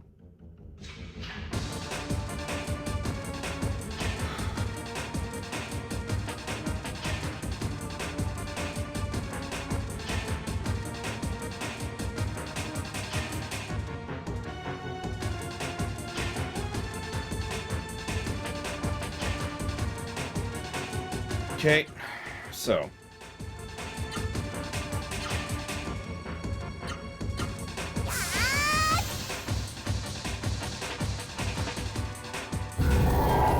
I don't know, Doc Auburn.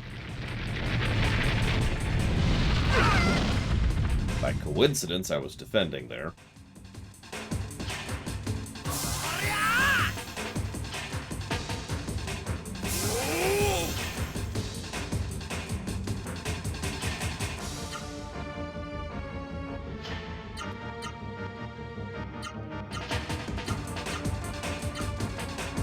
Arms, arms. Look at how big those arms are.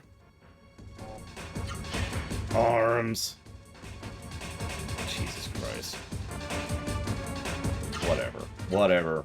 Whatever. It's fine. We're fine. Everything's fine.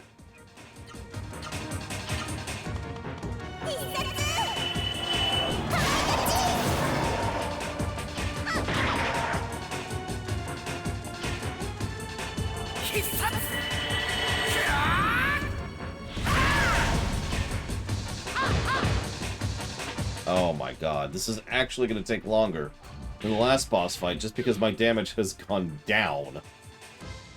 And he has more health.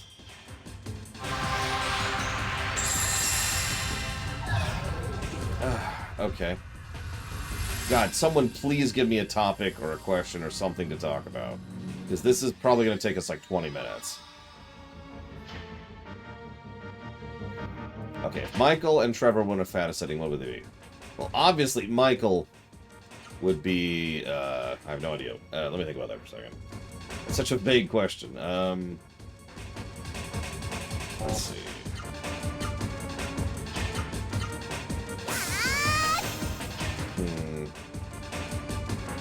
I mean, Trevor would be an orc, obviously. That's just such a one-to-one. I'm surprised he's not already an orc. But Michael...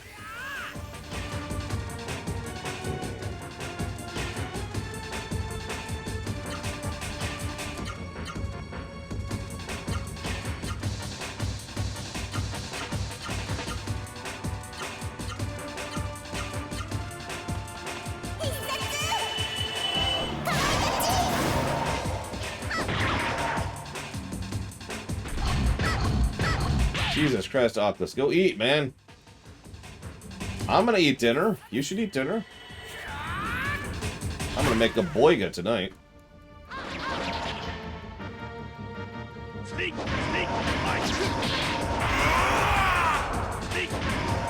I think Michael would be a bard, primarily.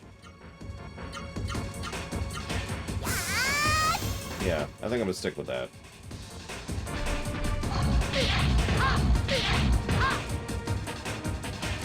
If we're going class-wise, yeah. Franklin would be a ranger. Michael would be a bard. Trevor would be an orc, but a barbarian. Yeah, I don't know what I'm looking at, Metroid Hatchling. Sometimes I just... we were talking about this earlier. If I don't understand a thing and can't understand a thing, I tend to just kind of blank it out. Like, yeah, okay, it's something. What is it? It's something. I don't really know what I'm looking at here. Gotta be real.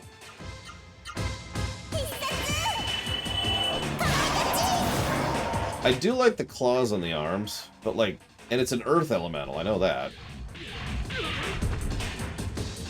My boigas are much better than the ones in FF14. Just saying. Now, I can't prove that to you personally, but there are people who I have cooked for who can prove that. He does kind of look like a root. Like a parasitic root. Aha! There you go, that's it. He's a parasite. Clearly, this is intended to be an insight onto the nature of royalty in general, and how most royalty don't actually contribute anything to their societies, but instead only detract from it, feeding off of the benefits of those around them solely for their own self-aggrandizement. 15 pluses to story for social commentary.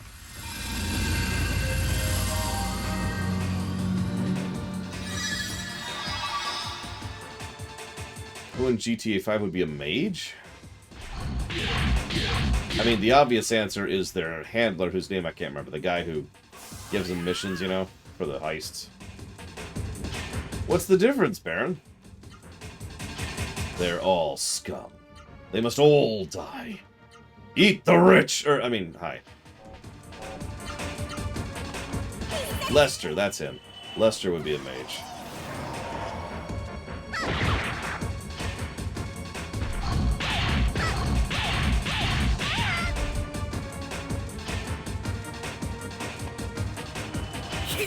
No, we're not playing Wild Arms, Metroid Hatchling. Which is a shame, because Wild Arms has a great premise, but I never really liked those games. I've only actually played 2 of them, and I barely remember any of them other than I think the 4th one, something like that.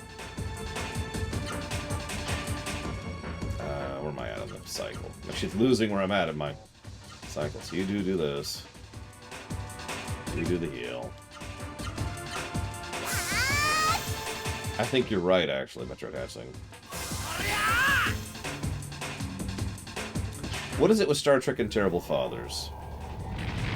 Probably the same thing it is with most settings in Terrible Fathers. It's just an easy way to add tragedy or backstory to someone. Instant backstory, just add a tragic past, right? So you make a terrible parent, and everyone can relate to having terrible parents, right? Instant humanity. Done. Yeah, it's the dead mom trope. Just in a different expression.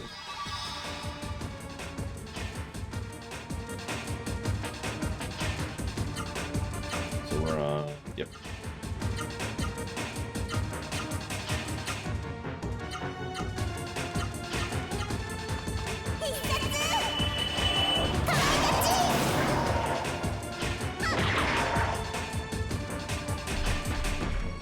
I think I've decided to officially give another negative to this game. Can you guess what it is? I've actually been sitting on this one for a while now. But the last 4 bosses have proven me right about this, unfortunately.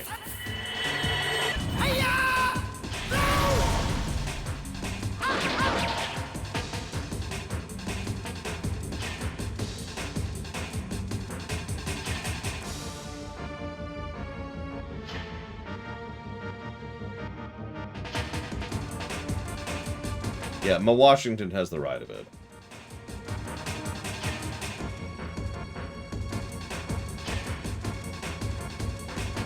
Spongy HP bosses. Now, you could argue I'm a little bit underleveled, and that's an arguable thing.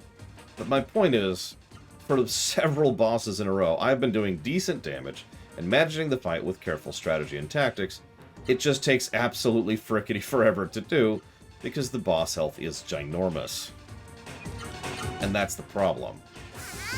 It's in almost every boss fight I've fought for the last 10 hours of my life, you could effortlessly chop the boss health in half, and it would do nothing but improve the fights. And yeah, like, I'm sorry. A 10-15 minute fight is a little bit silly for something like this. Like we had with Zane earlier. 17 minutes, I think, was what it was for that first attempt. We even came close. Like, I've got this. I have, for all intents and purposes, won this fight, unless something goes extremely wrong or I screw up. I'm not even sure if he's at half health yet.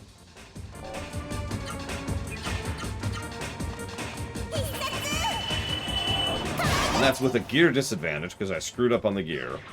And being 3 levels below where I should be right now. By the way, there's another boss not too long after this. Essentially in the next dungeon.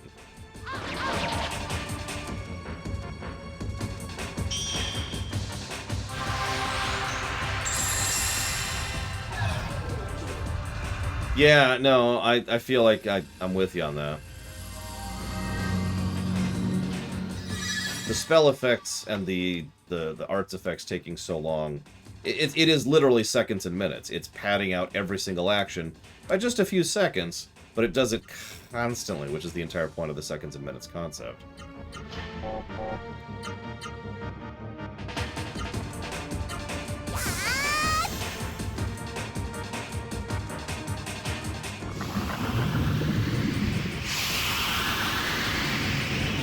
Okay. That's a thing.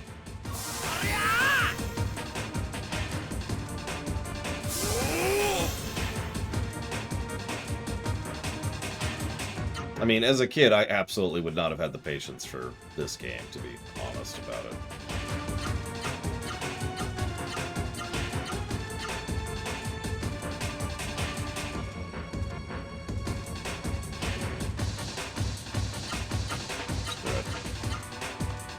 See if we can at least knock him in his ass this round.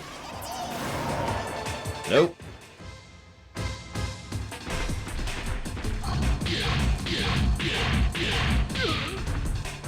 Oh, that hurt a little.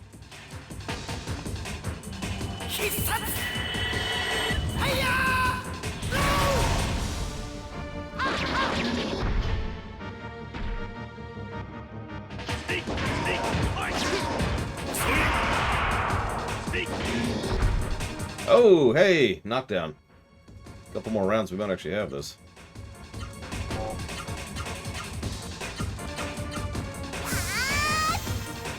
Watch, now I'm gonna screw up and die at the last minute. Nope, we're good.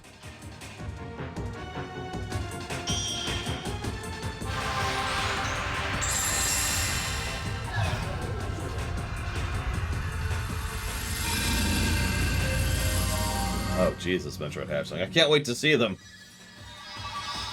And be like, oh my god.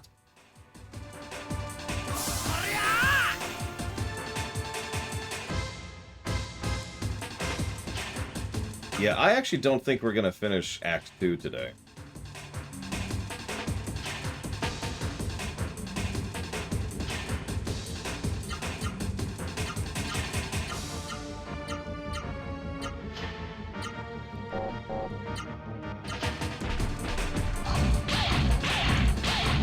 By the way, this isn't the end of Act 2. The next boss is the end of Act 2.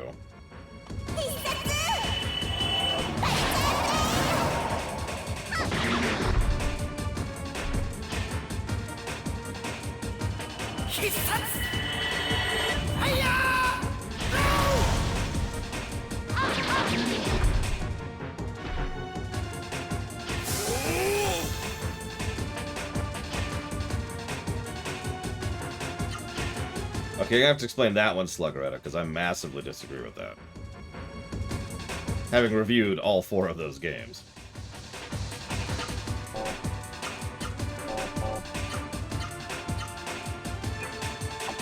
Yeah, I'll be safe. Hate to do it, but I'll be safe. Don't want to trip at the finish line.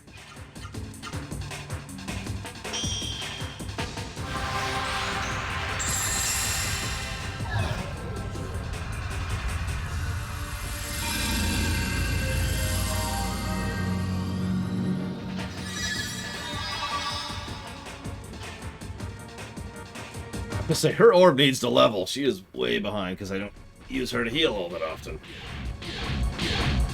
Yep. Don't mind me. I'm just gonna beat you in the face for half your health. Jesus. Hi, Evo. Oh my goodness.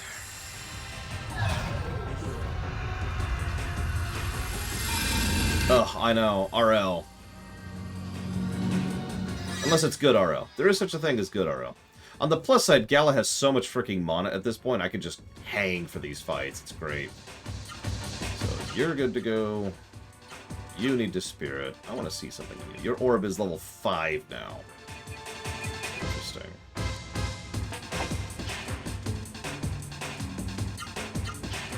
Why are people already setting off fireworks? It's not for, like... Oh, whatever.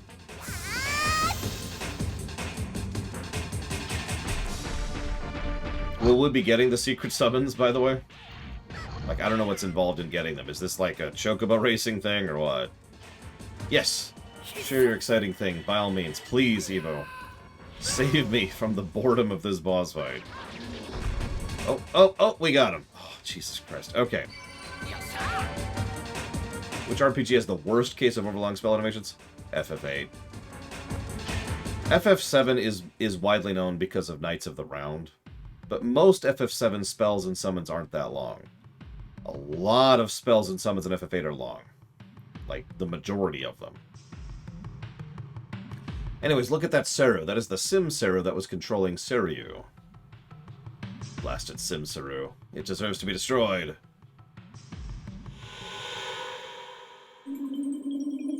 Well, wish granted. No, those poor T-tags.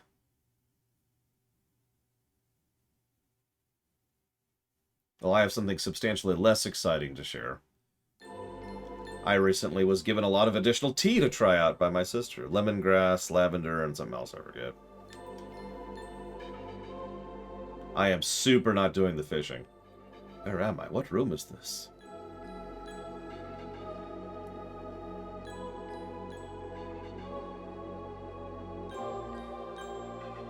No, the device is running. The machine must never be turned on. Turn it off. You must turn it off.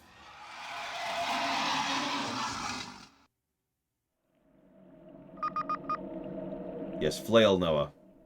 That's how you do technology stuff.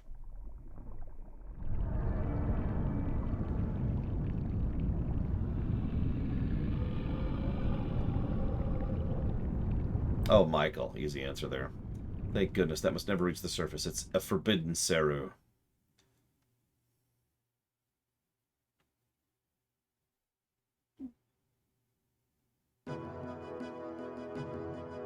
I have caused you all so much trouble. Again, I thank you for what you did for us. Yes, I'm entirely responsible for the tragedies that occurred in this town. One day a man named Dohati came to the castle with a most unusual Seru. Foolishly, I put the Seru on. It was an evil Seru they had created, a Sim Seru. My mind was controlled by the Sim Seru. It made me turn on the device in the sealed underground. For Dohati, I made Juggernaut and sacrificed many of the town's young women to do so. The device's records show I made one Juggernaut before the mist came. You can make multiple Juggernauts? The Sim Seru gave me only one command, create an infinite number of that monster. Ironically, that resulted in your help reviving the Genesis tree. Had it not been for you, I would have remained a foolish puppet of the mist. I will do anything for you. Like give you a key. Thanks. That'll enable you to get to Dohati's castle. Please destroy the Mist Henchman, Dohati, and Juggernaut. For the Alliance. Apparently. Well. Yep, happy ending. He gets to face all the people whose children and wives he's been sacrificing for years.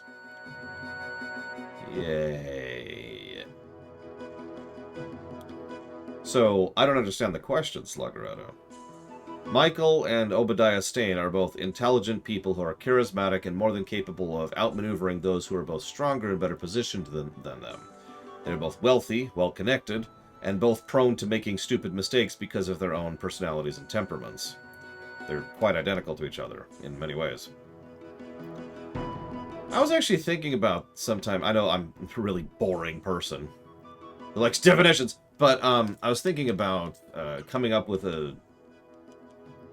basically a legal precedence for mind control. Like, how do you punish someone for mind control scenarios? Like, what's the legal throughput on that? Let's see, who would win in a fight? One of the best gunmen in the setting, or an old man? I think we know who'd win that one. Father? Is that you, Father? No, Noah, there's something I must tell you. In the past, we made a horrible mistake. Something we could not undo. That mistake is what devastated the world. It's also what kept us separated for so long. You started the mist? And we were paying for that mistake by being trapped in the eternal darkness of deep mist. No, you must undo the mistake that led to this devastation. We can give you the power to change fate. Now, come to us so we can atone. Where are you? Where should I go? In Conk. To Conk!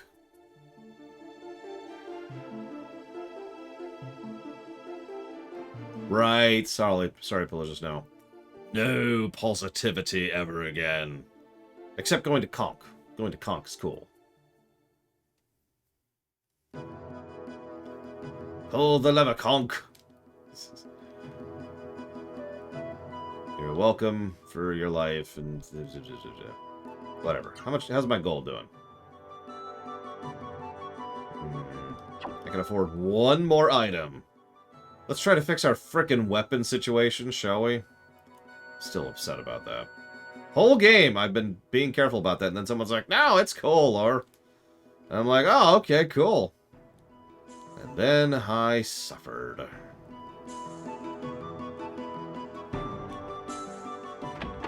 Okay, that's thunder. So maybe I was wrong earlier. Alright, so I need a weapon for Vaughn. And a weapon for her.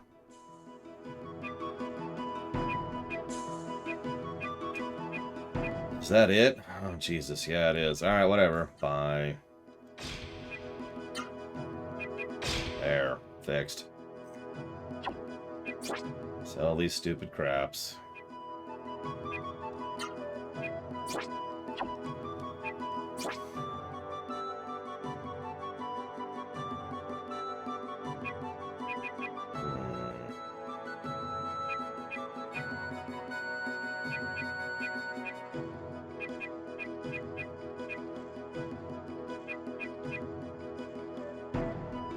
I think we'll get that. She's got the least HP, so she needs the most death. Can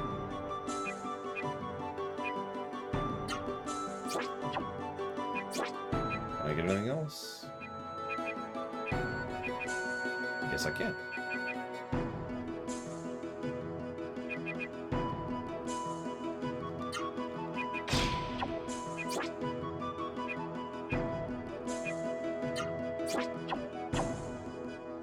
Alright. Let's see if we can even come close to getting progress on wrapping up Act 2 here.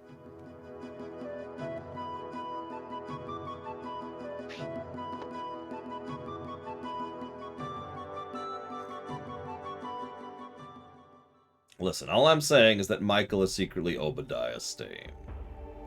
I don't see any problem with this, personally. They're actually the same person, so what happened? Is I need to leave town from a different exit. That's what happened.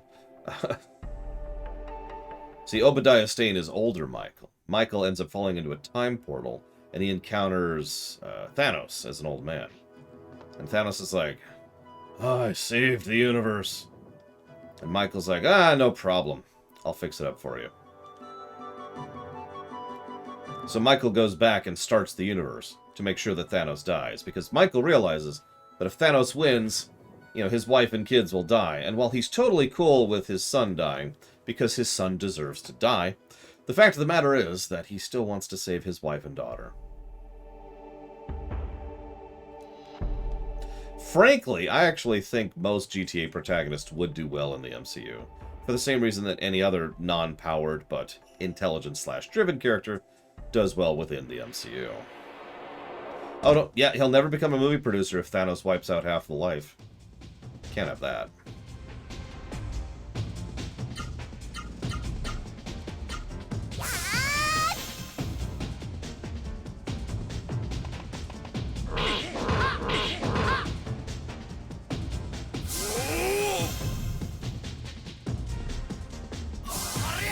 Yeah, Michael would be kind of like Fisk, just less personal power.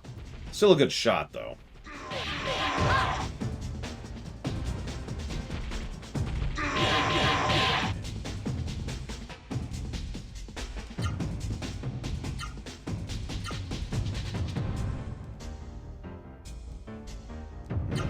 Whoop.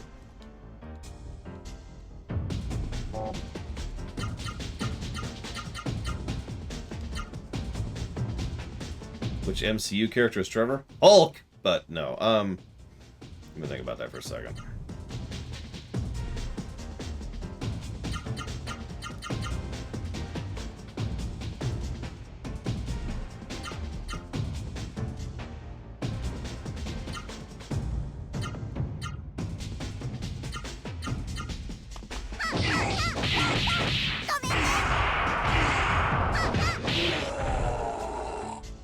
Wow, this has some health.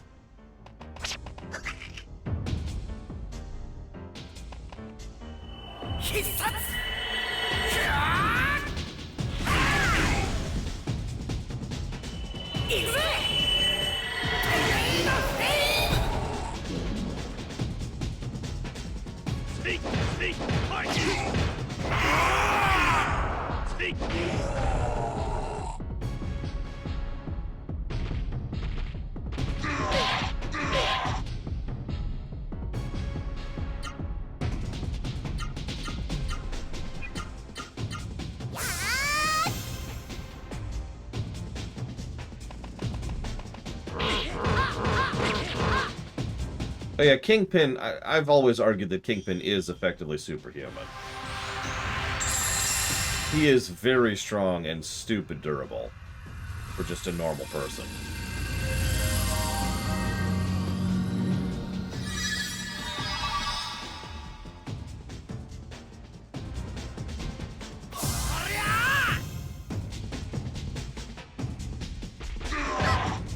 I can't think of a good MCU character for Trevor.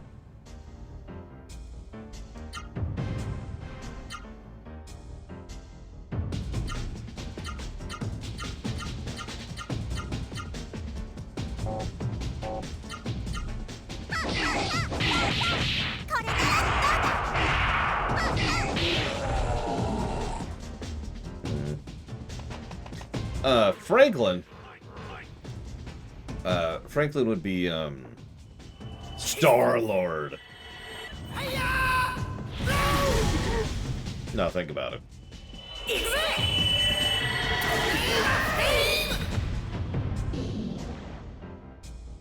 Ah, good. We got our stolen item back.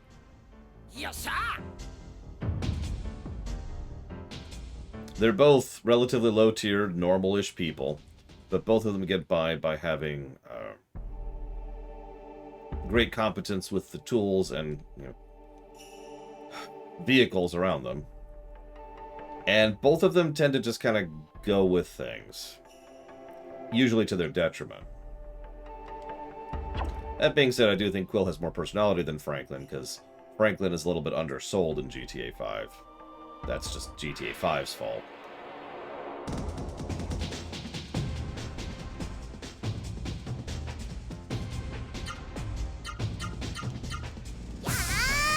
Still torn on Trevor.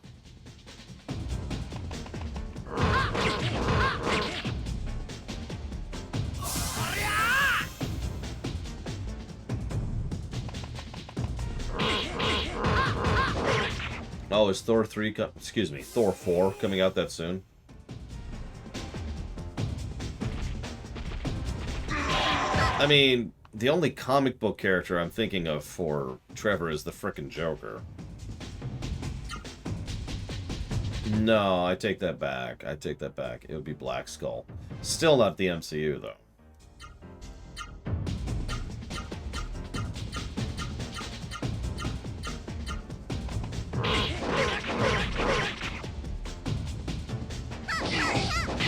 Green Goblin? I could see it. Mostly because there isn't really a good pick. Which GTA character would Zemo be?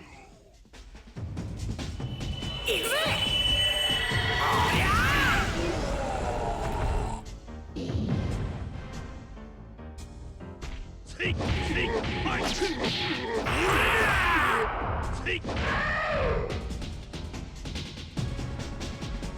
comes the rain.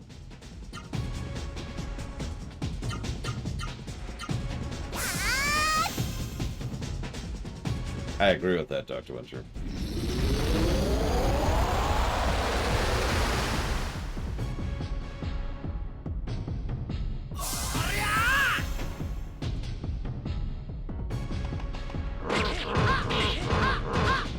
What was the name of, oh my god. Who plays Hades in Hercules?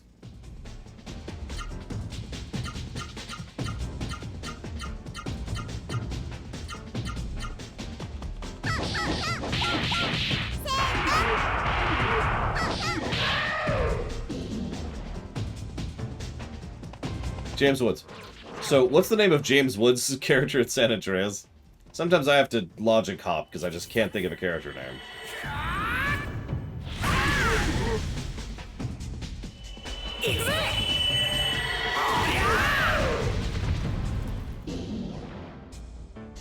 Give me my jewel back. Torino. That's it. Torino, excuse me. Like Torino. That, I think, is who Zemo would be the equivalent of. Not quite the same level, admittedly, but it's the closest equivalent I could come up with.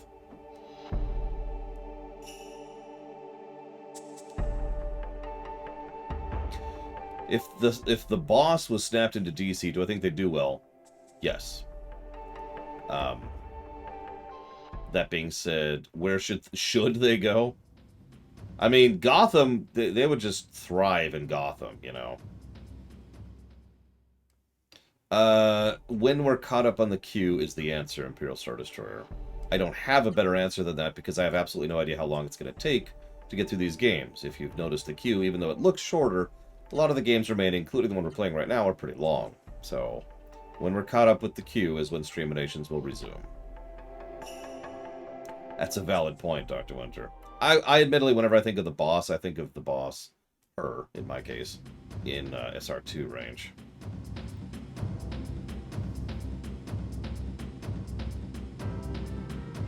I'm sorry for being so vague, IS Destroyer, but I literally don't have a better time frame for you.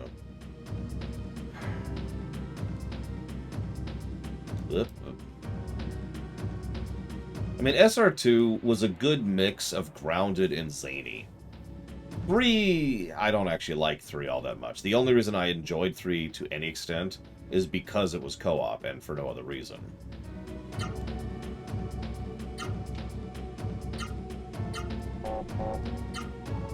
I actually liked 4 quite a bit.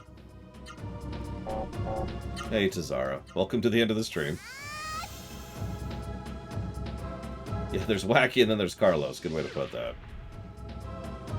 Even what we do to his girlfriend is a little bit messed up. And she totally had it coming.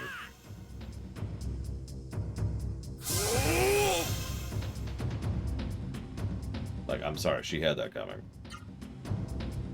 Do not feel bad.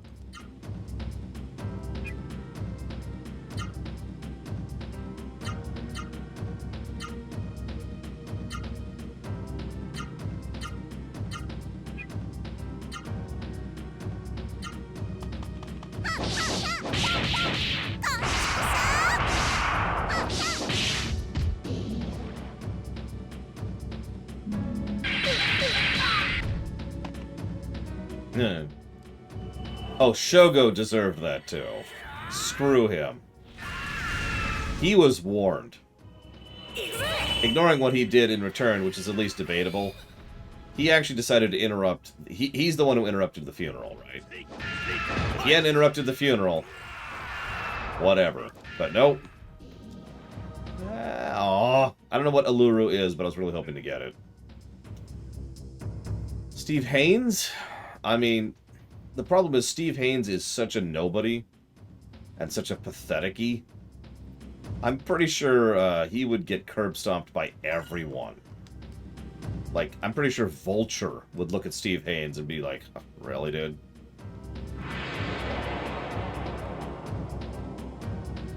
I am enjoying bits and pieces of it, Metroid Hatchling. Don't mistake me. I didn't mean to sound like I was getting irritated by how long this game is. Let me walk that back. I am absolutely irritated by how long this game is, but it's not because it's a bad game. It's because of the fact that it's not using its length well, as I already talked about.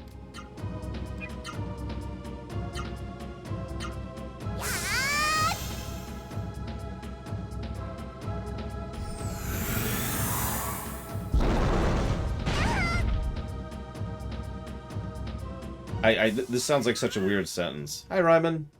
But I honestly feel like if this game was maybe a third or a quarter the overall length in terms of duration, it would be, in my opinion, of course, a much better game. But honestly, I think that about a huge number of games. Even games that I, heap praise upon still have the padding problem. And they all have the padding problem for the same reason. We need to make the game longer. People need to make sure that they feel that they're getting, blah, blah, blah, blah, blah. You get it. You get it. I've said this so many times, I guess road at this point. Probably quoted.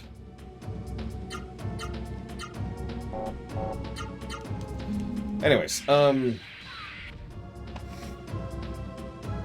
Ryman. So I didn't tell you, Ryman, I actually went ahead and bought Max Payne 3, and then was extremely irritated by it for like 5 minutes. So check this out. When you fire up Max Payne 3 for the first time, you can do nothing but watch the intro. You can't skip it. You can't Alt-Tab because it'll pause it. All you can do is sit there and watch the intro as it slogs onwards. God, that pissed me off.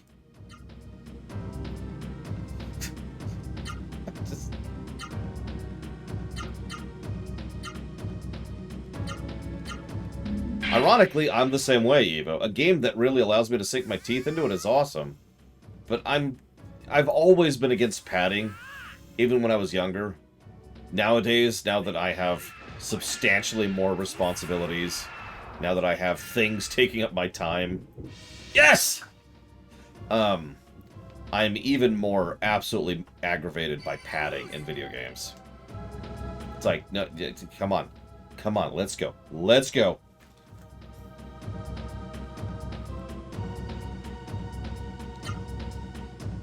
Yeah, a lot of games have this weird presumption that that when you press play, you want to immediately jump into the game. Maybe, oh wow, that's a 90 mana cost ability. Jesus. Maybe that's some people who like that.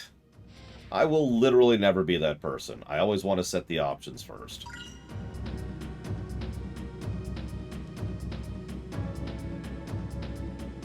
Almost assuredly, Ryman. Because on a console, there usually aren't any options, or if there are, they're threadbare. Anyway, so let's see here. Where was it? Where was it? Wei Cheng is... Oh, yeah. No, you're right. Wei Chong. Excuse me. Wei Chong. Who would I be in fantasy? I mean, I suppose that depends on the specific fantasy, in all honesty. But if I had to pick, I'd probably go with Omni-Mage. Which is a thing in several settings. Okay. I know you didn't hear that because of how I have my mic set to not capture anything but my voice. But the moment I said Omni-Mage, I'm not even joking about this. The moment I said Omni-Mage, big ol' thunder crash happened outside.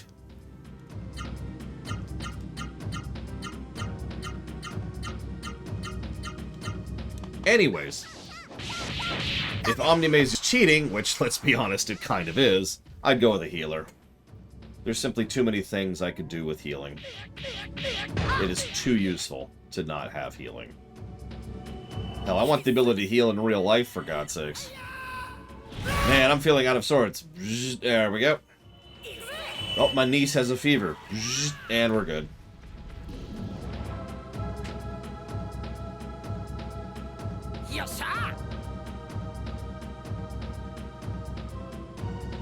Yeah, migraine, gone.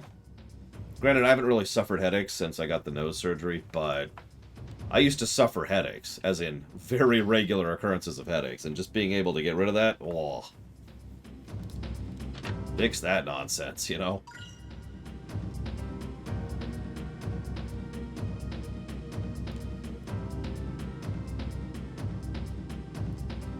I am so sorry, Metroid Hatchling. Again, speaking as someone who used to suffer headaches, I feel ya. Damn it, Evo. Alright, hang on. Bzz, and they're gone. Cool.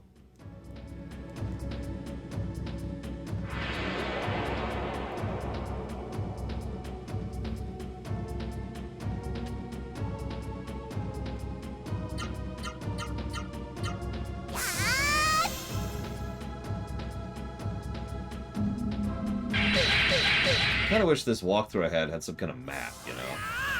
Oh.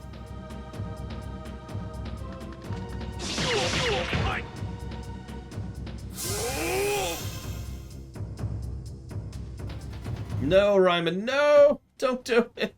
Oh, God, why? Why? Okay.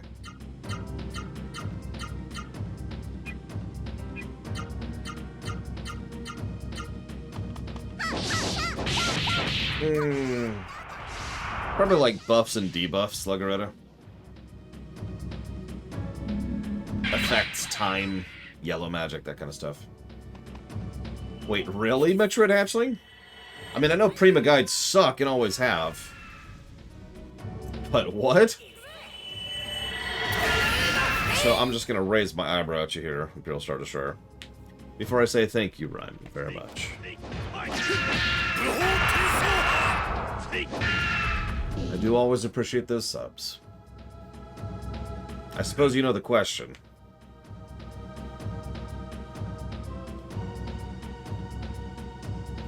One of my favorite examples of a crappy Prima guide is actually FF7.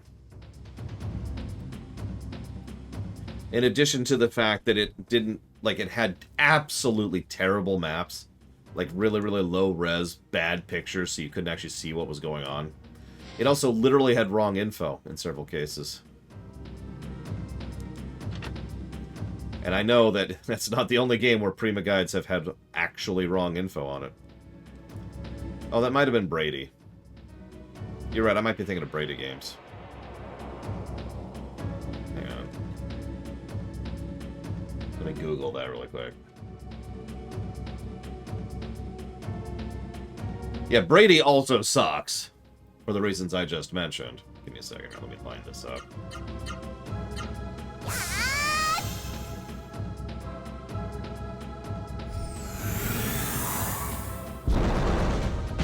Yep, no, it's Brady. My bad. My bad. Brady sucks. I spit upon it. Tui. Now, you want a good strategy guide, you got Versus back in the day.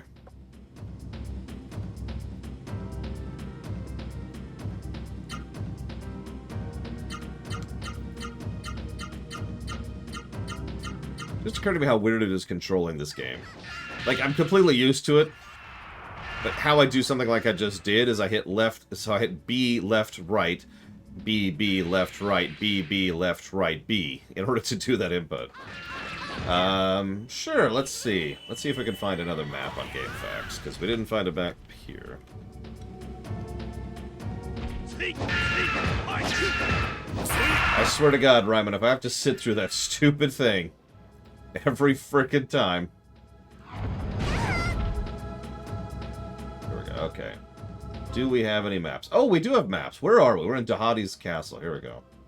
Is this DVP? It is! Hey, alright, so where are we? I need to figure out where we are.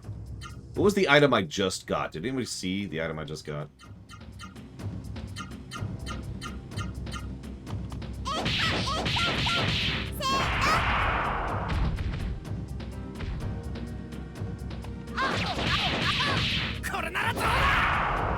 I should be right about there. Yep, nope, that's where I am. I know where I am. No, it's cool, it's cool. I am all of the found. So we need to get to 3. 3 is there, 2 is there, 1 is there. Done, let's do it! So I need to go this way, and then left. We need to not take that trap.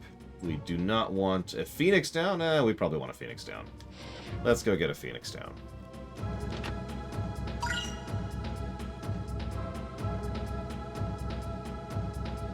And then we're going to go this way, and we're going to look at the time.